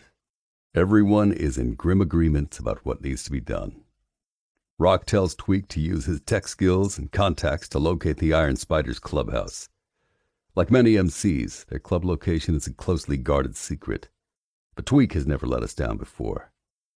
Once he's figured out where the spider's nest is, we'll send some of our men out there to surveil and place cameras so we can see their comings and goings, especially to see if there are any patterns to Black's movements, and when he's likely to be alone and vulnerable. At the end of church, Rock bangs the gavel, and we all file out in silence. Some of the men go home to their families to prepare their old ladies. We'll figure out our strategy in the upcoming days. Right now, it's the calm before the storm. As for me, I can only think of one thing: seeing Sydney. When I texted Sydney before we went into church, she asked me to meet her at her place instead of the coffee shop, since I was going to be late. When I get to her address, she fairly flies out of her front door before I've even had a chance to park the bike. "See?" she says with a grin, running up to me. "I locked the door behind me. I promised you I wouldn't let you in." There's something about the way she looks at me, eyes shining, her hair streaming loose behind her, that makes me feel so damn happy that, before I know it, my throat constricts. I have to stop myself from talking for a second until I can get a hold of myself. "You're looking damn good, babe," I finally managed to choke out, hoping she doesn't notice the gruffness in my voice. "I had good incentive," she murmurs as I pull her into my arms. I kiss her deeply, and when she draws away, she gives me a dazzling smile that almost makes me choke up again. "So," I say, clearing my throat and releasing her, "you ever been on one of these things?" "Nope," she shrugs. "About damn time I do, though, don't you think?" "I do," I nod. I straddle the bike and nod behind me. "Get on and get comfortable. Feet on the pegs, arms around me." She does as she's told, wrapping her arms tight around my waist and leaning into me. It feels good. Damn good. "Where are we going?" she asks. "You'll see," I tell her. The question sobers me, but I start the engine and pull away from the curb. I need to talk to Sydney about some things, and what I need to say is probably better said once I've introduced her to some people. This isn't the way I was hoping things would go today, but I don't have a choice. Riding back to Tanner Springs after meeting with Oz, I had some time to think about what's going on between Sydney and me. As much as I've tried to resist it, resist her, she's gotten inside my head, inside my skin. She's mouthy and prickly and feisty as hell. She's as stubborn as they come, and she's fucking beautiful, and unlike any other woman I've ever met in my life. As we ride through the streets and I steer us toward our destination, I realize I'm weirdly nervous. It's not a feeling I'm used to. Then it dawns on me what it is. Hope. I'm actually hoping for a future with Sydney. It's so fucking ridiculous I start to laugh. It takes a goddamn club war and the possible end to the Lords for me to believe in anything other than the actual moment I'm living in. I'm heading into something that I might not survive. I've done that plenty of times in my life. I've never been scared of death. Except this time it's different. This time there's something on the other side that I'd do anything to keep. Someone on the other side I'd do anything to protect. For the first time, I think I might understand how Ghost feels when he looks at Jenna and his kids. Or Hawk when he looks at Sam. Behind me, Sydney snuggles closer. I can feel the steady rise and fall of her breathing. It's time for her to know more about my life than just that I wear a leather cut. It's time for her to understand what it means to be a Lord of Carnage. For her to understand what this life means, at least enough to decide whether she wants to stick around or whether she wants me to leave her the fuck alone. I don't know everything about her life, but I know she's gone through a lot to get where she is. I don't want to fuck that up for her. To be honest, I'm scared she'll walk away. Hell, that might be the best thing for both of us. If she does, I tell myself I'll be fine. But I think I might be full of shit. 25. Sydney. We pull up to a nondescript 2-story building with a flat roof and a large gravel parking lot in the front. At first, I have no idea where Gavin has brought me. But when I see the row of motorcycles parked off to one side, something clicks. "Is this where your club meets?" I ask him after he's cut the bike. "Yeah, this is the clubhouse," he rumbles. It's not marked in any way, which I suppose is on purpose. Gavin waits as I climb down from the seat, then stands up himself. "I figured it was time you meet some of my people," he says, and catches my hand in his. We walk up to the front door, holding hands, and I'm not sure what to make of any of this. We've never had any sort of conversation about what's been happening between us. And now he's holding my hands and taking me to meet his friends. I raise my other hand and rake it self-consciously through my wind-blown hair. I wish I'd known I was about to be presented to what amounts to Gavin's family. I don't have a lot of time to let my nerves get the better of me, though, because we're already through the door and striding through a large, open bar area. A dozen or more men are there, all of them large, tattooed, and dangerous-looking. A handful of women are there, too.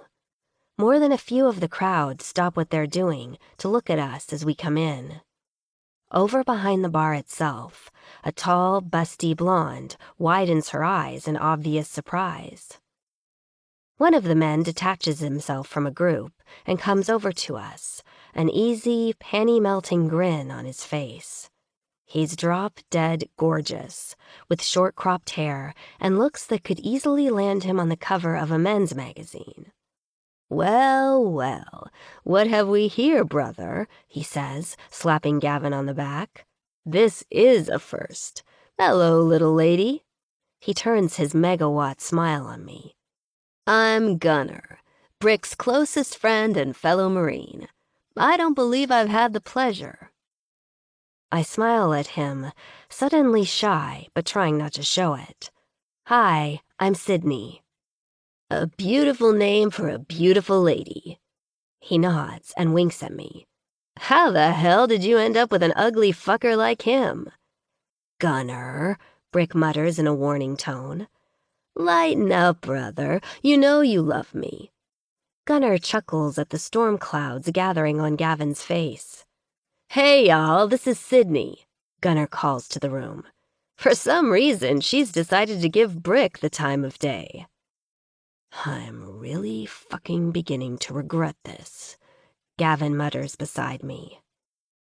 Gunner's general announcement seems to have broken some sort of spell, because a few more people start to come up to us. A strikingly pretty brunette with long glossy hair approaches, a welcoming smile on her face. "Hi there," she says, holding out her hand. "I'm Sam. It's really nice to meet you." "It's nice to meet you too," I say, shaking with her. "I'm with Hawk," she continues, nodding her head toward a muscular, tanned, heavily tattooed man who comes up behind her. "Hi," I say to the man. He nods once and slips his arm around Sam's waist. Is this your first time at the clubhouse? Sam asks. I'm gathering, yes. Yeah, honestly, I didn't even know we were coming here, I admit, looking up at Brick and giving him a teasing frown. He shrugs and clasps my hand a little tighter. Sam laughs. Trial by fire, huh, Brick? She chides him. Well, the men aren't as tough as they let on, no matter what they like to think. Is that right? Hawk rumbles down at her. Present company excluded, of course.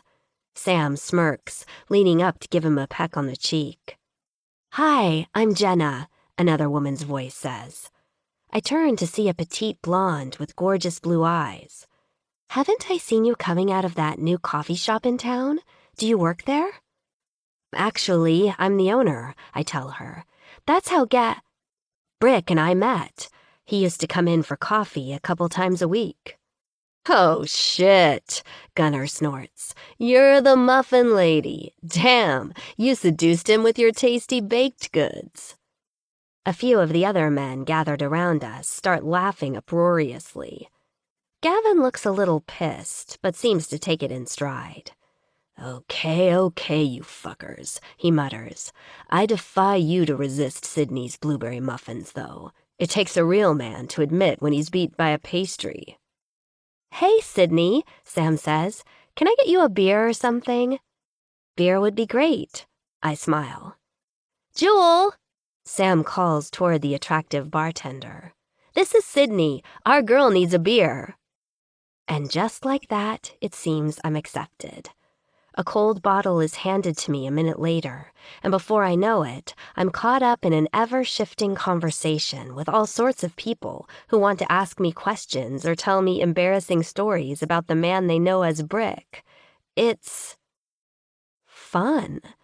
Like, really fun. I essentially haven't done anything except for work and go home to sleep since I got to Tanner Springs. I never bothered to try to make friends. Force of habit from my old life, I guess. I didn't even know I was missing anything, until now. But here, laughing and joking with these people I don't even know, people that most law-abiding citizens would consider scary and dangerous, I feel at home and safe in a way I don't ever remember feeling. Back in Atlantic City, I knew a lot of people, but in the circles I ran in, you knew better than to trust anyone but yourself. Here, with Gavin holding my hand like it's the most natural thing in the world, somehow I feel completely at ease with total strangers who accept me just because I'm with him. Somehow Jenna and Sam and I end up over at the bar with Jewel, the bartender, talking and laughing over our beers. Jenna and Sam tell me the stories of how they met their men. Apparently Jenna, who's married to Ghost, the sergeant-at-arms, had a fling with him a few years back and then left town for a while. When she came back to Tanner Springs, they reconnected, and they've been together ever since. They have 2 little kids, a boy and a girl.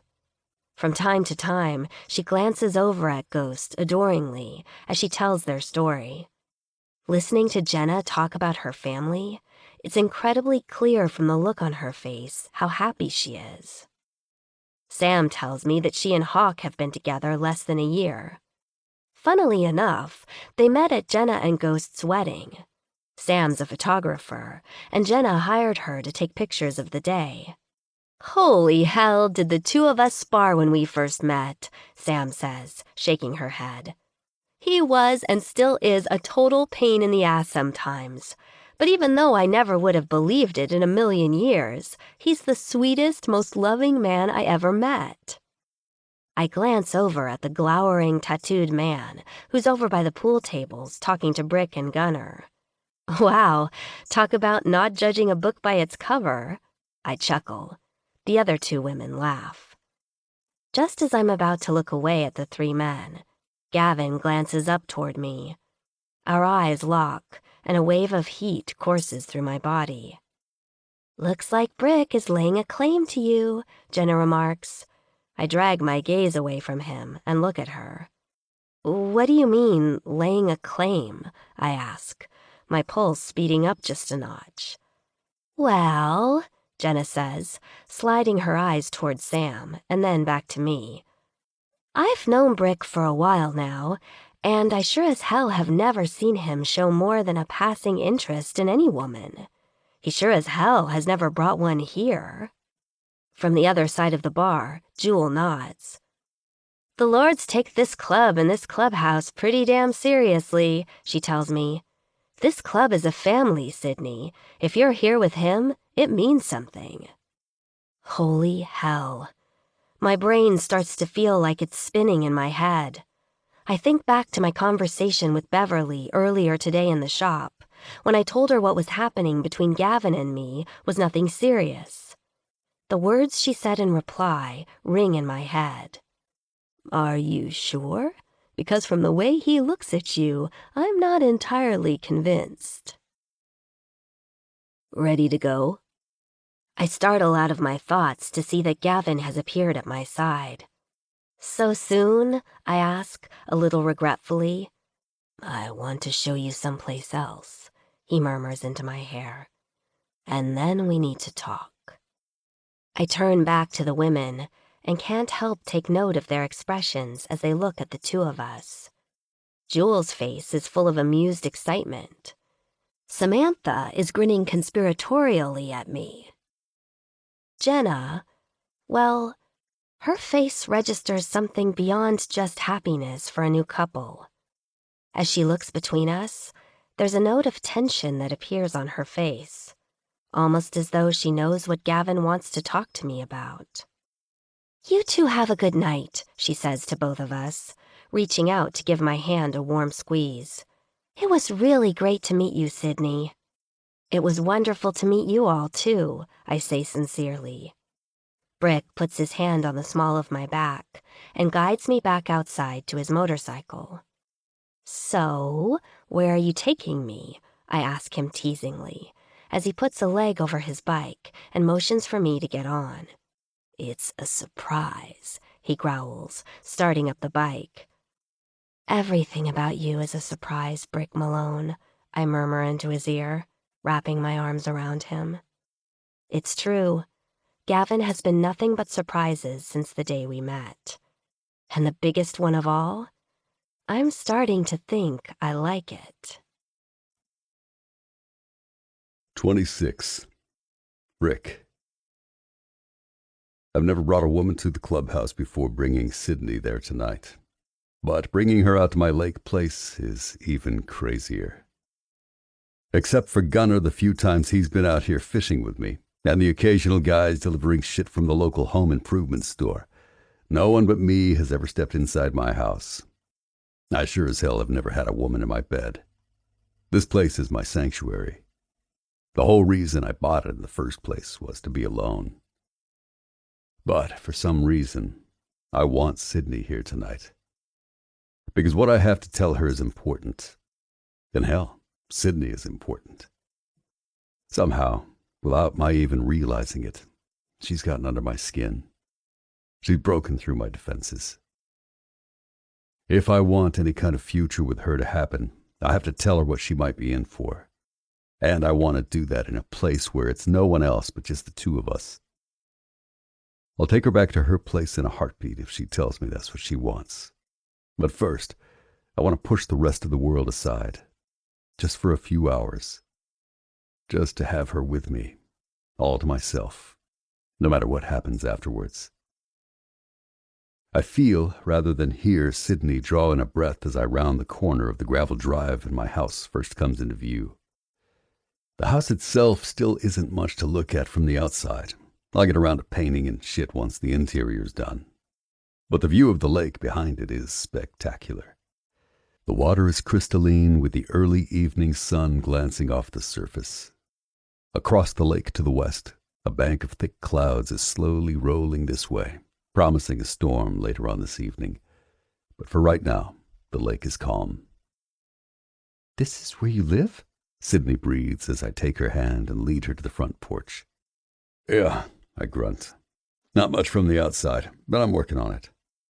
"My God, Gavin, it's so beautiful." Her eyes are shining with admiration as she stares toward the lake. You must love it here. I don't say anything as I let her inside. It never occurred to me to think about this place in those terms. The solitude here suits me, it's true. And she's right. The lake looks straight out of a postcard. Watching her take it all in, I feel a new appreciation for it all. If she was here with you, you would love it here. The thought comes unbidden. I sit with it for a second, then push it away. You want something to drink? I ask her gruffly. Now that we're inside, now that she's in my space, I'm starting to feel kind of awkward. The main living area is stripped down to the bare walls and subflooring. The only furniture in the living room is my old leather couch, a flat-screen TV, and a king-sized mattress over by the fireplace. It's hardly comfortable enough for a guest. I didn't really think of that when I decided to bring her out here. No, I'm fine, she says, turning to me with wide eyes. Are you doing all the work yourself? Pretty much, I shrug. This place is going to be amazing when you're done with it. I can see she means it. Her words make me hope that she'll be around to see the house when I do finish it. There's that word again. Hope. I grab a beer for myself and take her out to the back deck, which is the one part of the house that's completely finished. I even have decent furniture out there because it's where I spend so much of my time when I'm here. We sit down on the long, low sectional that faces the lake. I resist the urge to take her into my arms. I want to see her face for this conversation. Did you buy this place because it reminded you of Seneca Lake, where you grew up? She asks as she settles in. For a moment, I'm floored. It's on the tip of my tongue to say no, because I didn't. Not consciously, anyway. But now that she's said it, I realize that this little lake, with its home set back far enough that it almost looks uninhabited, does kind of remind me of Seneca. It has the same calm, peaceful feeling, or rather the peacefulness I always wanted to feel there growing up, but didn't because I never seemed able to escape the hell of my life at home. Maybe, is all I can say, as I wonder how Sydney managed to figure out something about me that I didn't even know myself. I really enjoyed meeting your friends, Gavin, Sydney murmurs. They're different than I expected. Different how? I don't know, she thinks for a moment. I guess I thought they'd be not so nice. Laughter rumbles out of me. I don't think I've ever heard Hawk or Ghost called nice. A smile flits across her face, but then she grows serious. I mean it, she shrugs and looks down at her hands. At least they were to me. Most of the people I've known in my life haven't been. The club's a family, Sydney. You were there with me, so they consider you one of them. One of us. Her eyes meet mine. Am I? She asks. Holy shit. My heart starts pounding like a fucking jackhammer. Sydney, I say. My voice drops about an octave because I'm trying to keep it steady. That's what I wanted to talk to you about. I'm just trying to keep emotion out of this and tell her what she needs to know, but for some reason she misinterprets my words. Oh, no, look, Gavin, she half laughs. I'm not trying to ask for anything. I mean, I get it. We barely know each other, and hell, we've barely even ever had a conversation, other than after sex sometimes. She starts waving a hand between us, like she's physically trying to clear the air. It's fine. No reason for us to pretend this is more... Sydney, I bark, grabbing her hand in midair. She stops abruptly and stares at me in surprise. Will you please shut the hell up for a second? She gives me a dark look and tries to pull her hand away. Well, there's no need to be rude. Are you going to stop putting words in my mouth and listen to me? Jesus, she complains, and tries to pull away again. This time I let her. Fine, she says, crossing her arms. Talk. Fuck, I mutter. This isn't going the way I wanted it to. The fact is, I don't know exactly how I expected it to go. I didn't plan this out very well. In my mind, I skipped over the part where I told her all the stuff I needed to, and went straight to the part where I took her inside and fucked her until we both passed out.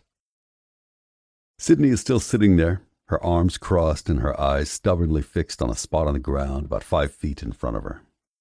I heave a deep sigh and try again. Look, I say. First, I brought you to the clubhouse for a reason. I reach up and cup her chin, lifting it toward me until her eyes reluctantly meet mine. I wanted you to meet my brothers, my family, for a reason. What's the reason? She half whispers. I don't know how to put it into words, but the only thing I can do is open my damn mouth and hope for the best. I wanted to give you a chance to see what you'd be getting into. To back out if you want. Oh, for God's sake, back out of what? Sydney cries, rolling her eyes in exasperation. Gavin, what the hell are you talking about? Sydney, I rake a hand roughly through my hair. There's some shit going down with the club right now. It's not the safest place to be. I know you came to Tanner Springs to get away from Atlantic City, to have a calmer, simpler life someplace new. I snort and shake my head. But if calm and simple is what you want, then I'm afraid getting mixed up with me is about the last fucking thing you want to do. So the club's in danger? She asks. Not exactly. But the club is about to enter into a war, and shit is bound to escalate pretty fast.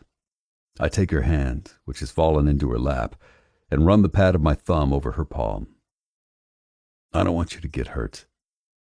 But more than anything, I want you to know that being around me might not be the safest place going forward.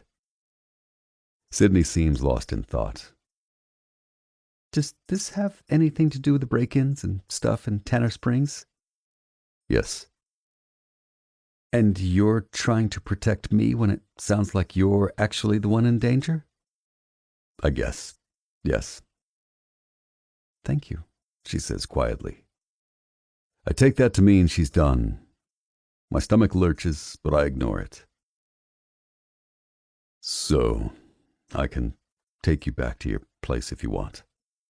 What? She's confused. If you want to go back, I offer with a sinking heart. I can take you. For a moment, her face goes totally blank. Then she laughs. Oh, God damn it, Gavin, she cries, rolling her eyes. What the hell is wrong with you anyway? What? I'm not used to women talking like this to me. Or anyone, for that matter. Anger starts rising up in me, but I try to tamp it down. What's wrong with me? I bark back. For trying to protect you and telling you that being associated with me is a bad idea? Fuck. I should never have told her any of this. I should have just stopped coming around her. Let her think I'd lost interest. That would have been the safest thing to do. Regret, so deep and slicing it's almost physically painful, hits me. I set out trying to protect this crazy girl, and now it turns out I may have done the exact opposite. Gavin, she begins, with a patience I can tell is forced. Thank you for thinking of me. I appreciate it. But I can make my own choices, despite what you might think. I'm no shrinking violet. Her face softens, and she lets out a low chuckle. Did I ever tell you that Violet is my first name? I go by my middle name because my dad never liked it. You're not going to be a shrinking violet, he used to say to me. She trains her eyes on me. And I'm not. So don't treat me like one. Is it treating you like a shrinking violet to tell you hanging around me might put you in danger? I challenge. No, she says gently. That's treating me like an equal. And so is letting me make my own choices. She meets my gaze. Do you want me around? Ignoring any danger and anything else going on? Do you want this? Fuck. This girl. How did I get roped into a conversation about feelings? Yeah, I say gruffly. I do. I do too. She takes a deep breath and lets it out. So maybe let's just go from there, okay? I turn away for a second and look out over the lake. When she says it like that, it sounds simple. Obvious, even. Shit. Is this how it happens? Is this how you get sucked down the rabbit hole and end up laying your heart and your soul on the line for someone who could betray you in a heartbeat? Then I look back at Sydney, who's still sitting there waiting, and I remember how she looked sitting at the bar, laughing with Sam and Jenna and Jewel. How natural she looked there. Like one of the old ladies. Like my old lady. Enough talk. 27. Sydney. Come here, he commands. We're back inside now, standing next to the large mattress that's on the floor in the main living room. I do exactly as he says, of course, without hesitation. As much as I push back on his caveman act, in the bedroom, he's the boss. That much is clear. And I realize now I wouldn't have it any other way. Heat pools between my legs as he pulls me into his arms. But instead of immediately bringing his mouth down on mine, he lifts my chin with his finger until our eyes are locked on each other and we're only inches apart. I'm going to fuck you until you're screaming my name, baby. You're gonna do everything I say, and you're gonna love every second of it. And then you're gonna come all over my cock. Yes, I say breathlessly. I'm already wet, so wet I can feel my juices beginning to coat my upper thighs. There's a look on his face that's so full of naked lust, it's almost angry. And oh God, it's turning me on. Every time we've had sex has been so good, it's hard to believe it's even real. But there's something about the animal way his eyes are devouring me now. A little shiver runs up my spine as I wonder what he's going to do to me, how he's going to use me. God, I want him to use every inch of me. On your knees, he growls. He yanks off his shirt and unbuttons his jeans, pushing them down until his hard, proud length springs free. I get on my knees on the mattress, my mouth exactly level with his cock. A bead of pre-cum is already forming at the tip, and I'm actually craving his taste. Craving the way his cock will feel as I try to take as much of him in as I can. Gavin fists a hand in my hair and guides my head toward him. I look up into his eyes, biting my lip in anticipation. His eyes are hooded, his face dark with stormy need. I've never seen him so hard, so large. His length is pulsing in front of me. I raise a hand and circle his shaft with my fingers, then lean forward slightly and run my tongue over his head. Above me, Gavin gasps and stops breathing for a moment. The skin is hot and tight. I slide my lips over the tip of him, tasting his saltiness, and swirl my tongue around him again. His fist tightens slightly in my hair. I know what I'm doing to him. I love what I'm doing to him. More than anything right now, I want to make him come like this, want to make him lose control and know that I did that I'm the one who makes him like this. I moan low in my throat as I take him deeper. Slowly, I pull back and then push forward again until he's hitting the back of my throat. Fuck, he rasps. Sydney, fuck. Feel what you do to me. A thrill skates across my skin hearing his words. I begin to slowly bob, paying attention to every breath, every gasp, every pulse. Between my legs, I'm throbbing with need, but he tastes so good that this is all I care about. Brick begins to thrust ever so slightly, in time with my mouth. His taste grows saltier as he leaks more pre-cum. I know he's close. I'm hoping against hope he'll let me... Jesus, he growls, pulling away from me suddenly. That's too goddamn good, Sydney. But I want more, so much more. He steps back, his cock glistening in the fading light. Behind him, through the floor-to-ceiling windows, I see the storm clouds that were across the lake are growing closer. The sky is blackening behind him as he stands majestically above me, all hard muscles and tense, barely controlled lust. Take off your clothes and stand in front of me. My entire body thrumming, I do as he says until I'm standing before him. There are windows open, and the temperature is already dropping with the upcoming storm. My skin cools and my nipples harden. Between my legs, the slick wetness chills in the air. Gavin is slowly stroking himself as his eyes rake across my naked body. Fucking Christ, Sydney, he rasps. I can't wait to sink myself inside you. Do it, Gavin, I breathe, my voice sliding into a whine. Please, I need it so much. Not yet, babe, not yet. He moves forward and lies down on the bed. Straddle my face, he orders me.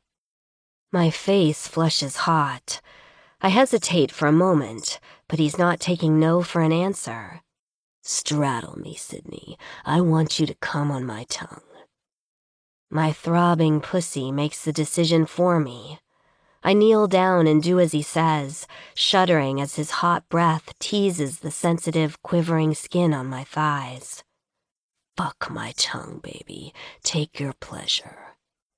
He grabs my hips and slides me toward him until his tongue slides hot and wet against my clit.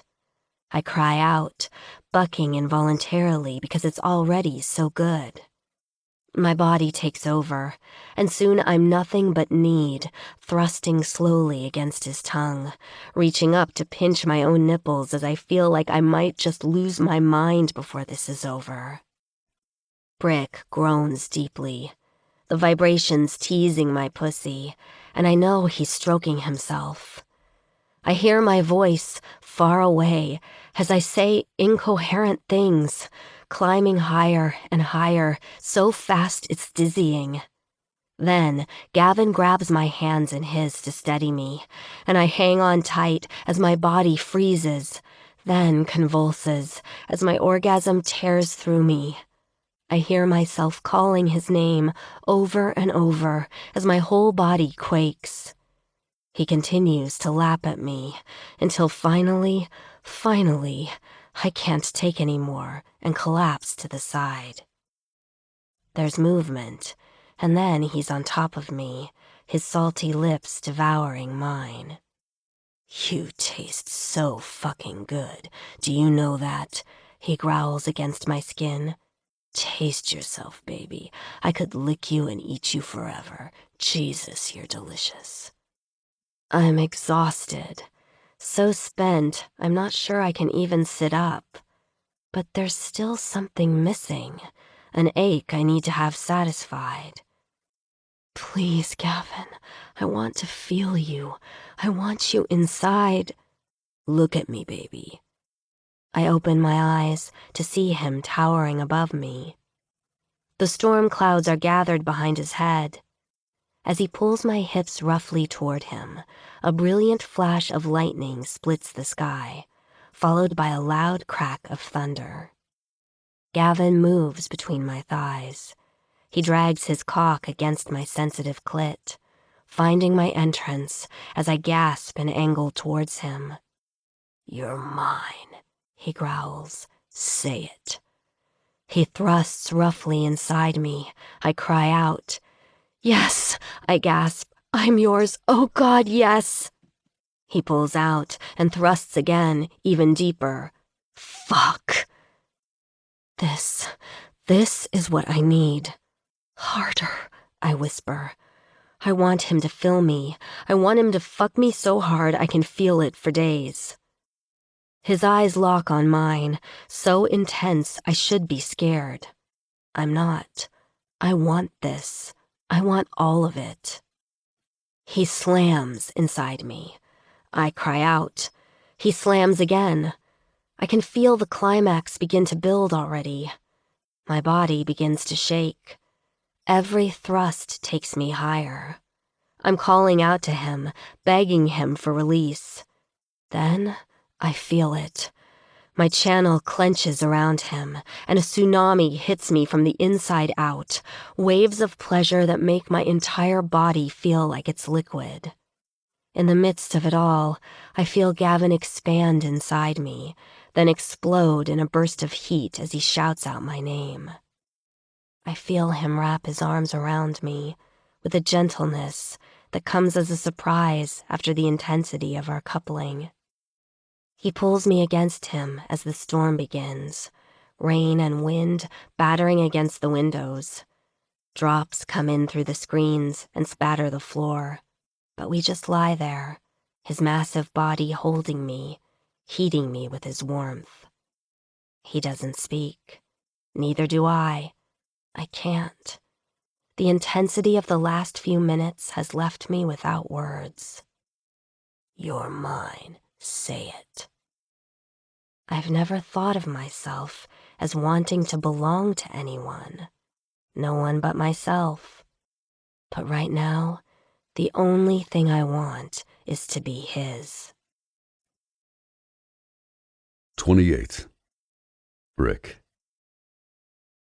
Sydney falls into a deep, exhausted sleep, snoring softly in my arms. I lie there and listen to the wind and rain. When the storm ends, I go out onto the deck and watch the moon come out of the lake. The frogs are out, and their rhythmic song wafts toward me in the otherwise quiet night. What just happened between Sydney and me, I'm not sure how to handle it. I didn't mean to claim her. I didn't mean to demand that she tell me she's mine. She did it, though, without hesitation. My dick hardens at the memory. I've never wanted a woman more than I want Sydney. Even now, not even an hour after I came so hard inside her, I fucking saw stars. My balls are already starting to ache at the thought of having her again. Usually when I fuck a woman, having her once is enough to take away the mystery and put her out of my mind. But with Sydney, it's the exact opposite.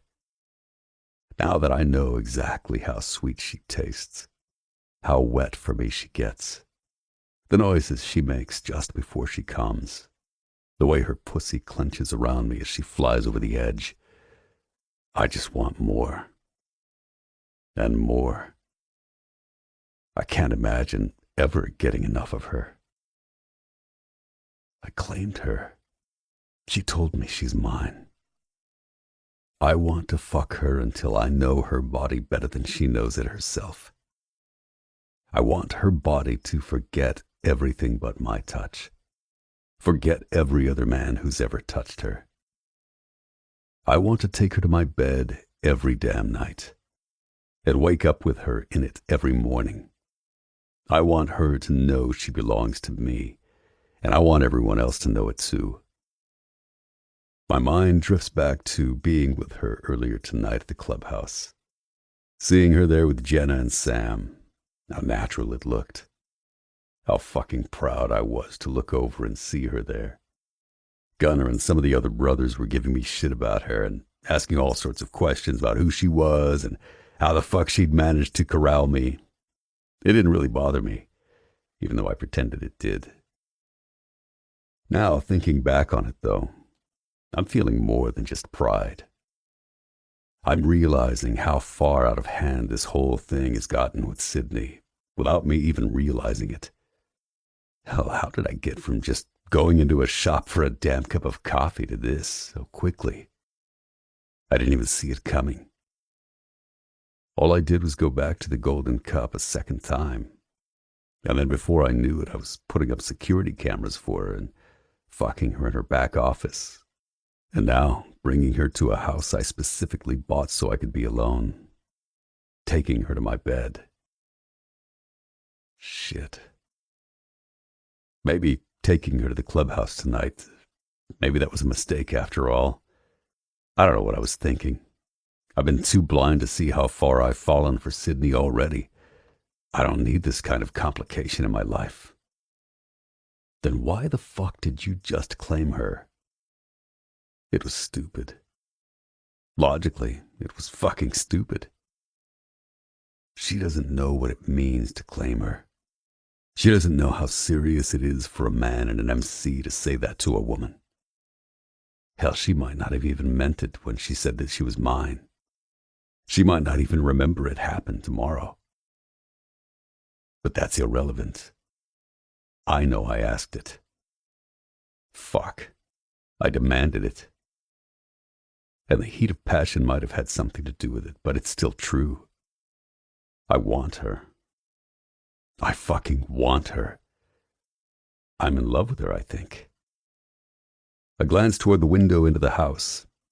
I can just make out Sydney's sleeping form on the other side. My chest tightens as a wave of fierce protectiveness hits me, so strong it almost feels like a physical force. It's never been like this with anyone, not even close. I never even saw it coming. Maybe it's just my dick doing my thinking for me. I try out the thought, but a snort of laughter rips out of me almost immediately. That's not what it is, and I know it. My dick knows it can get pussy wherever and whenever it wants. As goddamn amazing as the sex is with Sydney, I know it's more than that. A hell of a lot more. I've been drawn to her since the very beginning. Only I was a fucking idiot and never let myself see it until now. I didn't go into that fucking coffee shop the second time because my new coffee maker was still in the box. Or the third time. Hell, the goddamn thing is still sitting in my kitchen right now, unopened, not 30 feet away from where Sydney is. I went because of her. Because from the moment I saw her, my brain just couldn't let her go. Fuck. I don't know what to do. There's nothing you can do, you asshole. You're in love with her. It's too late. When I brought Sydney to the clubhouse tonight, I watched her like a spy, like I was pretending to be invisible, to see her, all of her, as though I wasn't there. What I saw was a woman who looked happy, happy to be there, happy to be with me. A woman who might have run away from a tough past, but who trusted me to open up to about all of it. And fuck, I trust her too, I realize. Shit, I do. As much as I've told myself in the past to never trust a woman, to never let myself get stupid about one. God help me, but I've gone against my one cardinal rule. I can't fucking believe it. But there it is. I finally think I understand what Ghost and Hawk have with Jenna and Sam. What makes Ghost's eyes change when he looks at Jenna. What makes Hawk smile at Sam like he never smiles at anyone else. Sydney's not like Rob Sims' cheating bitch of a widow. I can't believe she could ever be like that. She's not like my mom was with my dad. I don't know if Sydney could ever love me, but I want to believe she can. I want to believe it's the kind of love I could be worthy of. 29. Sydney. The next morning, the air is crisp and fresh, and after the rainstorm the night before, everything looks bright and new. I spend the whole day at Gavin's lake house. Since it's Sunday, the Golden Cup is closed, so I have an entire glorious day with nothing to do but laze in bed with him, make love, talk, and eat when we realize we're absolutely starving. He convinces me to spend the next night there with him too, though I don't need very much convincing. And the following morning, he drives me back to my house in time for work. I'm deliciously sore from him, my entire body alive with the memory of his touch as I open the shop. It's a typical Monday morning, except that this morning I'm feeling exceptionally lazy and can't stop wishing that I was still lying in bed with Gavin instead of here serving customers and making espresso drinks. Things between the two of us feel different somehow after this weekend. I don't know if I'm imagining it, but Gavin is more tender with me, more open too. He told me stories about him and Gunnar in the Marines, stories that made me laugh so hard I was snorting. He told me some other things too, like how he lived in a home with alcoholic parents and an abusive father. How when he was 11, his father shot and wounded a man, landing him in prison. That his mom was unfit to care for him and his sister Kessa, and so the state put them into foster care. How he decided early on that the only one that could take care of him was himself, and how to do that, he relied on the only thing he learned from his dad, how to fight. Gavin told me a little more about the problem the Lords of Carnage are facing, too. Not a lot, only that it's dangerous at the moment, and that he'll do everything in his power to keep it all away from me.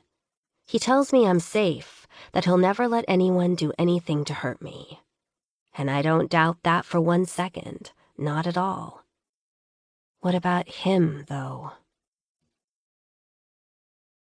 Gavin's told me that he'll be busy with club business most of this week, and warned me that he might not be able to see me as much as he'd like until a few things get taken care of.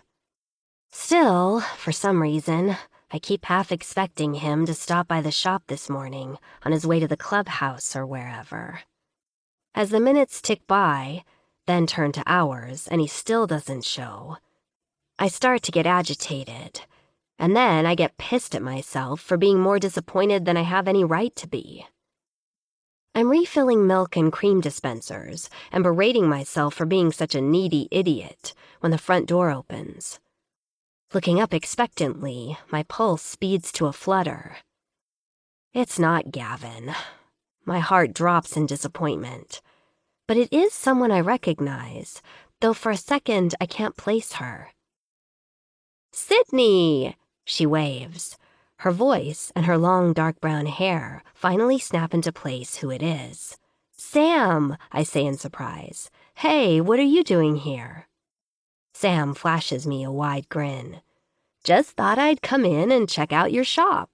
I've been meaning to come in for a while now, actually, but now I can say I know the owner."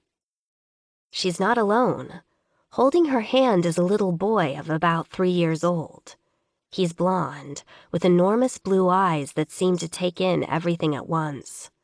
I step out from behind the counter to greet them. "This is Connor," she says, looking down at the boy. "Connor, this is Sydney." Crouched down so that I'm at eye level with him. "Hi, Connor. Pleased to meet you." He looks at me solemnly with his wide eyes and moves to hide behind Sam's leg. I make a goofy face at him. He hesitates for a moment, sizing me up, then ducks his head shyly and smiles. "Connor, let's see if we can find you something yummy to eat in that case over there, okay?" Sam says to him. Connor nods and allows himself to be led to the pastry case, and Sam starts to tell him what each of the items are. Eventually, he points at the chocolate muffins, and I go behind the counter and pull one out for him. "I'd love a hot chocolate," Sam says, "and a glass of milk for him." I get their drinks and ring her up. Since there's no one else waiting to be served, I come with them as they settle into a table not far from the counter and decide to sit down with them for a few minutes.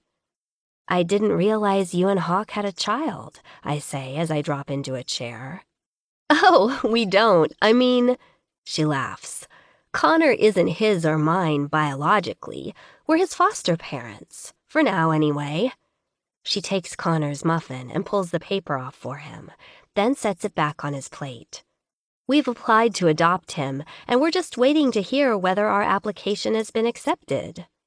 Wow. I'm impressed. "Is it looking good for you that they'll say yes? I hear adoption can be really complicated." It's a long process, she agrees. But in Connor's case, his biological family is supportive of our taking him, so we're hoping it will go smoothly.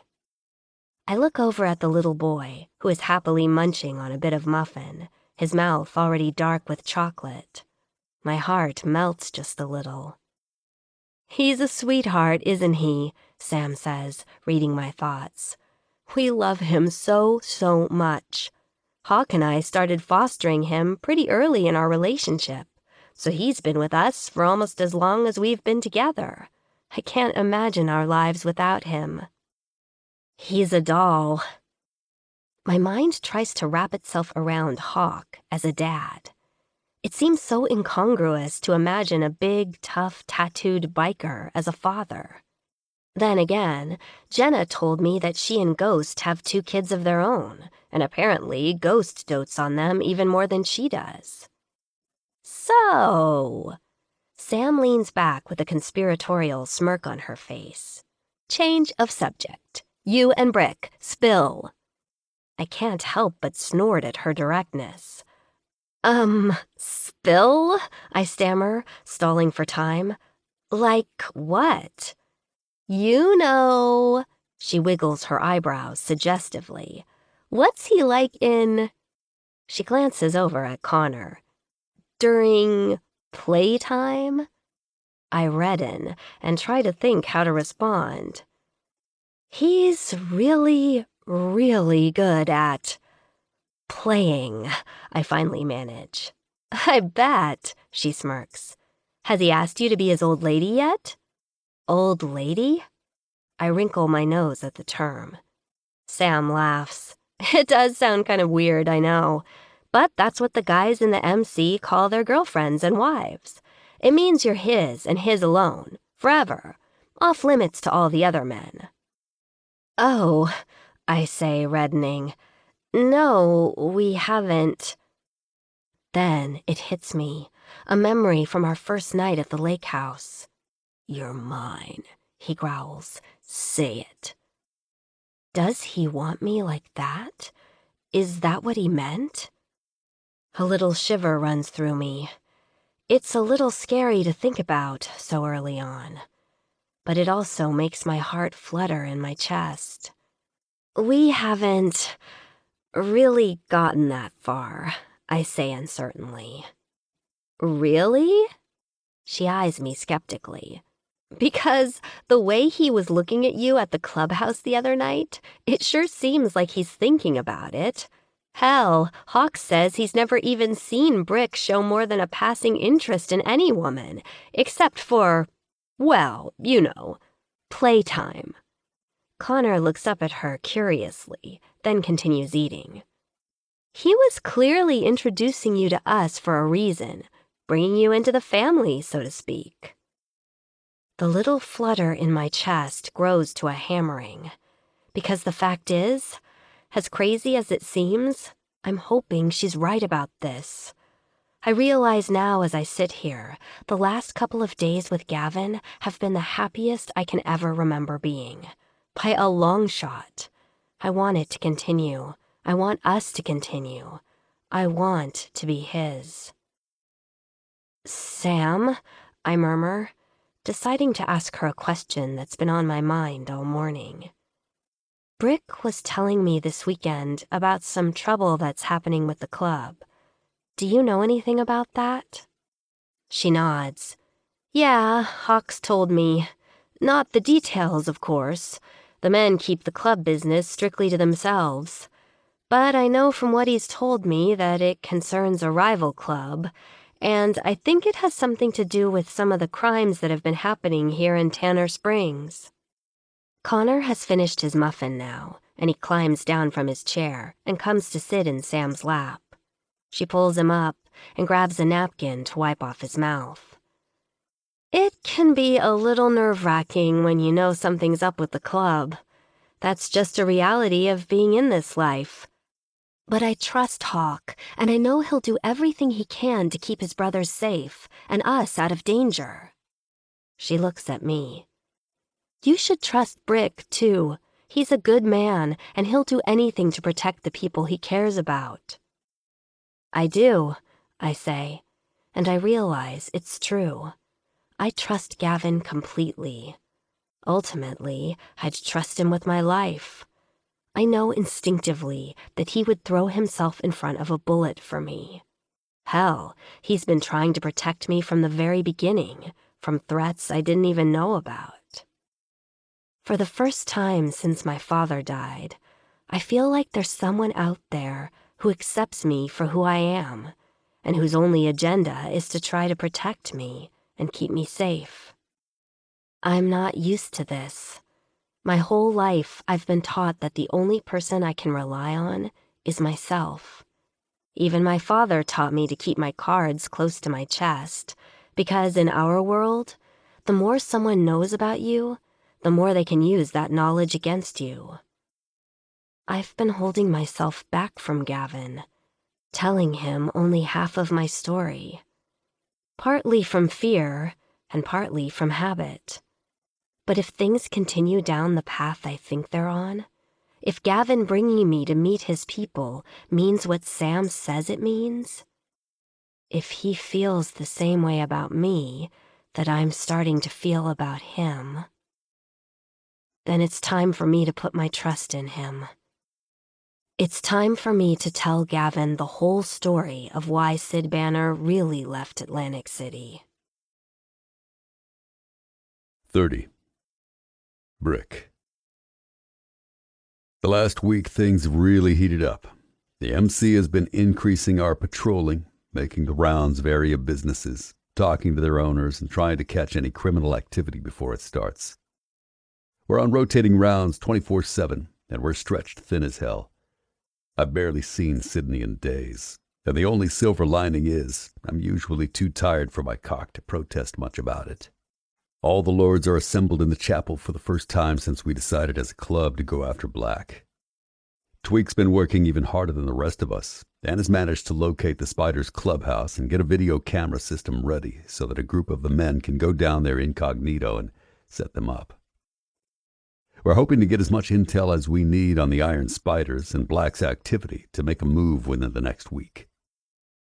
I need some volunteers to go into Spider's territory and case the clubhouse and grounds and place the cameras, Rock growls. Pretty much all the hands go up, including mine. He looks around the table. Not Brick or Ghost. I'm saving you two for the actual hit. You'll be coming with me for that. You sure it makes sense for you to go? Angel asks, turning to him. If we send the head of our club to take out the head of their club, we risk weakening ourselves if the hit goes bad. We need our prez in place, strong, no matter what happens. Why don't I go in your place? He's got a point, Rock, Gino rumbles from the other side of the table. Sending Angel makes more sense. I go, Rock says sharply.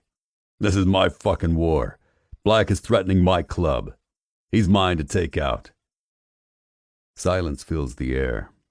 No one's going to challenge Rock on this, though it's clear from the looks of a few of the brothers' faces they don't agree with his decision.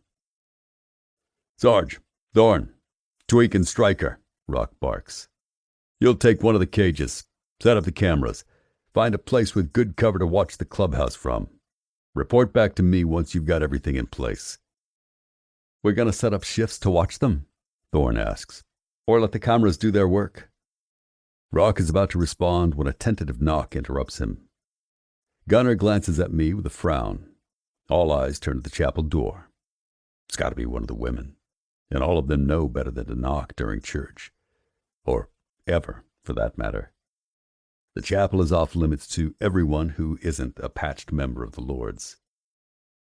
Thorn stands and turns the knob, pulling the door open. On the other side is Jewel. She looks nervously around at us, her face pale. I'm sorry, she half whispers. The mayor is here. He wants to see you, Rock. He said either you come out right now, or you'll be seeing the inside of a jail cell before the day is through. God damn it, Rock seethes. All right, meeting adjourned. For now. He bangs the gavel on the table and stands. We follow him out of the room and into the main area of the clubhouse. Jared Holloway is standing there with Chief Krupp, both of them looking as out of place as nuns in a whorehouse. You damn well better have a warrant, Rock says in a low, menacing voice as he walks toward them. The rest of us stop and stand in a rough formation behind him. We're not searching your place today, Rock, Holloway answers. But I doubt you're going to think that's a good thing when we're done. What the fuck are you here for then? Your club's finally gone too far, Anthony, Krupp spits. What the hell does that mean? Krupp lets out a snort of derision. Okay, we'll play that game. I don't suppose your club knows anything about the gas fire at Lloyd's Automotive. No, afraid we don't, Rock answers him. Is there some reason you came in person to let us know this? Someone who lives in the neighborhood told the police this morning that they saw some guys in leather vests creeping around there last night. Krupp's eyes narrow in contempt.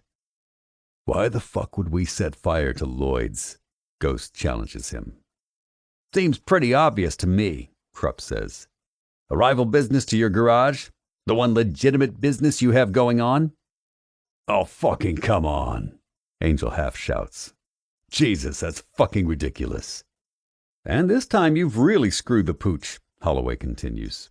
Steve Lloyd's in the hospital. 2nd and 3rd degree burns. Got trapped inside trying to put out the fire. Jesus fuck, Gunner swears under his breath, shaking his head. Poor fucking Lloyd. Gunner went to high school with Steve Lloyd, I know. Hell, they still get together from time to go fishing. The Lloyds have nothing to do with that fire, Holloway, Rock growls. We don't shit where we live. Holloway snorts. Why would I believe the word of a criminal, Rock? Especially over the eyewitness testimony of a fine, upstanding citizen of Tanner Springs who said he saw your men at the scene of the crime just before the fire? That's not possible, Ghost growls. You sure your witness isn't just seeing what he wants to see? Angel says sardonically. Holloway shakes his head and continues talking to Rock as though Ghost and Angel haven't even spoken. I'm sorry, Rock, he says in a voice tinged with fake regret. But the people of this town expect me to do what I was elected to do. He takes a step forward. A word to the wise, and I certainly hope you are wise enough to heed it.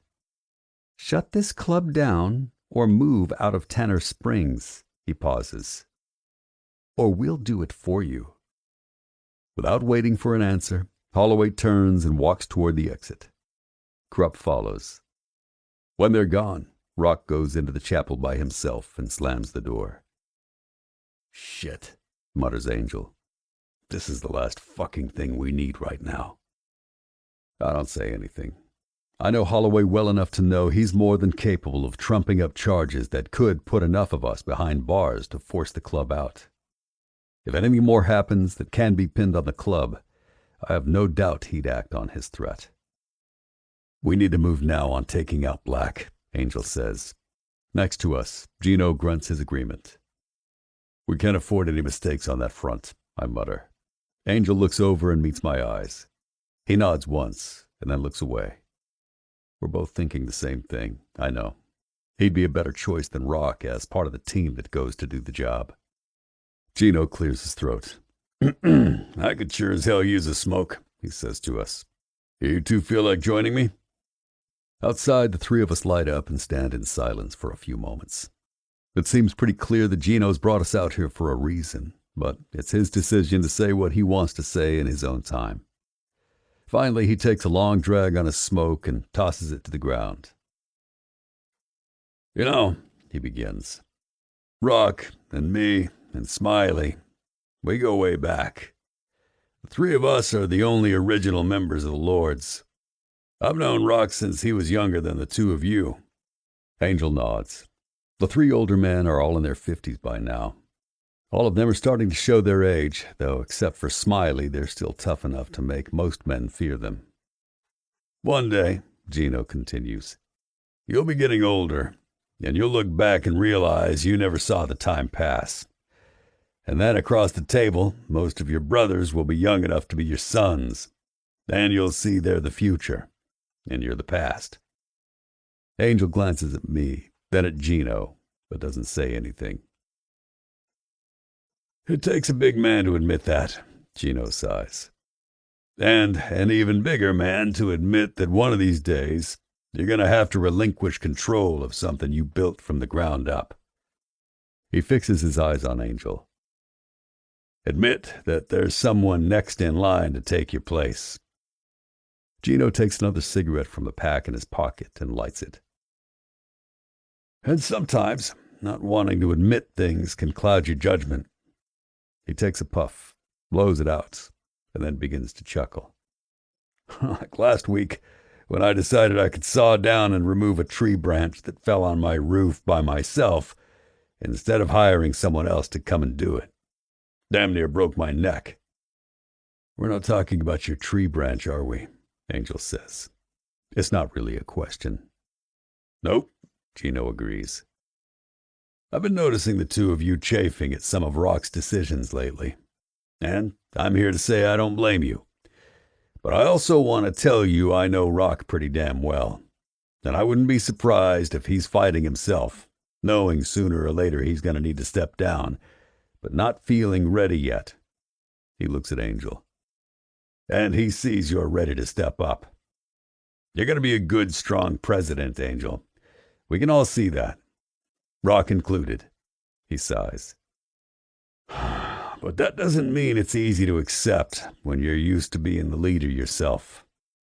We stay outside for a few more minutes, each of us lost in our own thoughts. Eventually, we head back into the clubhouse, passing Gunner on his way out. He tells us he's going to the hospital to see Steve and his wife, Michelle. I don't know if they're going to want to see me, he says, his face grim. But I need them to know it wasn't our club that did this.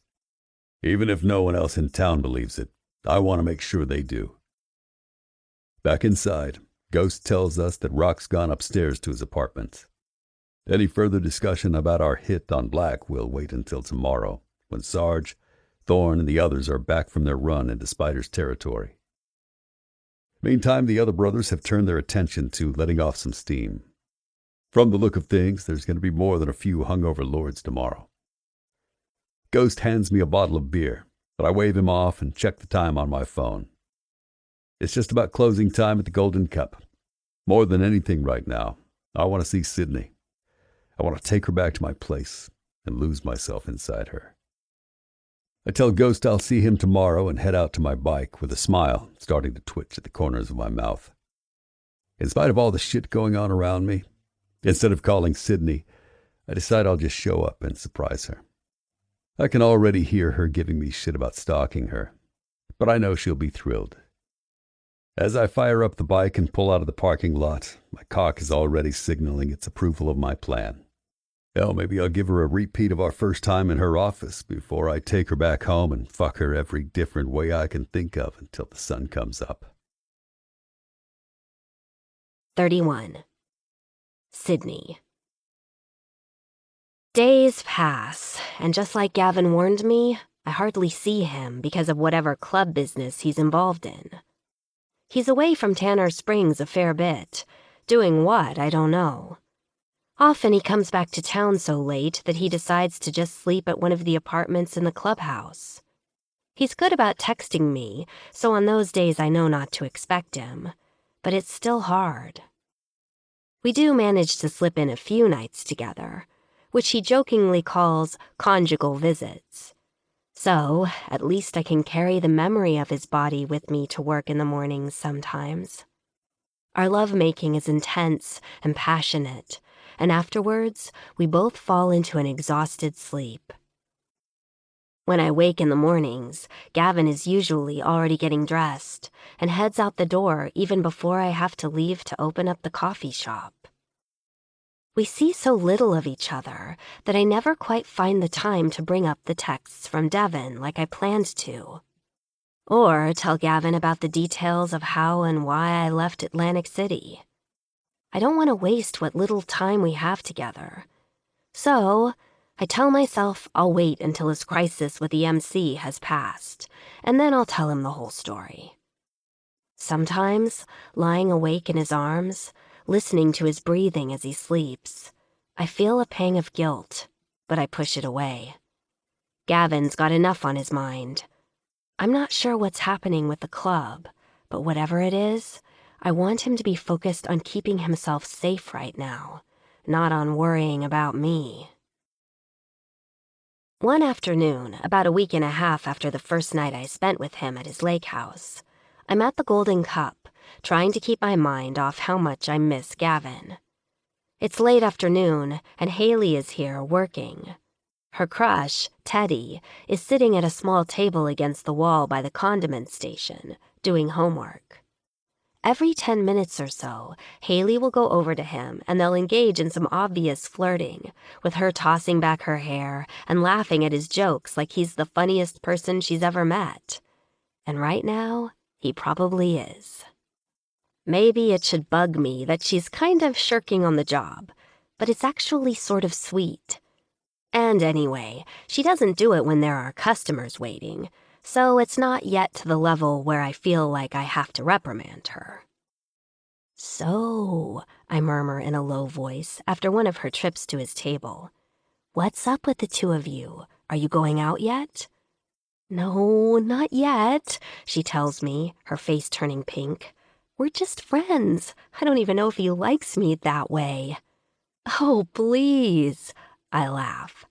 Haley, he's sitting in this shop by himself, doing his homework while you're working. He's only here because you are. There's no other reason he'd be here. Her eyes widen hopefully. Do you think so? She asks. Oh my gosh, was I ever this young, I wonder? Yes, I do. I glance over at Teddy and catch him staring our way.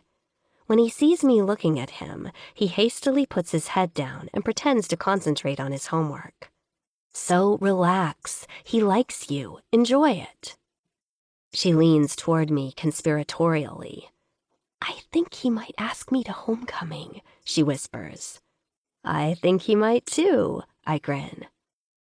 A customer comes in then, and I let Haley serve him while I go in back and check that the bathroom doesn't need cleaning or restocking. She's just ringing him up when I come back out. Haley, I've been meaning to ask you, I say. Do you happen to know any reliable kids your age who might want to work here? The shop's getting busy enough that I think it's time for me to hire some more people. Honestly, I probably should have done this a couple of months ago.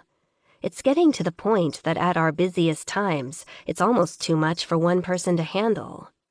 But I've held off until now, because until recently, it never bothered me to work long hours. Now, though, well, as much as I hate to admit it, the prospect of having a little more free time is definitely starting to sound appealing. Especially because that would mean I'd have more time to see Gavin, once he's dealt with his club problem. It makes me feel sort of silly to think in those terms. I've never rearranged my life for a relationship before. But having Gavin in my life has made me realize how little of a social life I've given myself since I moved to Tanner Springs. Now, I'm sort of hoping that that might change. Already Sam's been back to the coffee shop, this time with Jenna, and the two of them asked me if I'd want to come out with them sometime for drinks and dinner. Haley tilts her head, considering my question. I think so. Yeah, at least one that I can think of right now. One of my friends is saving up money to go on a class trip to Paris for spring break. I bet she'd be interested. I'll ask around. Thanks. It would be great if I could manage to get some good workers through Haley. She's a good kid, and her friends, from what I've seen of them, seem pretty level-headed as well. Teddy comes up to the counter then. Hey. He nods to Haley, looking at her through his curtain of black bangs. My mom just texted me. She wants me to come home for dinner. My dad's been gone on a work trip for the last week, and he just got back. Oh, okay, Haley says, looking disappointed. Hey, you could come for dinner if you want, he says suddenly. Wouldn't your mom mind? Haley asks. She's trying in vain to keep the excitement out of her voice. Nah, my mom would be cool with it. She's always okay with friends eating over. She just wants us all there tonight is all. Haley opens her mouth to respond, and then looks over at me. Oh, that'd be cool, But I'm supposed to work until close tonight. I probably shouldn't do it, but I just can't be the reason Haley doesn't get to go over to Teddy's house for dinner. It's fine, I say, waving my hand at her. I can close up tonight. Are you sure? Haley looks like she can't believe I'm doing this. I mean, it's really no problem. I smile at her.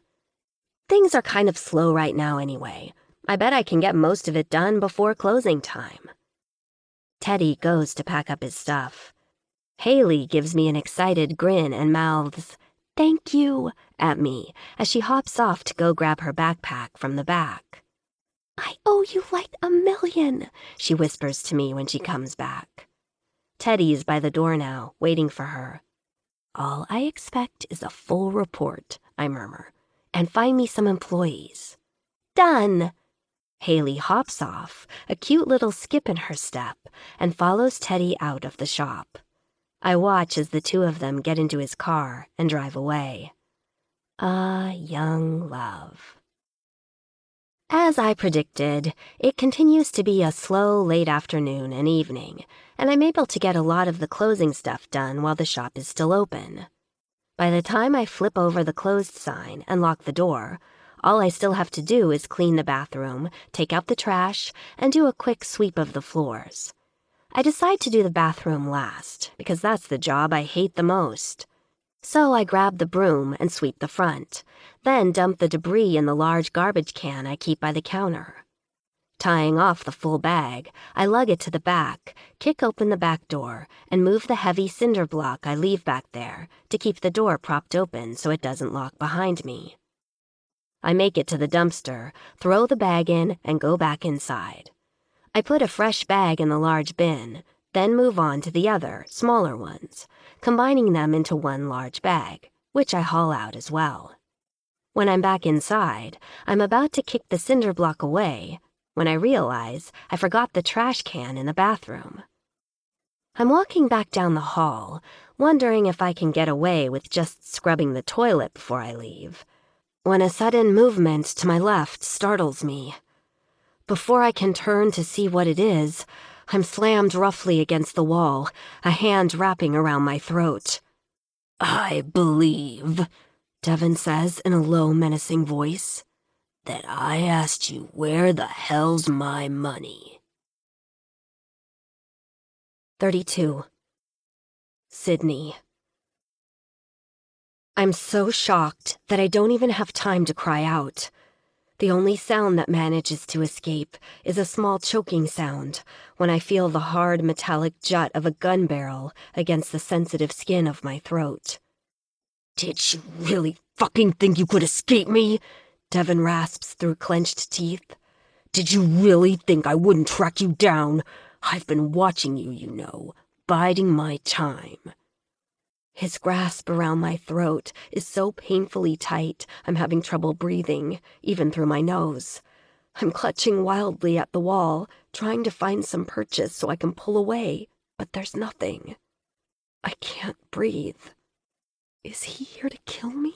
Is this really it? Do I die here?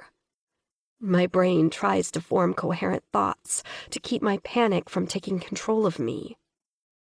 Devin is pressed close against me now, his body pinning me against the wall. Through the fabric of his pants, I can feel that he's hard. "I'm taking my hand away now," he mutters. "Don't scream. Are we clear?" Wide-eyed, I nod as much as I'm able. Slowly, he releases my throat. I gasp, taking in desperate lungfuls of air. Tears spring to my eyes. He pulls the gun from my throat and takes a step away, training it on me as he watches me trying to catch my breath. His face is a mixture of lust and hatred. "I've missed you, Sid," he says simply. And for a moment, he sounds like the old days. "Why the fuck did you leave? Why the fuck did you have to steal from me?" Shit. I don't know how to play this. Devin feels volatile. I've never seen this side of him, at least not directed toward me. My mind is racing, grasping at any possible means of escape. But I can't see anything. Not yet. Not while he has a gun. The only thing I can think to do is answer his questions. Tell him the truth, more or less, and try to bide my time until he gets distracted and I can try to get the weapon away from him somehow. Devin, I begin, forcing my voice not to quiver. I didn't steal from you. Not really. You and I both know you were skimming money from the team. I just took back what I was owed. I didn't even take it all, just enough to get me started someplace else. He doesn't move for a second. I'm afraid he's going to fly into a rage. But for some reason, his face goes deadly calm. That money could have been both of ours, you know, he says. I know what he means. He means if we'd stayed together. I know, I reply. But... I stop, realizing I need to choose my words very carefully. But I had never been on my own, Devin. All my life I was my dad's little girl, and then on your team, I never got to choose the life I led. I take a deep breath. I'm hoping this will work. I needed to be on my own for a while, to know whether the life I had in Atlantic City was the right one for me. It's not a complete lie, but it's not far away from one. Then I see it, in his eyes, just the tiniest flicker. He's wondering if I mean that I was considering coming back. Right now, this is what I need him to believe. I need him to think there's a chance so he won't hurt me. I knew you wouldn't approve, I say, casting my eyes down. But I knew you'd forgive me. The look on his face is suspicious, but I can tell my words are having an effect. If I wasn't so terrified, I'd almost find it funny that a man who's made a career out of reading other people and exploiting their weaknesses could be so easy to read himself. He moves closer to me again.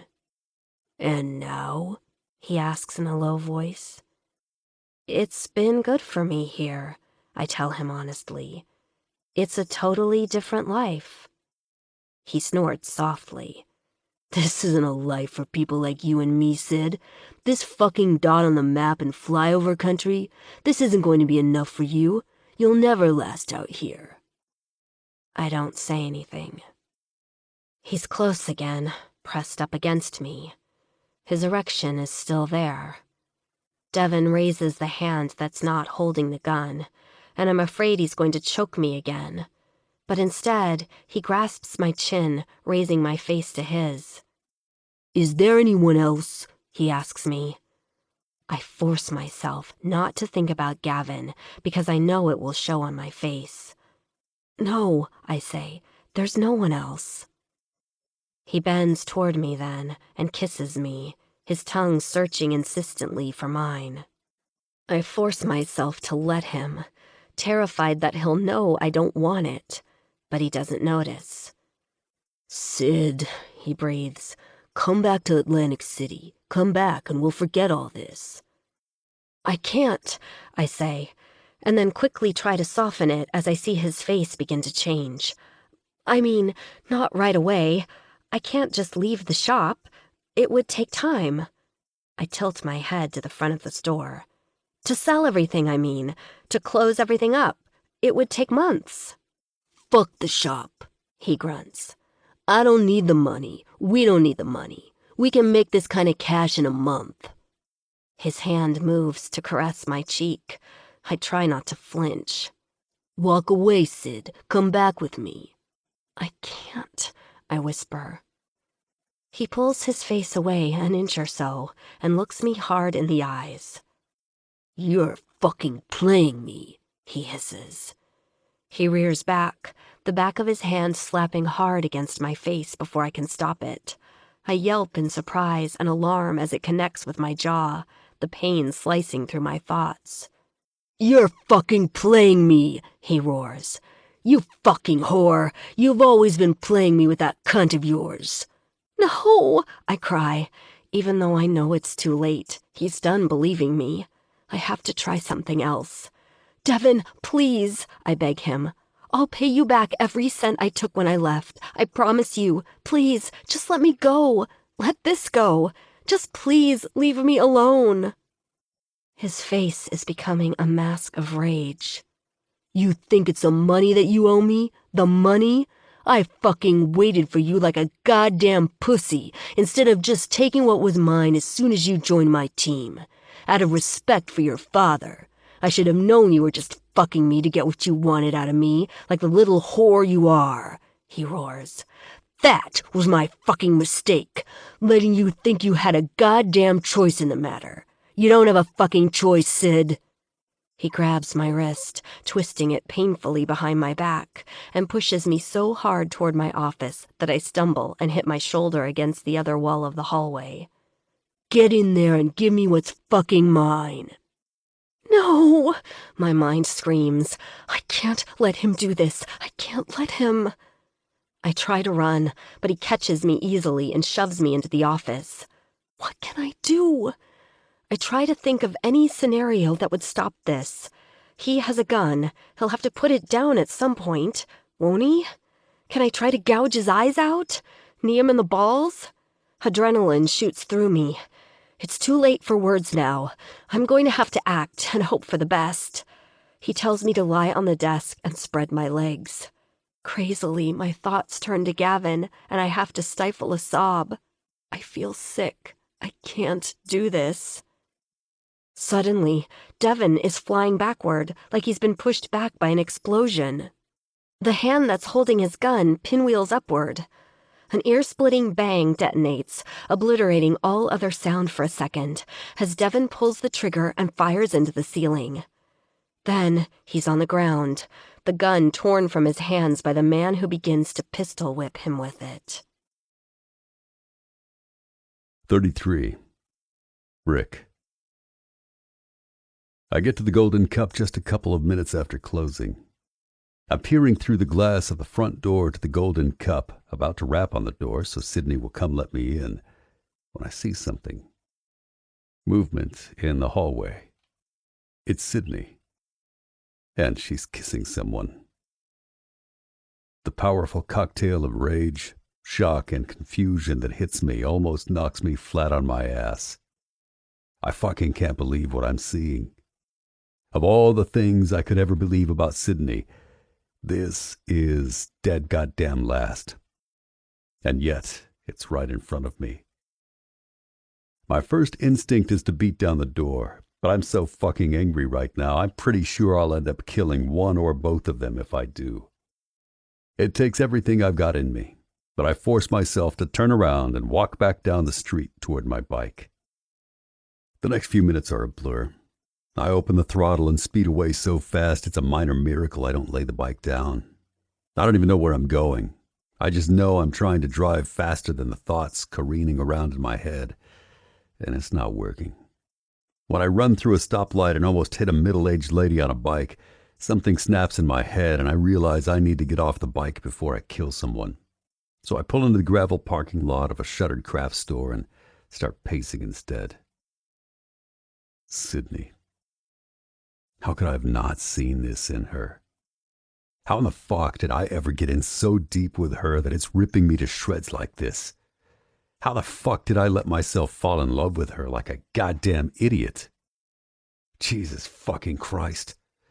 I pace faster, clenching and unclenching my fists, unable to stop. I need a goddamn wall to punch. I need something to hit, to destroy. It's unbelievable. It's impossible. It's fucking impossible. It's kind of impossible. A seed of a doubt starts to form in my head, stopping me in my crazed tracks. Everything in me tells me Sydney wouldn't do this. That's what's fucking with my head so much. Even after seeing it, I'm still having a hard time believing it. But I did see it. And I know what I saw. Don't I? Do I? I don't know why the idea suddenly clicks inside my head just then. I almost can't make myself do it, but I have to know. With an unsteady hand, I reach back and pull my cell phone out of my pocket, walking over to a shaded area to the side so I can see the screen better. I fumble through the apps until I find the ones that connect to the security cams I installed at the Golden Cup, and click on the one that shows me the front of the shop and the hallway. I slide the bar with my finger to move the video back 20 minutes and start fast-forwarding through. Then roar with rage when I see the man throw Sydney against the wall, his hand around her throat. The minutes it takes me to get back are the longest of my fucking life. I'm sick with fear, convinced I'm too late to stop whatever he's about to do to her. Instead of going to the front, I fly into the alley and drop my bike in the small lot next to her car, which at least is still there. I reach into the waistband of my pants for my gun in preparation to shoot the lock off the back door. But when I get there, it's open, propped ajar with a cinder block. I don't assess the situation like I should.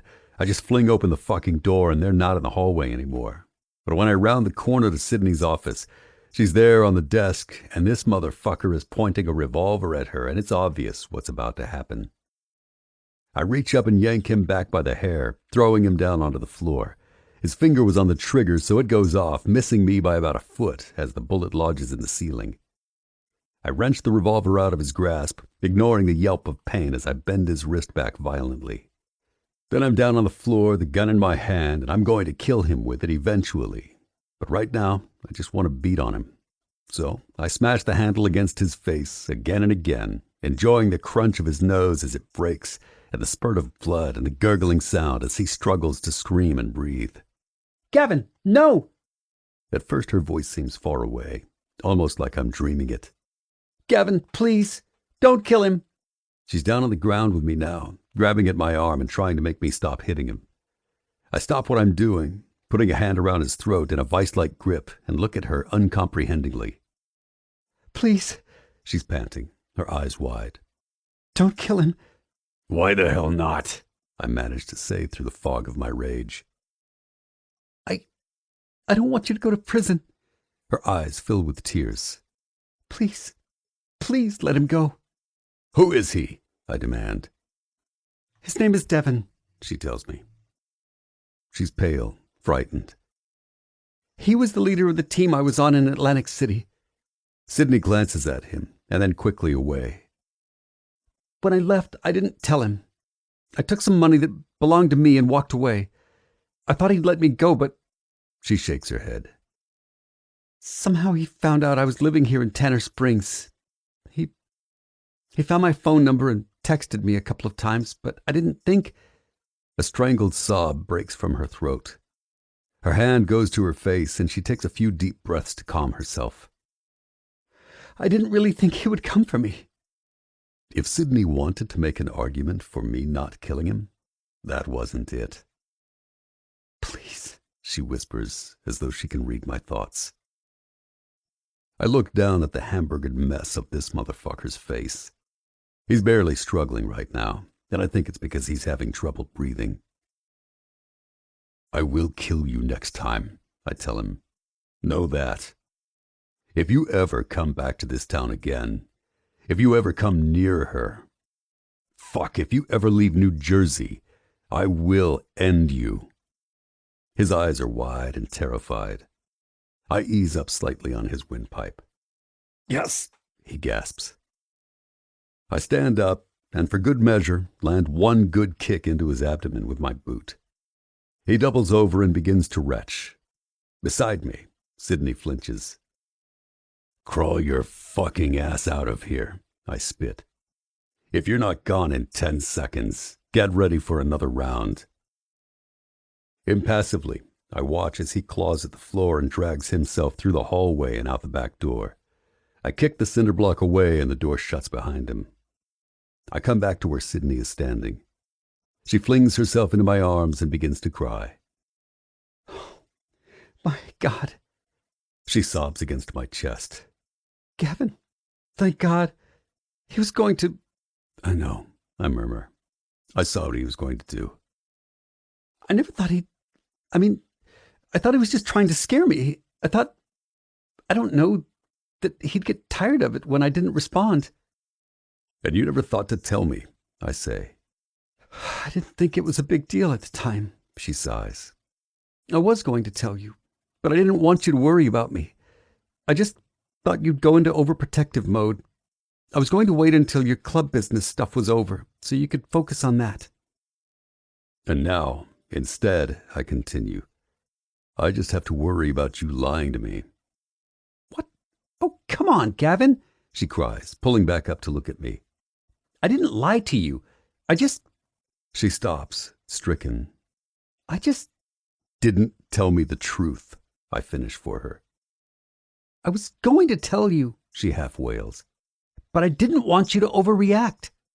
Over-fucking-react? I yell in disbelief. What exactly would have been overreacting about the fact that some ex-boyfriend of yours was going to try to kill you? I don't think he would have killed me, She protests weakly. he just wanted. Her voice trails off, her lip trembling. I know exactly what he fucking wanted. The murderous rage is back, and I have to stop myself from storming out the back door and putting a bullet in his goddamn skull. The fury is so overwhelming that it almost feels like a physical force inside me, fighting to get out. Then, just like that, it's gone. I've been trying to keep you safe since we met, I say. My voice sounds flat and kind of far away.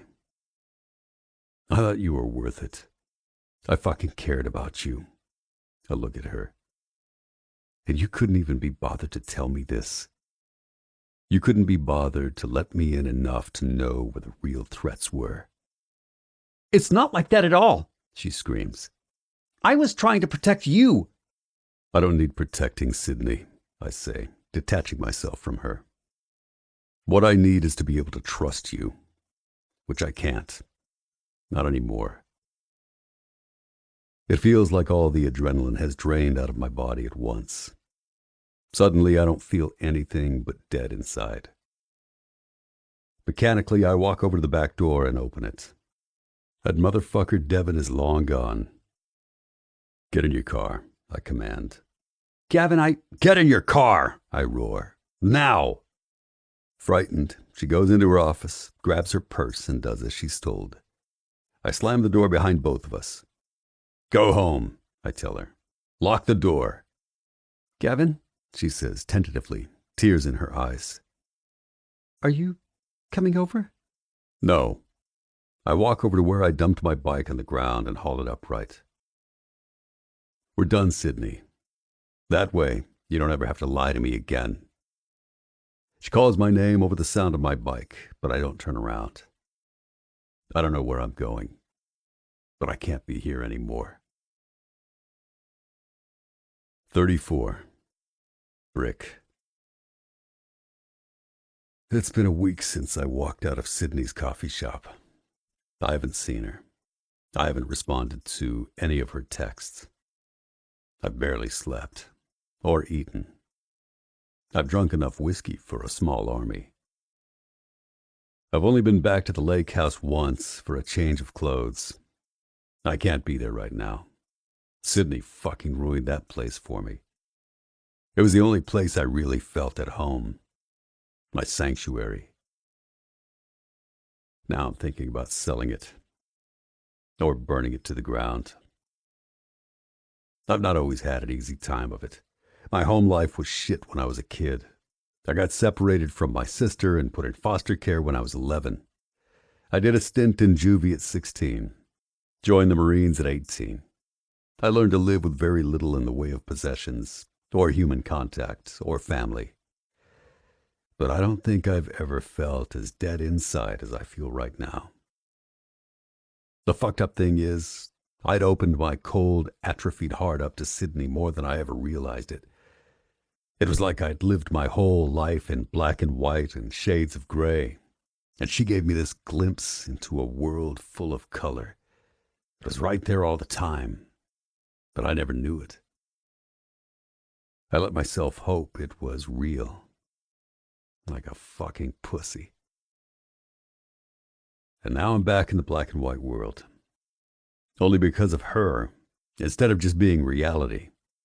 Now it feels like hell. Tweak has been working hard, doing his magic, and he's found the intel on where the Spiders' clubhouse is. It's on a dirt and gravel road several miles outside of town. No neighbors or other buildings around, well isolated from the main road. Tweak's showing us photos of the clubhouse and area now, on a large screen against the far wall of the chapel. The clubhouse itself is a pole building, probably about 8,000 square feet, on a plot of land that looks to be a couple acres or so. A pitted gravel parking lot surrounds the building, and is large enough that it serves as an effective barrier to entry, because the complete absence of cover means anyone approaching the building from any side would be immediately noticed. We've got video cams on the clubhouse and also on the gravel road, he tells us. He clicks on his laptop to the surveillance footage streaming from the camera that's trained on the clubhouse, so we can see what he's talking about. The cam is positioned far away, as it has to be, but he zooms up onto the building as he talks until he gets a fairly decent image closer up. At the moment, there's no sign of life. The building looks deserted except for some tire tracks made in the mud after a recent rain. There are 3 loading bays on the other side of the building, Tweak explains. Most of the time they drive their vehicles inside, so there's no evidence anyone's there. Tweak flips the screen to another camera, which shows a long gravel road with bushes and some tree cover on either side. This is the only way in and out, he explains. That's a plus for us. This camera is about a mile away from their clubhouse, close enough that we'll be able to get into position when we see from the other team that they're leaving, and far enough away that anyone outside the clubhouse won't hear a scuffle unless there's gunshots. Angel snorts. Those dumb motherfuckers did us a favor, choosing an out-of-the-way hellhole with only one entry point. We've been keeping track of Black's comings and goings, Stryker pipes up. The bastard's usually pretty well guarded, but every couple of days he takes off with just a couple of men. We haven't tracked where he goes yet, but we have noticed that when he's on his own, he turns right onto the main highway in the opposite direction of town. All right, Rock mutters. Easiest course of action is to ambush him with the least number of men, of course. What can you give me on when you think his next least guarded trip out might be? I'd be guessing Thursday, Thorne says. Failing that, Friday. All right, Rock looks around. Thursday. We head out, prepared to take out Black and his 2 bodyguards if we have to. Brick, Ghost, Thorne, Gunner, you're with me on bikes. Tweak, Sarge, Stryker, Tank, you'll take the van out, park on the main road, and stay in contact in case we need backup. I don't glance over at Angel, but I know he's pissed. Gino clears his throat. The rest of us? He asks. I want all the brothers here at the MC, Rock says. Be prepared to take action. Be prepared for lockdown if it comes to it. Angel's in charge here while I'm gone. For the first time since we started planning this, it occurs to me, if this goes south, Angel could end up president of the club.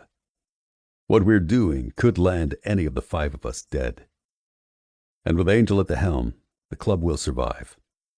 No question. As much as I've questioned Rock's decisions lately, and as pissed off as I know Angel is, I have to admit this is the right decision. Church is adjourned, Rock says. Meet here on Thursday at 0700. Be ready to rock and roll. 2 days later, the brothers are all assembled outside the clubhouse. I'm armed as much as I can comfortably be on the bike, with my Glock in a belt holster, 3 full clips in the left inside pocket of my cut, and a smaller profile Beretta in an ankle holster. The atmosphere among the brothers is tense, but also excited. These are all men who've never backed down from a fight. In spite of the danger, you'd almost think from looking at them that they were on their way to a party instead of potentially a bloodbath. I've killed before.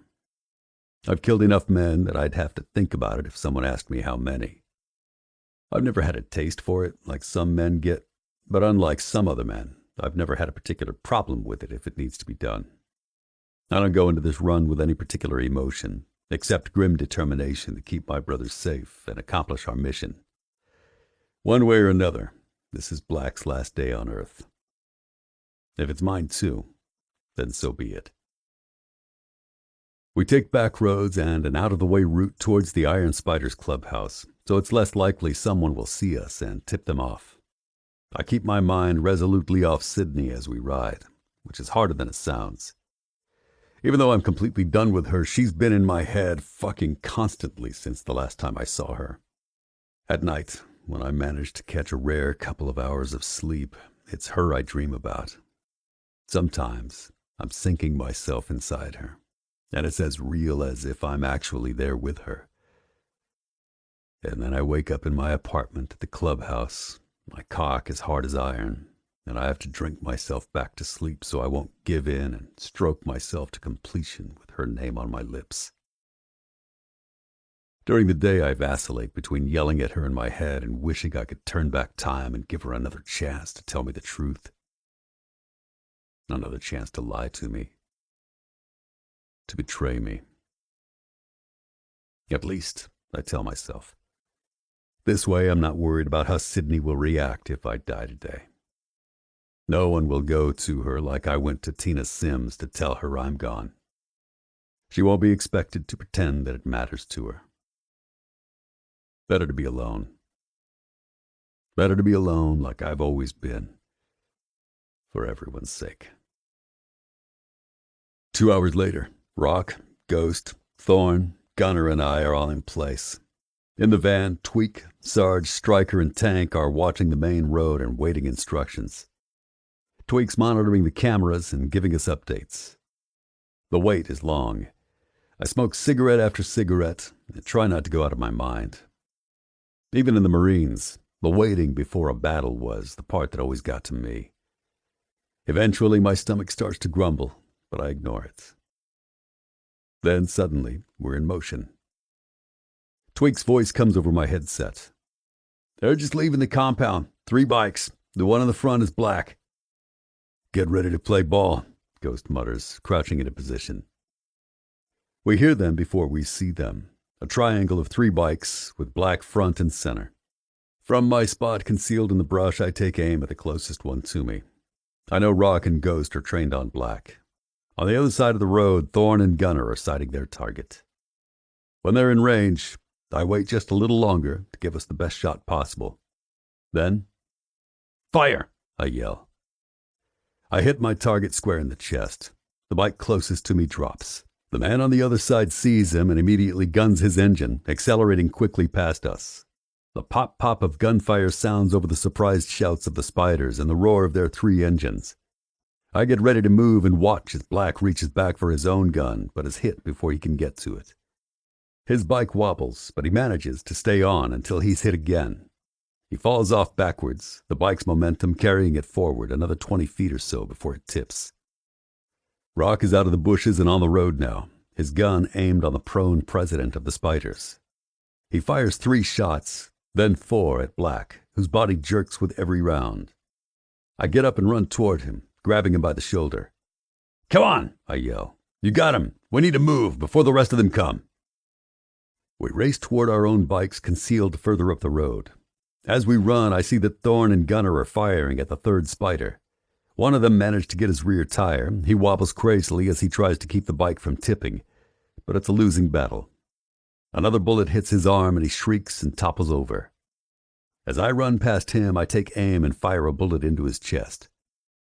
Ghost! Thorn! Gunner! Move! I shout. I'm almost at my bike now, and under the sounds of the downed motorcycles, I can hear my brother's footsteps behind me. We don't have much time now. It's a sure bet the spiders have heard the gunfire by now. We have to be gone down the main road before they get to Black. We're on our way, I hear Rock yell to Tweak and the others over the headset. Get ready to move. You take the alternate route back. Copy, Tweak acknowledges. I reach my bike, fire it up, and gravel flies out from under my tires as I race toward the main road. Behind me, I hear new gunfire. I can't tell whether it's ours or theirs. Then over the headset, I hear a cry of pain. Fuck! Gunner! I shout. I'm hit, he yells, but I'm okay. I'll be okay. Go! Where you hit, brother? Sarge comes over the air. Left thigh. I can ride like this. I'm good. Fuck, grits Sarge. Not for long. Get out on the main road. Turn right toward the van and follow us until we're out of here. I'll take your bike back. We'll get you patched up best we can until we're back at the clubhouse and Smiley can take care of you. 35. Brick. Ghost, Thorn, Rock, and I managed to get our asses out of there before the spiders can come after us. I race back to Tanner Springs, now out of the range of headset contact with the van, so I have no idea what Gunner's status is. We get back to the clubhouse in record time, but of course the van isn't there yet. I jump off the bike and immediately go find Smiley in the TV room. Get your shit ready, I tell him. Gunner's hitting the thigh. When I come back out to the main room, Rock's telling Angel what happened. I go outside and wait for the van to show up. About 5 minutes later, the rumble of an engine approaches, and Sarge flies in on Gunner's bike. They're right behind me, he barks. Let's get ready to move Gunner. There's a shitload of blood. Gunner's still conscious and trying to joke around as we carry him in, but his face is pale and strained. He grits his teeth in pain when we set him down on the pool table that's been covered with large sheets of plywood. Smiley's face is grim as he examines the wound. He's fucking lucky it doesn't look like the bullet hit the bone at all. There's no exit wound, so the bullet's still implanted. He looks at Gunner. I'm not going to remove it. It's not worth it, and it could be close to a blood vessel. Taking it out, I might hit something and do more harm than good. No worries, Doc, Gunner says, giving him a tense grin. It's not like I'm planning on setting off any metal detectors at the airport. Smiley shoos us away from his makeshift operating table and gets to work.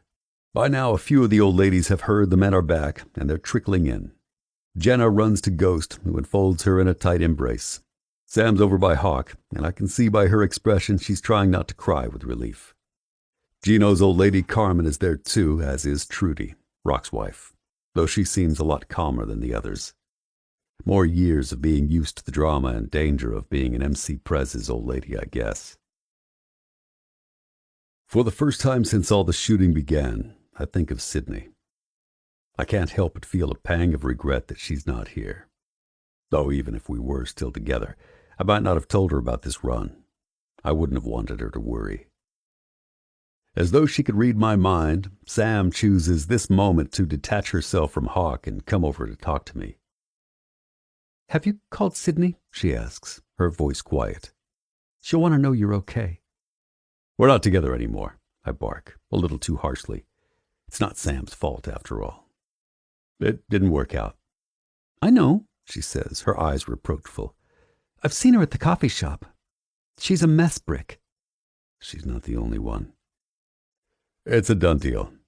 Anyway, she didn't know about any of this, so what she doesn't know can't hurt her.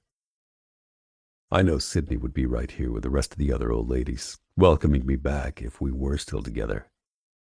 My mind flashes back to how natural she looked hanging out with Jenna and Sam, as if the three of them had known each other for years. My throat constricts. Look, Brick, Sam continues. She sounds angry. I don't know what happened between the two of you, but I can't imagine that Sydney would ever consciously do anything to hurt you. And frankly, I can't imagine you ever doing anything to hurt her. She pauses, as though considering her words carefully. You know, she says, if there's one thing I've noticed about a lot of the men of the Lords of Carnage, it's that most of you are as stubborn as the day is long. You're used to getting your way, by whatever means necessary. And I think sometimes you need the women of this club to pound some sense through your thick skulls. So I'm just going to say this. You are most likely being an ass right now, and Sydney doesn't deserve that. You have no idea what you're talking about. No? She challenges.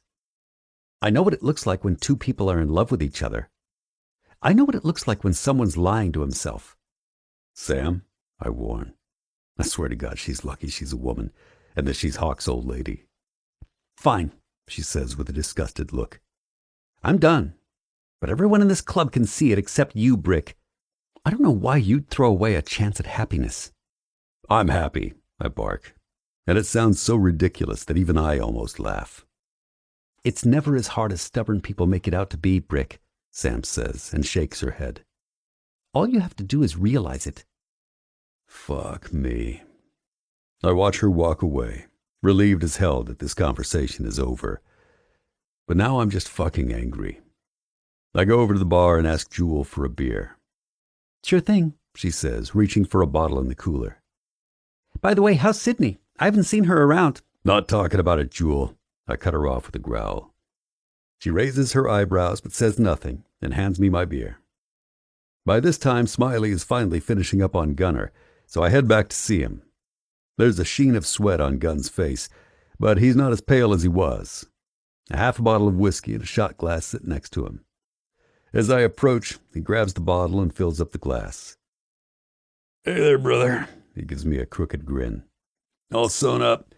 Smiley, you're a genius. Smiley laughs. Not hardly, but you keep believing that. He reaches into his bag and pulls out a small bottle of pills. You'll want to take these to ward off the risk of infection. 1 pill twice a day. He gives Gunner a pointed stare. Try to lay off the alcohol until they're gone, too. Gunner snorts. Not going to happen. But let the record show you gave me your professional medical opinion on that. Smiley moves off, and I lean against the table and hold up my bottle to Gunner, who clinks his shot glass against it. How you doing, brother? I ask him. Feeling no pain. Well, not much anyway. Smiley deadened that shit before he stitched me up. I'm fine. Glad to hear it. I'm not going to make a big deal out of it, but Gunner getting shot threw me. He's my closest friend, in the club or otherwise. I've known him longer than I've known anyone outside my family. Looks like all in all, the run was a success, Gunner says with a grim smile. Yeah. I take a long pull off my beer. Now we wait to see what the fallout is. Either way, it had to be done. Agreed. Gunner looks out at the bar.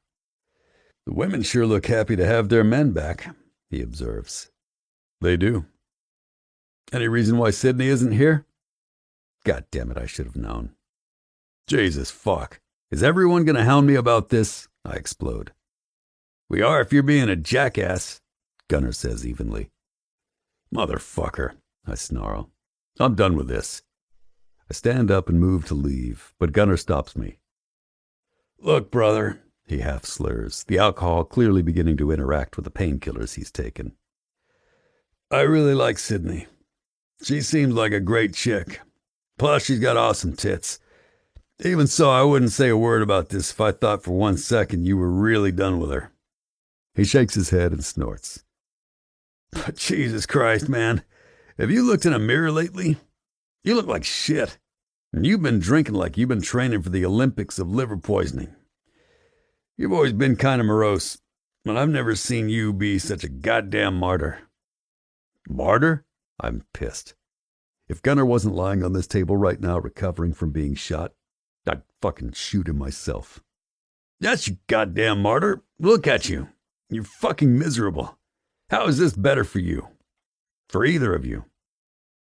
My hand is clamped so tightly around the bottle, I wonder if it might break. I try to loosen my grip, but I can't. I don't know which one of you did what, Gunner continues, oblivious to the fact that I'm thinking about punching him, or which one of you thinks the other one is in the wrong. But I know you. I know how you are. Shit, I've heard you say 1,000 times that relationships are bullshit, that people are fooling themselves if they expect anything out of them. Even though you can look around you and see evidence you're wrong right in this room. You don't know what you're talking about, I snort. I know you're head over heels gone for Sydney. I know she's completely crazy about you. Jesus, Brick. Are you really just going to throw that away? Gunner leans forward, looking me in the eye. I'll tell you one thing. If I had a woman who felt that way about me, I wouldn't let her out of my sight. You brought that girl to this clubhouse for a reason, he murmurs. Why the fuck are you punishing both of you for every other couple that didn't make it? I'm not, I want to say. Fuck you, I want to scream. You have no idea what you're talking about, I want to yell. You know I'm right, brother, Gunner says. So you can hold on to your bullshit theories and continue to be a recluse and an idiot, or you can realize you deserve to be happy, and so does Sydney. Okay, you've said your piece, I bite out. You done? Not really, Gunner says cheerfully. But I know that's all you're going to listen to before you kick my ass, so it'll have to do. I toss my empty bottle into the bin, go grab another beer from Jewel, and head upstairs to my apartment. I can't deal with anyone else's shit right now. It feels like the whole club is conspiring to tell me that I'm wrong about Sydney. They don't know what they're fucking talking about. I mean, hell, I know she didn't lie to me on purpose to hurt me. She probably thought she was doing the right thing, fucked up as that is. How the fuck she got the idea that keeping information from me was protecting me, though, I have no goddamn idea. Especially when she was in danger. Kinda like how you wouldn't have told her about this run today. Because you wouldn't have wanted her to worry about you. Even though you could have died. That's different. There was nothing she could have done about this run. Why make her worry? If I'd known about that shit with Devin, I could have protected her. What happened at the coffee shop never would have happened. It's not that different. You told her you couldn't trust her because a lie of omission is still a lie. If that's the case, how could you expect her to trust you? Fuck. All this shit is making my head hurt. I cross to the dresser, grab the mostly full bottle of whiskey that's sitting on the top, and throw myself onto the bed. I need to get drunk. I need sleep. And mostly, I need to stop thinking about Sydney Banner. 36. Sydney. In the month since I last saw Gavin, I've been shocked to see that in spite of all the pain in my soul and my heart, pain that makes me feel like I'm constantly struggling to move through water, life seems to go on for other people. I texted him once or twice. Oh, who the hell am I trying to fool? I texted him at least 10 times. He never replied. So, not only do I get to know he cared so little about me that he walked out once he saw the sordid past I dragged with me to Tanner Springs, I also get to feel the complete humiliation of me begging him to come back and him completely ignoring me. Like a fool, I even consider going to the clubhouse, but I realized I no longer have the right to be there. Sam stopped by the Golden Cup once to see me. I think she was trying to be nice, but it was just awful and awkward, and the two of us were both trying to avoid the huge elephant in the room the whole time. She ended up getting her coffee to go and squeezing my hand, saying she was sorry and that she was sure things would work out between Gavin and me somehow. It's not going to work out.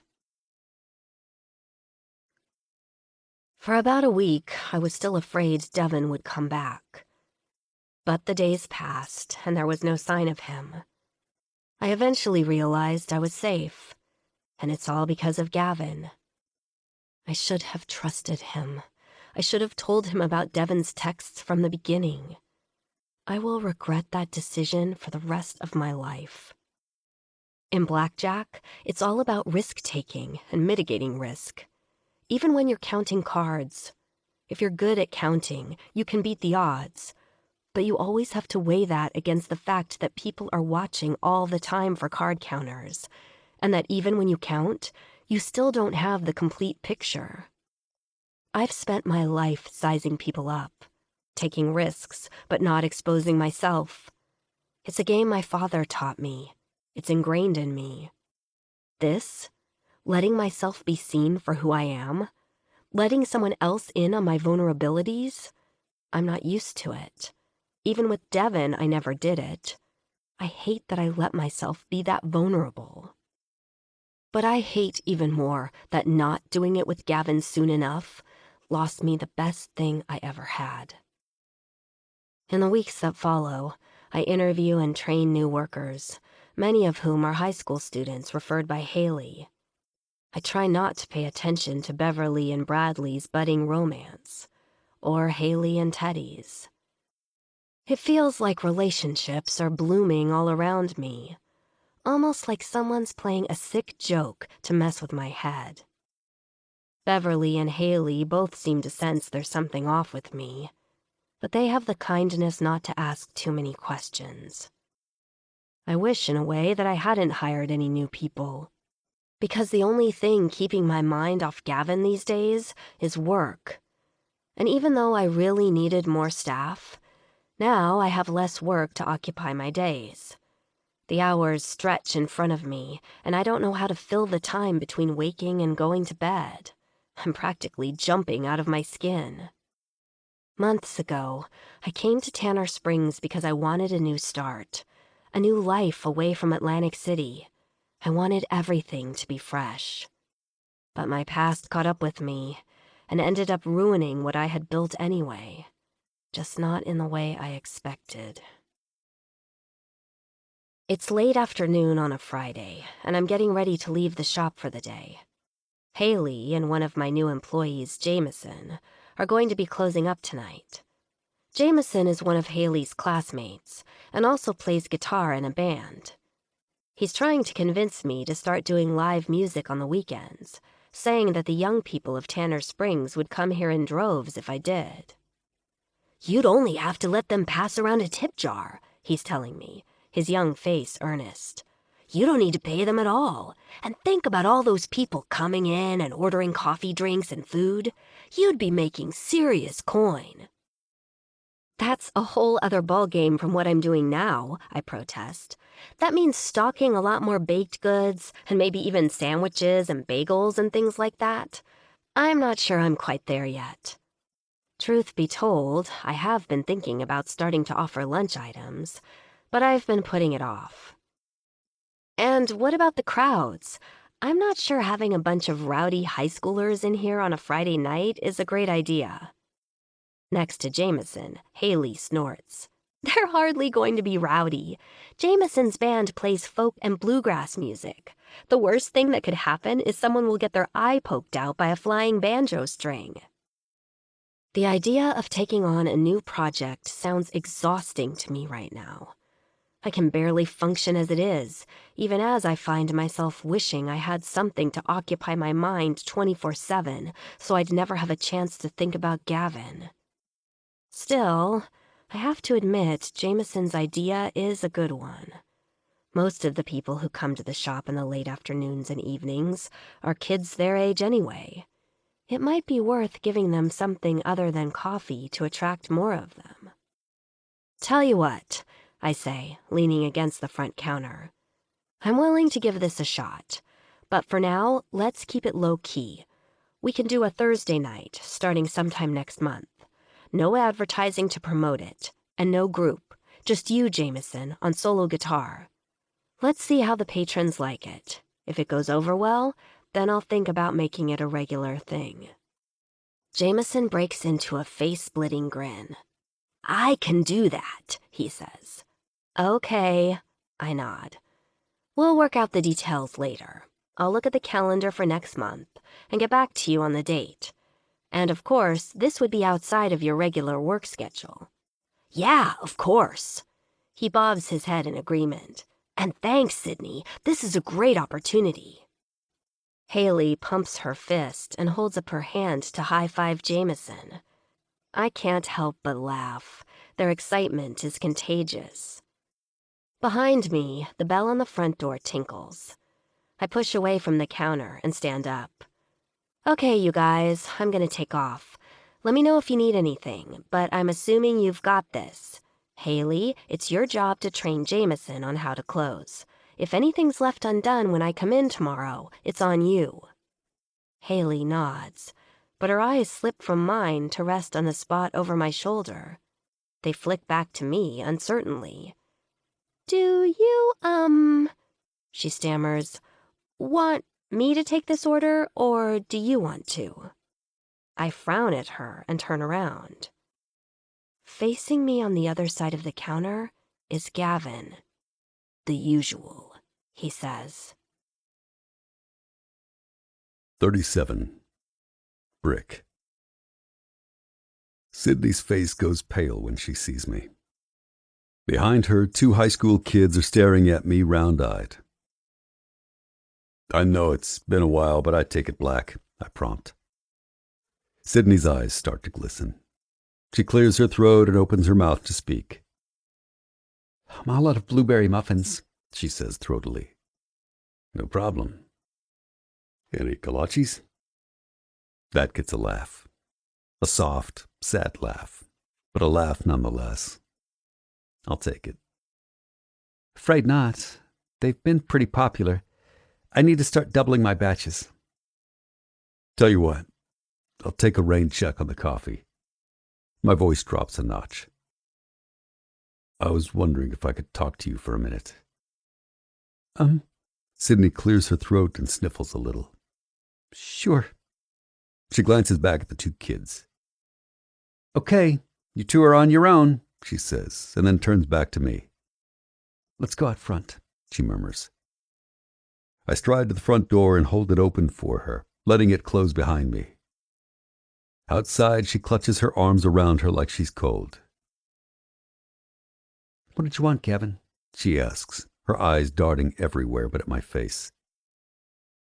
I was wondering if you were free later. She half sobs, half laughs, and shakes her head. What? I frown, confused. You've never actually asked me to do anything before. You've always just told me. I can't help but chuckle. Yeah, well, I guess I'm turning over a new leaf. For some reason, saying that makes Sydney's face darken. Why are you here, Gavin? I want to talk to you. What about? Now that her initial surprise is subsiding, I can tell she's not going to make this easy for me. Not here. I lift my chin toward my bike, which is parked a few spaces down. Come with me. Gavin, she sighs, looking impossibly sad. I don't think this is a good idea. Sydney, my voice comes out half broken, cracked and raw. Please. She pauses and lifts her beautiful face to mine. Where are you going to take me? She whispers. To the lake, I tell her. I need to apologize, Sydney, but I don't want to do it here. I step forward and cup her chin in my hand.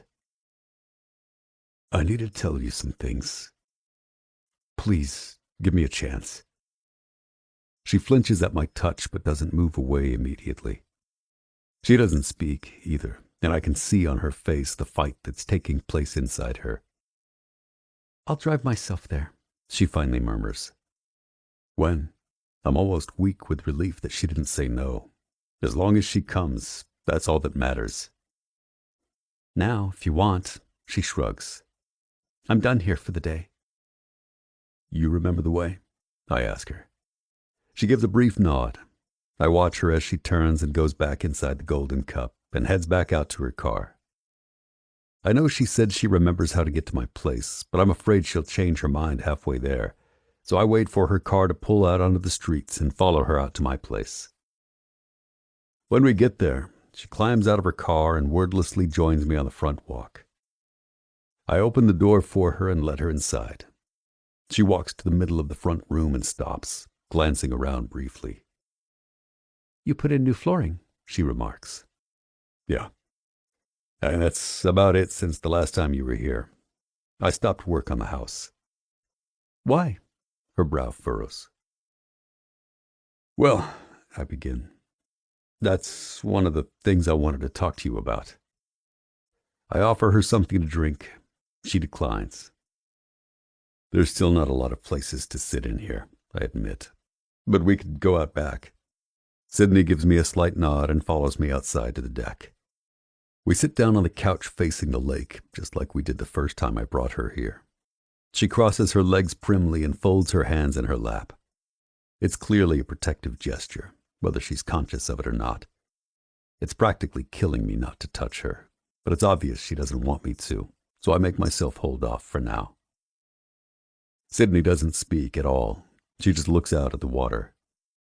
I can tell she's waiting for me to start explaining myself. And she's right. It's time I tell her why I brought her out here. Sydney, I begin, savoring her name on my lips.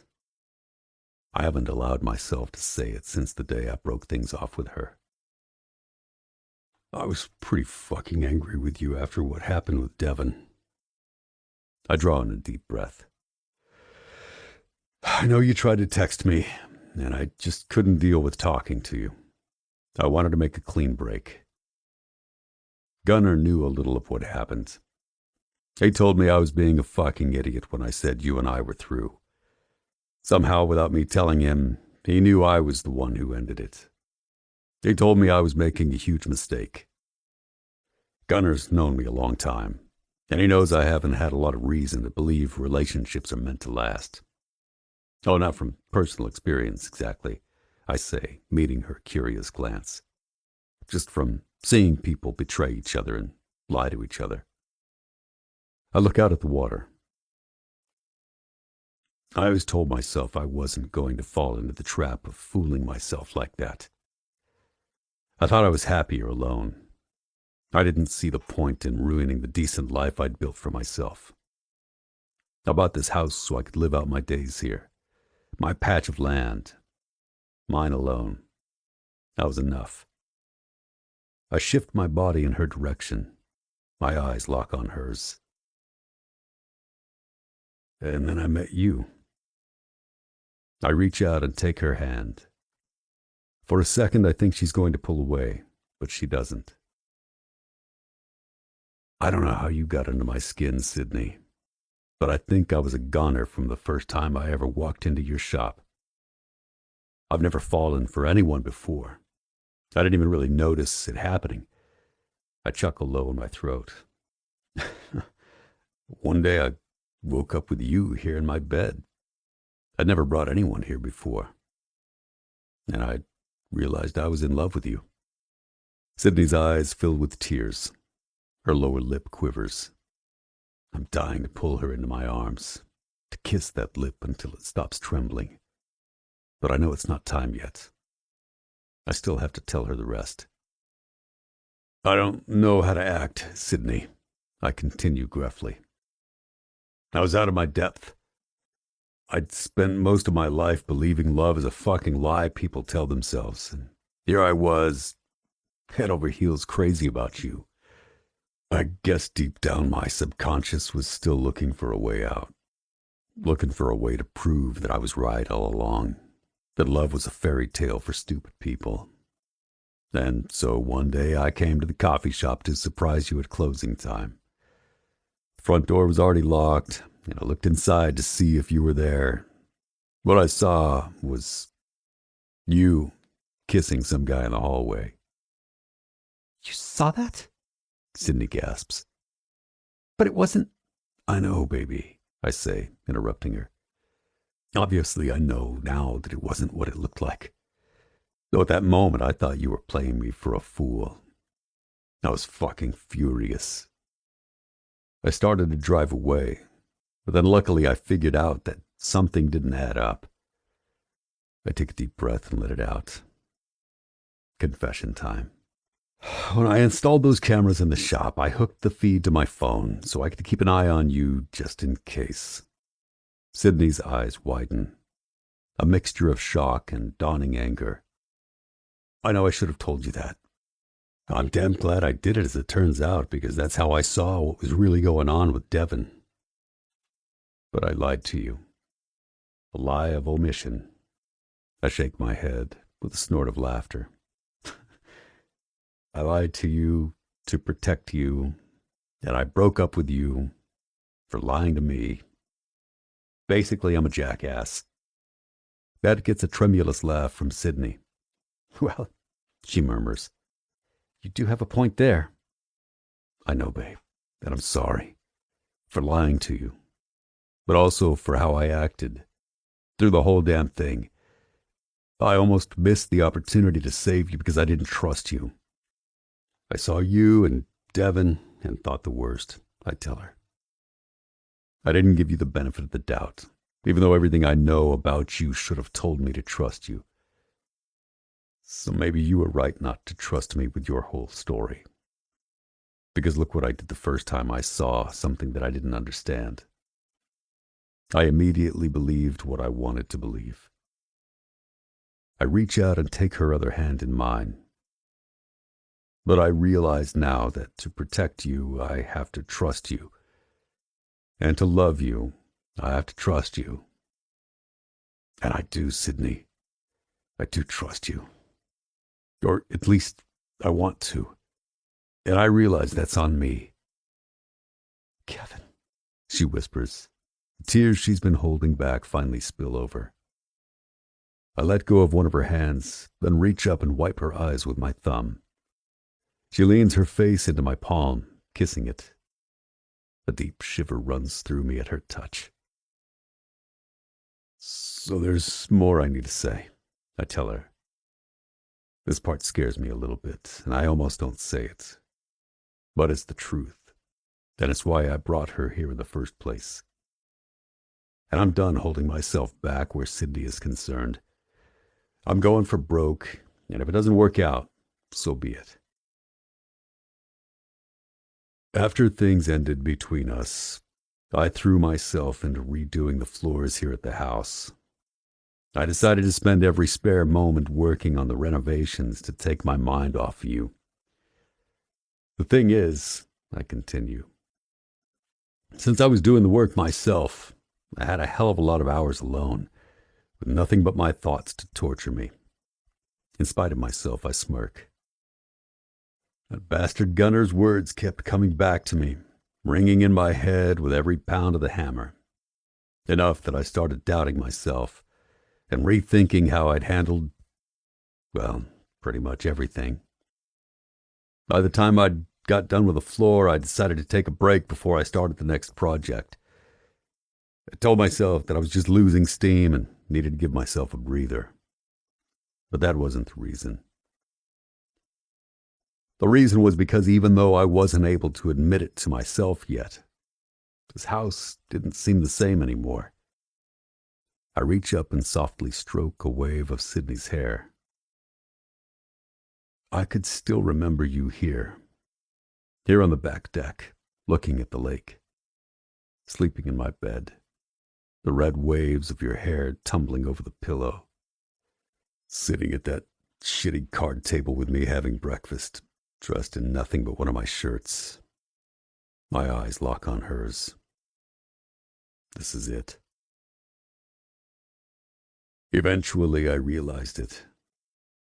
The house didn't feel right without you in it. I couldn't do any more work on it until I knew whether you would be here to share it with me. Sydney's been looking at me this whole time. When I say these last words, it takes her a moment to register what I'm saying. When she finally does, she blinks once and lets out a little squeak of surprise. Kevin, she breathes. Are you asking me to move in with you? Not right away. Not if you don't want to, I say slowly. But yeah, I'd like you to, as soon as you're comfortable with it. I glance back toward the house. And in the meantime, I don't want to do anything more to it without your say-so. It's going to be your house too, so you should have it the way you like. Oh, my God. She looks slightly shell-shocked. Okay, this is not how I expected this conversation to go. Babe, I rumble, pulling her into my arms. She doesn't resist, and my heart practically leaps out of my chest. I don't have a lot of faith in a lot of things, but if there's anything the last few months have taught me, it's that I have faith in this, in you. And I'm done wasting my time living a life without you in it. I wait a beat. If that's okay with you, that is. Sydney bursts into laughter so hard she snorts a little. It's the cutest damn thing I've ever heard. I'm not sure I'm going to be able to get used to the Gavin who actually asks my permission before deciding things. She sighs, leaning back against my chest. Well, to be honest, I'm not sure I'd really take no for an answer, I tell her. But hey, at least I'm trying, right? She sits up for a second and turns to face me. Her eyes are glistening again, but this time I can tell the tears are happy ones. I love you, Gavin Malone, she breathes. I love you, Sydney Banner. I kiss her long and deep, and somehow we end up back in the house, on my shitty mattress, on the living room floor. We make love slowly, taking our time, and with every kiss and stroke that takes her closer to the edge, I tell her exactly how much I love her. I show her. When I finally slide inside her, I have to close my eyes for a second. It feels so good. Our bodies take over, everything falling away except the two of us. We come together, the two of us calling out to each other, and it's fucking amazing. Better than it's ever been. And somehow I trust, I know, it will just keep getting better. Epilogue. Sydney. 6 months later. Hey, hot stuff. We're gonna be late if you don't hurry up. Hawk closed the garage early for a reason, you know. I know. Just give me a couple more minutes, Gavin mutters, peering into the engine of what he tells me is a 1963 Corvette. I brought you a change of clothes, I tell him. I'll hang them in the bathroom for you. Thanks, babe. You're the best. Glancing at my phone to check the time, I wander over to the main office to wait for him to finish. We're the only ones here since Hawk closed the shop at noon today. It's a big day for him and his little family. Today's the day Sam and Hawk officially adopt little Connor. They've been waiting for this for a while and jumped through countless hoops. They even went to the courthouse a few months ago and got married, so there'd be absolutely no issues with having Connor become their son. Neither one of us really cares about a piece of paper, Sam told me at the time. We know we're together forever, and that's all that matters. But we'll do whatever it takes to make sure Connor is ours, and I have to admit that it's best for his adoptive parents to be married. He's had so much instability in his young life. He deserves to know that his family is solid and permanent. I hear the hood of the Corvette slam shut, and a few minutes later, Gavin comes into the office, all cleaned up and wearing jeans and a crisp dark blue button-down shirt that I ironed for him this morning. Damn, I murmur as he puts his arms around me. It's a good thing you're mine, because if you weren't, I'd have to put the moves on you. Gavin's rumbling laughter envelops me like a warm cocoon. Flatterer, you're just trying to get in my pants. True story, I admit. Lucky for you, flattery will get you everywhere, he growls as his mouth comes down on mine. Our tongues dance, and Gavin's hands reach down to cup my ass and pull my hips closer to his. Through the fabric of his jeans, I feel the hard insistence of his cock and moan softly into his mouth as I angle myself to meet it. Oh, God. It's so good, just like it always is. My arms reach up to wind around his neck, and Gavin lifts me until I'm resting hard against his cock, my legs around his waist. Okay, I gasp, tearing my mouth from his. We have to stop now, or we'll end up having sex on Hawk's desk.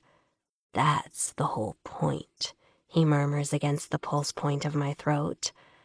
Gavin, I whimper, we can't be late for this. It's important to Hawk and Samantha. With a groan of disappointment, he lowers me and sets me down. You pick the worst times to be rational, babe.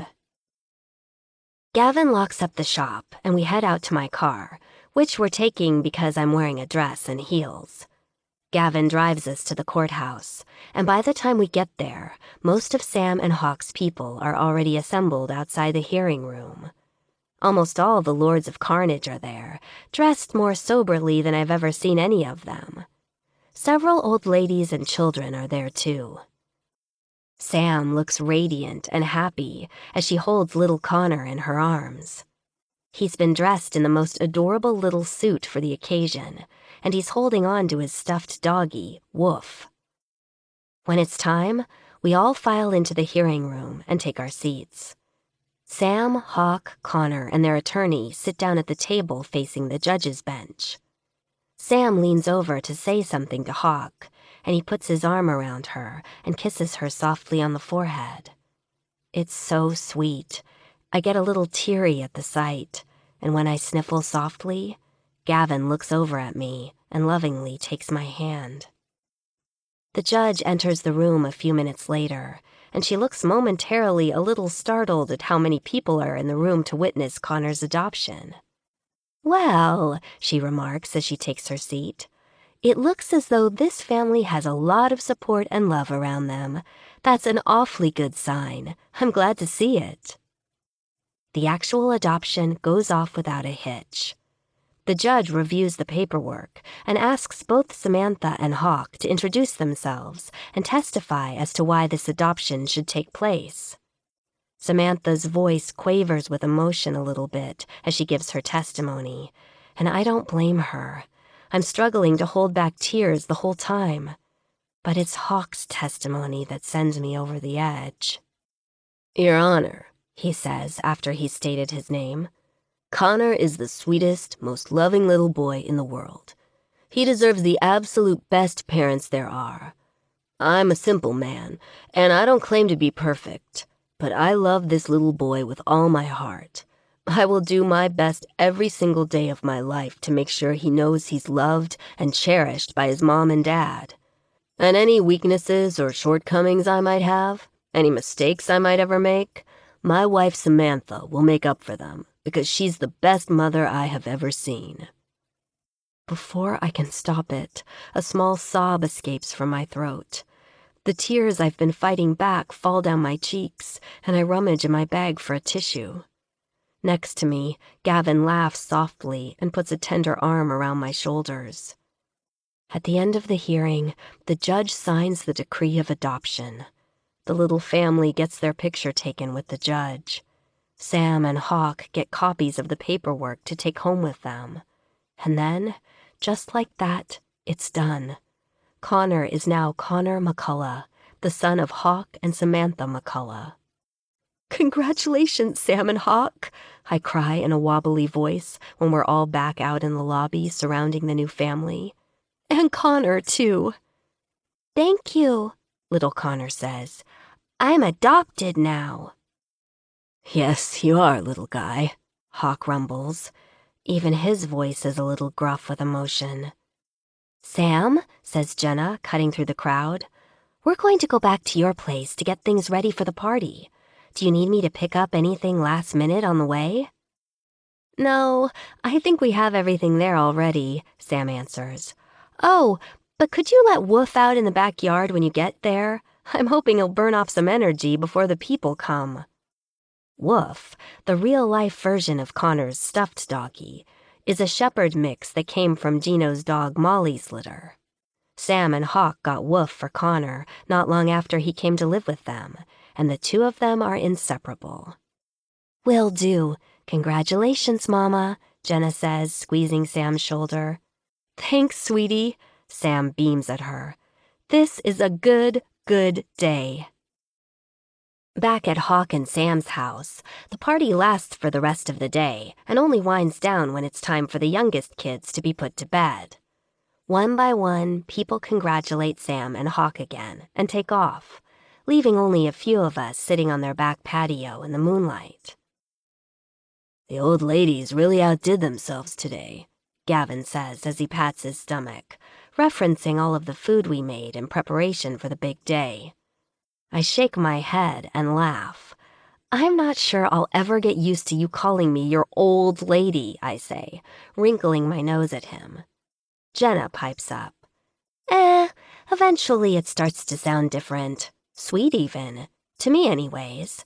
Besides," she snorts, "one of these days I actually will be old, and then it'll fit. Until then, I'm fine with it." It's about time for us to head out, but I don't want to leave Sam with a disaster in the kitchen, so I enlist Jenna to help me clean things up. Then the last of us say goodbye to the little family, and Gavin and I drive home to the lake. "You tired, babe?" he asks me as we head up the front walk, his arm around me. A little, I say, but I don't want to go to bed quite yet. Good, he says, because there's something I want to show you. He unlocks the door and flips on the lights. In the main room, the newly timbered walls of the A-frame are bathed in a golden glow. The cozy furniture I picked out makes the room look especially inviting tonight. Everything in here is all finished, except for one thing. Our mattress is still there, lying in front of the fireplace until the new bedroom furniture gets delivered tomorrow. Gavin takes my hand and leads me to the couch. I sit down and wait as he goes into another room and comes back with a couple pieces of paper. "What's this?" I ask as he hands them to me. Frowning, I stare at the drawings on the top sheet. It's a diagram, and it only takes me a second to recognize that part of it is the floor plan of our house. But there's another piece added on, to one side. "Now that most of the work on the main part of the house is done," he says, sitting down beside me, "I figured it's about time to think about an addition." It's 2 stories and would turn our bedroom into a master suite and add on 3 other rooms. "I bought this place just for myself originally," Gavin continues. "I never thought I'd need more room than I had, with just the 1 bedroom and the main area with a kitchen to the side. But obviously I was wrong," he chuckles, pulling me into his lap. "I want this to be a place that we can be in for a long time. Maybe forever," he tells me. "You, me, our kids." Kids? My heart starts to flutter. We've never talked about this before. "Yeah, kids," he grins. "I mean, I have to admit, having a family of my own wasn't something I'd ever even considered. I sure as hell never pictured me as some fucking Little League coach or Boy Scout troop leader." Gavin reaches up to caress my jawline with his thumb. "But it turns out there were a lot of things I never considered before I met you." "Gavin," I begin, my eyes filling with tears for the second time that day. I try to say more, but my throat closes up. "Babe, you want kids, don't you?" I laugh wetly. "Yes, of course. But I guess I didn't think... I don't know. I didn't think you did for some reason." "I want everything with you, Sydney," he rasps. "Everything. 15 fucking kids, a house full of craziness, the whole shebang." The tears start to stream down my face. I'm grinning like an idiot. "I don't know about 15, Gavin, but maybe we could start with 1? "You drive a hard bargain, babe, but 1 it is." He kisses my wet cheeks one by one and pulls me tight. "I love you, babe." "I love you, Gavin," I whisper. Then suddenly, I'm in the air, in his strong arms. I let out a squeal of surprise. "What are you doing?" I cry as he carries me across the room. "You said we could start with 1, he answers, "so let's get started." Gavin sets me down on the mattress and moves over me. "This is the last time we'll fuck on this mattress," he raps against my neck. "We should have some sort of ceremony for it." "The last time?" I pretend to pout. "I thought you said you wanted to try for a baby, Malone. We have almost 12 hours until the furniture guys get here. Where's your sense of commitment?" Gavin nips at my earlobe, sending a shiver through me. My arms go around his neck, and I arch my head back. I cling to him tightly, my body already surrendering to his touch. His lips find the sensitive spot just behind my ear, and I reach up and fist one hand tight in his dark hair. He's wearing it longer now, and I love the way it feels to run my fingers through it. "I can't wait until you're pregnant and your belly gets all big with my baby," he growls. "That's gonna be so fucking hot." His lips travel across my skin, down to the hollow of my throat, and it's making my legs feel like jello. "You have too many clothes on," he complains. Reaching behind me, he finds the zipper on my dress and pulls it down in one fluid motion. I let go of his neck and let him pull it down off me to my waist. He takes a long moment to stare at me in my lacy bra. "Fuck, you're beautiful," he tells me. He undoes the clasp in back and pulls it off me, then cups one of my breasts in his hand. He pinches the nipple gently, and I suck in a ragged breath and close my eyes. Then his warm lips begin to tease and suck, and a throbbing anticipation begins to build between my legs. "Did you know," he says conversationally as he moves to the other breast, "that I've been thinking all day about what I wanted to do to you when we got home?" "No," I begin to pant, my body stiffening with anticipation. "I didn't know that." "I've been thinking about plunging my face between your legs and licking your pussy," he tells me, and lays me on the bed. "I was hard as a rock all through the adoption ceremony." "Oh my God, Gavin," I laugh as he pulls on my skirt and I lift my hips to help him get it off. "That's terrible." "No court in the country would convict me," he murmurs thickly, sliding a finger under the thin fabric of my panties and finding the wetness there. I gasp as he grazes my clit, using my own slickness to tease me, then pulls it away and sucks my juices off his fingers. Fuck, I'm so goddamn hard right now, I'm about to come in my jeans, Sydney. But I'll manage to hold off somehow, because right now I need you to fuck my tongue. He's up off the mattress, pulling off first shirt and then jeans, and then he's standing over me, his impressive erection bobbing in the light. I want to kneel, to take him in my mouth, but I know that when my man has decided what he wants, there's no arguing with him. Instead, he slides down between my legs and spreads them wide. He kisses my lower lips, and I shudder. His tongue teases at me, just barely touching me, and I moan. "Gavin, please," I whisper, "don't make me wait." "Greedy," he rumbles, and nips at the sensitive skin of my inner thigh. "I love that you're greedy."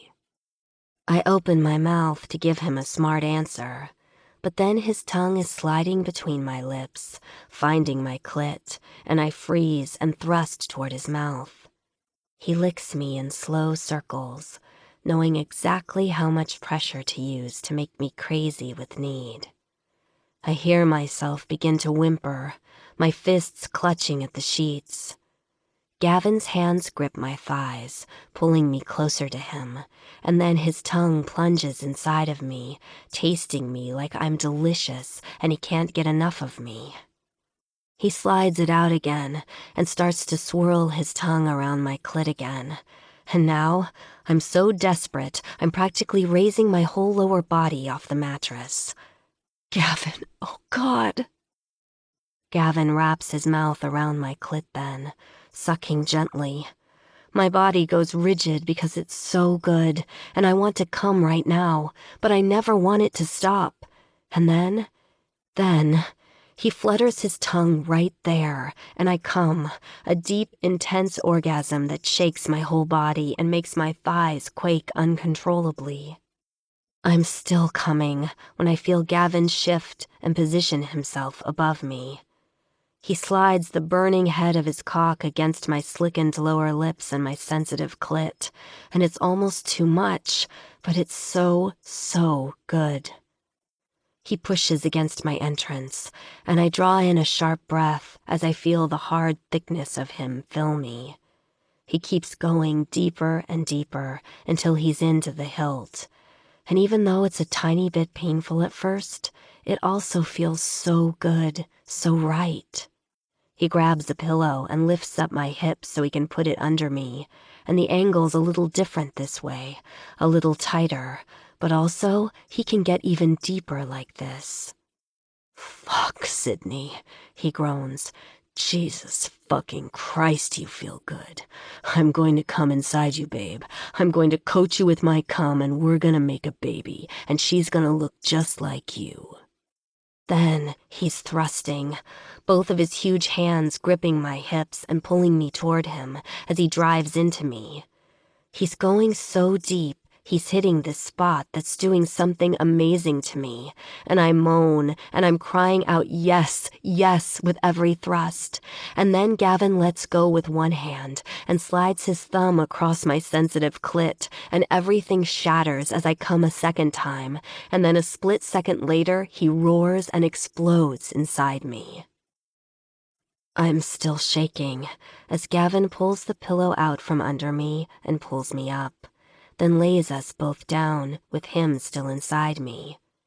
He devours my mouth, both of us still breathing heavily, our hearts racing next to each other. Wow, I pant.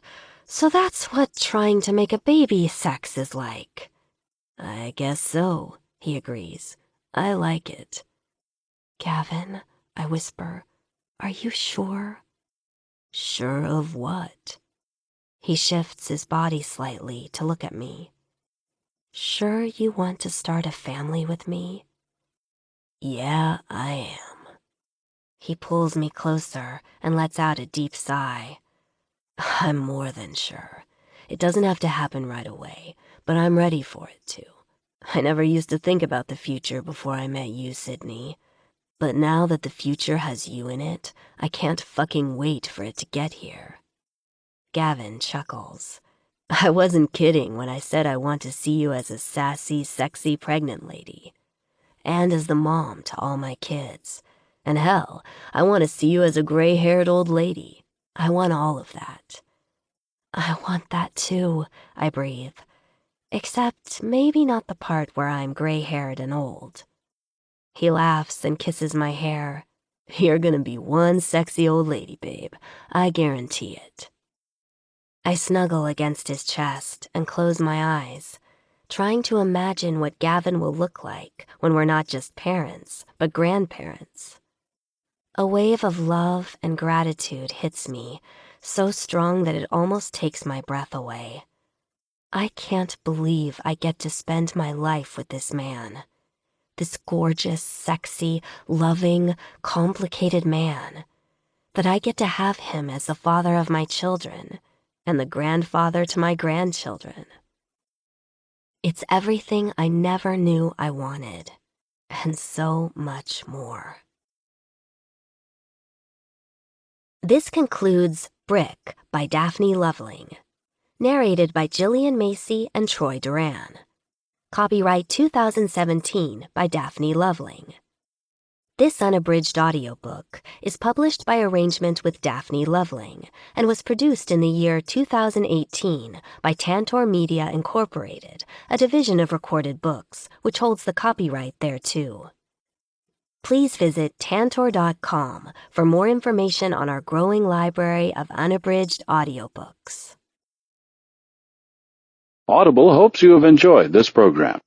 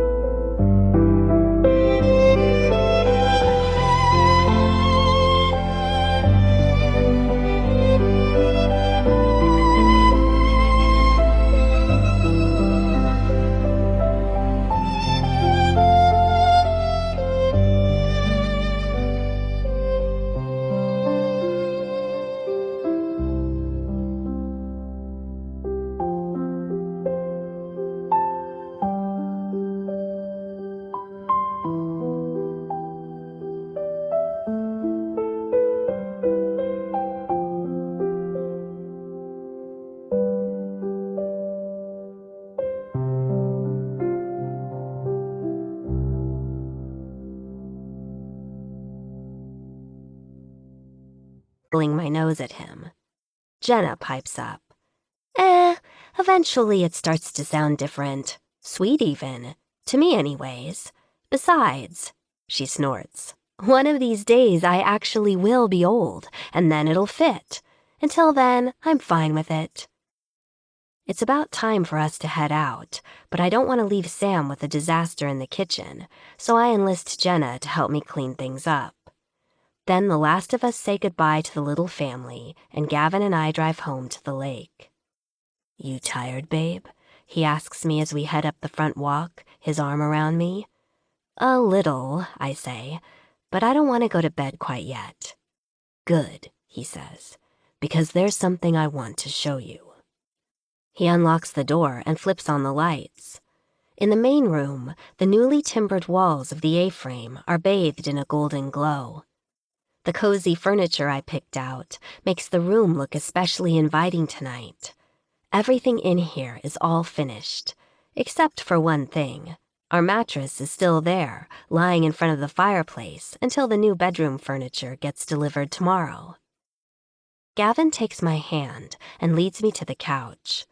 I sit down and wait as he goes into another room and comes back with a couple pieces of paper. What's this? I ask as he hands them to me. Frowning, I stare at the drawings on the top sheet. It's a diagram, and it only takes me a second to recognize that part of it is the floor plan of our house. But there's another piece added on, to one side. Now that most of the work on the main part of the house is done, he says, sitting down beside me, I figured it's about time to think about an addition. It's 2 stories and would turn our bedroom into a master suite and add on 3 other rooms. I bought this place just for myself originally, Gavin continues. I never thought I'd need more room than I had, with just the 1 bedroom and the main area with a kitchen to the side. But obviously I was wrong, he chuckles, pulling me into his lap. I want this to be a place that we can be in for a long time. Maybe forever, he tells me. You, me, our kids. Kids? My heart starts to flutter. We've never talked about this before. Yeah, kids, he grins. I mean, I have to admit, having a family of my own wasn't something I'd ever even considered. I sure as hell never pictured me as some fucking Little League coach or Boy Scout troop leader. Gavin reaches up to caress my jawline with his thumb. But it turns out there were a lot of things I never considered before I met you. Gavin, I begin, my eyes filling with tears for the second time that day. I try to say more, but my throat closes up. Babe, you want kids, don't you? I laugh wetly. Yes, of course. But I guess I didn't think... I don't know. I didn't think you did for some reason. I want everything with you, Sydney, he rasps. Everything. 15 fucking kids, a house full of craziness, the whole shebang. The tears start to stream down my face. I'm grinning like an idiot. I don't know about 15, Gavin, but maybe we could start with 1? You drive a hard bargain, babe, but 1 it is. He kisses my wet cheeks one by one and pulls me tight. I love you, babe. I love you, Gavin, I whisper. Then suddenly, I'm in the air, in his strong arms. I let out a squeal of surprise. What are you doing? I cry as he carries me across the room. You said we could start with 1, he answers, so let's get started. Gavin sets me down on the mattress and moves over me. This is the last time we'll fuck on this mattress. He raps against my neck. We should have some sort of ceremony for it. The last time? I pretend to pout. I thought you said you wanted to try for a baby, Malone. We have almost 12 hours until the furniture guys get here. Where's your sense of commitment? Gavin nips at my earlobe, sending a shiver through me. My arms go around his neck, and I arch my head back. I cling to him tightly, my body already surrendering to his touch. His lips find the sensitive spot just behind my ear, and I reach up and fist one hand tight in his dark hair. He's wearing it longer now, and I love the way it feels to run my fingers through it. "I can't wait until you're pregnant and your belly gets all big with my baby," he growls. "That's gonna be so fucking hot." His lips travel across my skin, down to the hollow of my throat, and it's making my legs feel like jello. "You have too many clothes on," he complains. Reaching behind me, he finds the zipper on my dress and pulls it down in one fluid motion. I let go of his neck and let him pull it down off me to my waist. He takes a long moment to stare at me in my lacy bra. "Fuck, you're beautiful," he tells me. He undoes the clasp in back and pulls it off me, then cups one of my breasts in his hand.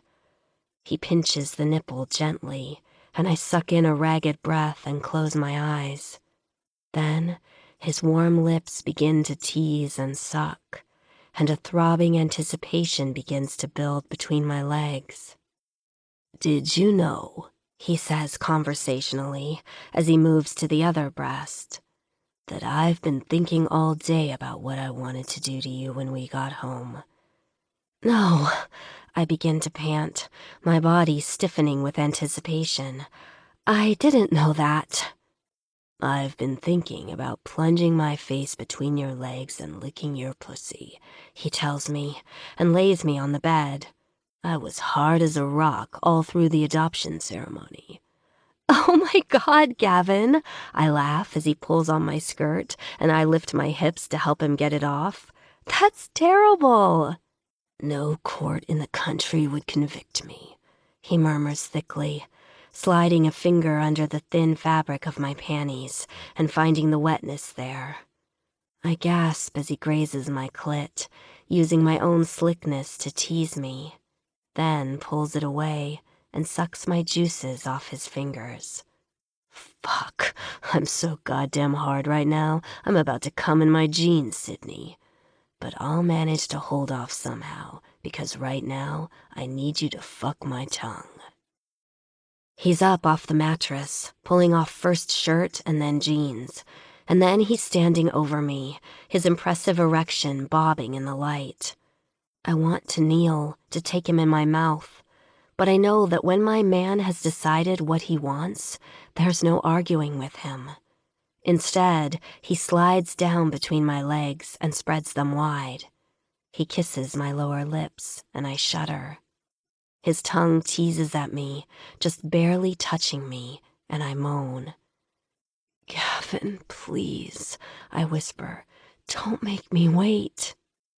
"Greedy," he rumbles, and nips at the sensitive skin of my inner thigh. "I love that you're greedy." I open my mouth to give him a smart answer, but then his tongue is sliding between my lips, finding my clit, and I freeze and thrust toward his mouth. He licks me in slow circles, knowing exactly how much pressure to use to make me crazy with need. I hear myself begin to whimper, my fists clutching at the sheets. Gavin's hands grip my thighs, pulling me closer to him, and then his tongue plunges inside of me, tasting me like I'm delicious and he can't get enough of me. He slides it out again and starts to swirl his tongue around my clit again, and now I'm so desperate I'm practically raising my whole lower body off the mattress. "Gavin, oh God." Gavin wraps his mouth around my clit then, sucking gently. My body goes rigid because it's so good, and I want to come right now, but I never want it to stop.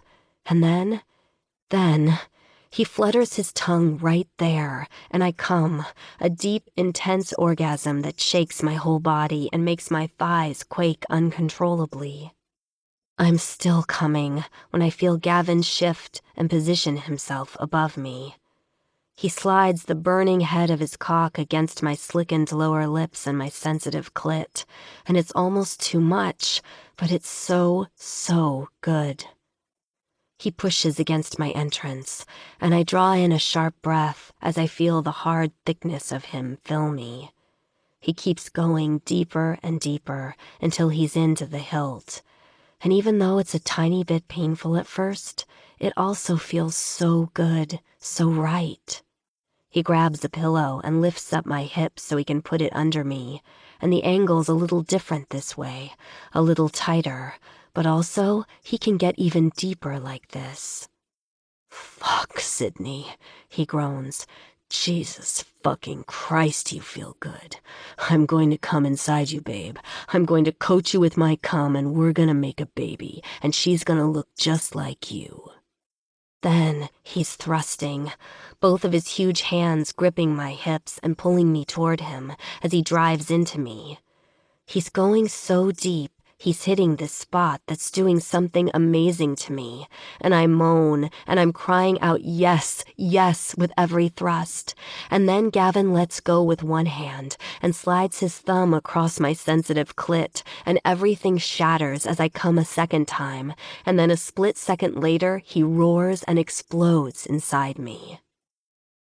I'm still shaking as Gavin pulls the pillow out from under me and pulls me up, then lays us both down with him still inside me.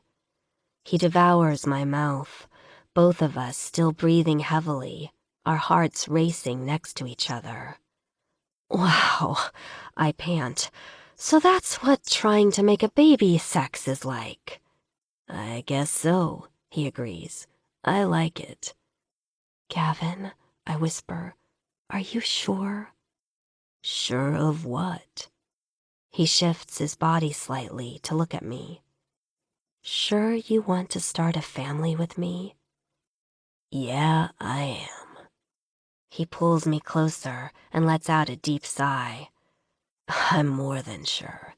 It doesn't have to happen right away, but I'm ready for it to.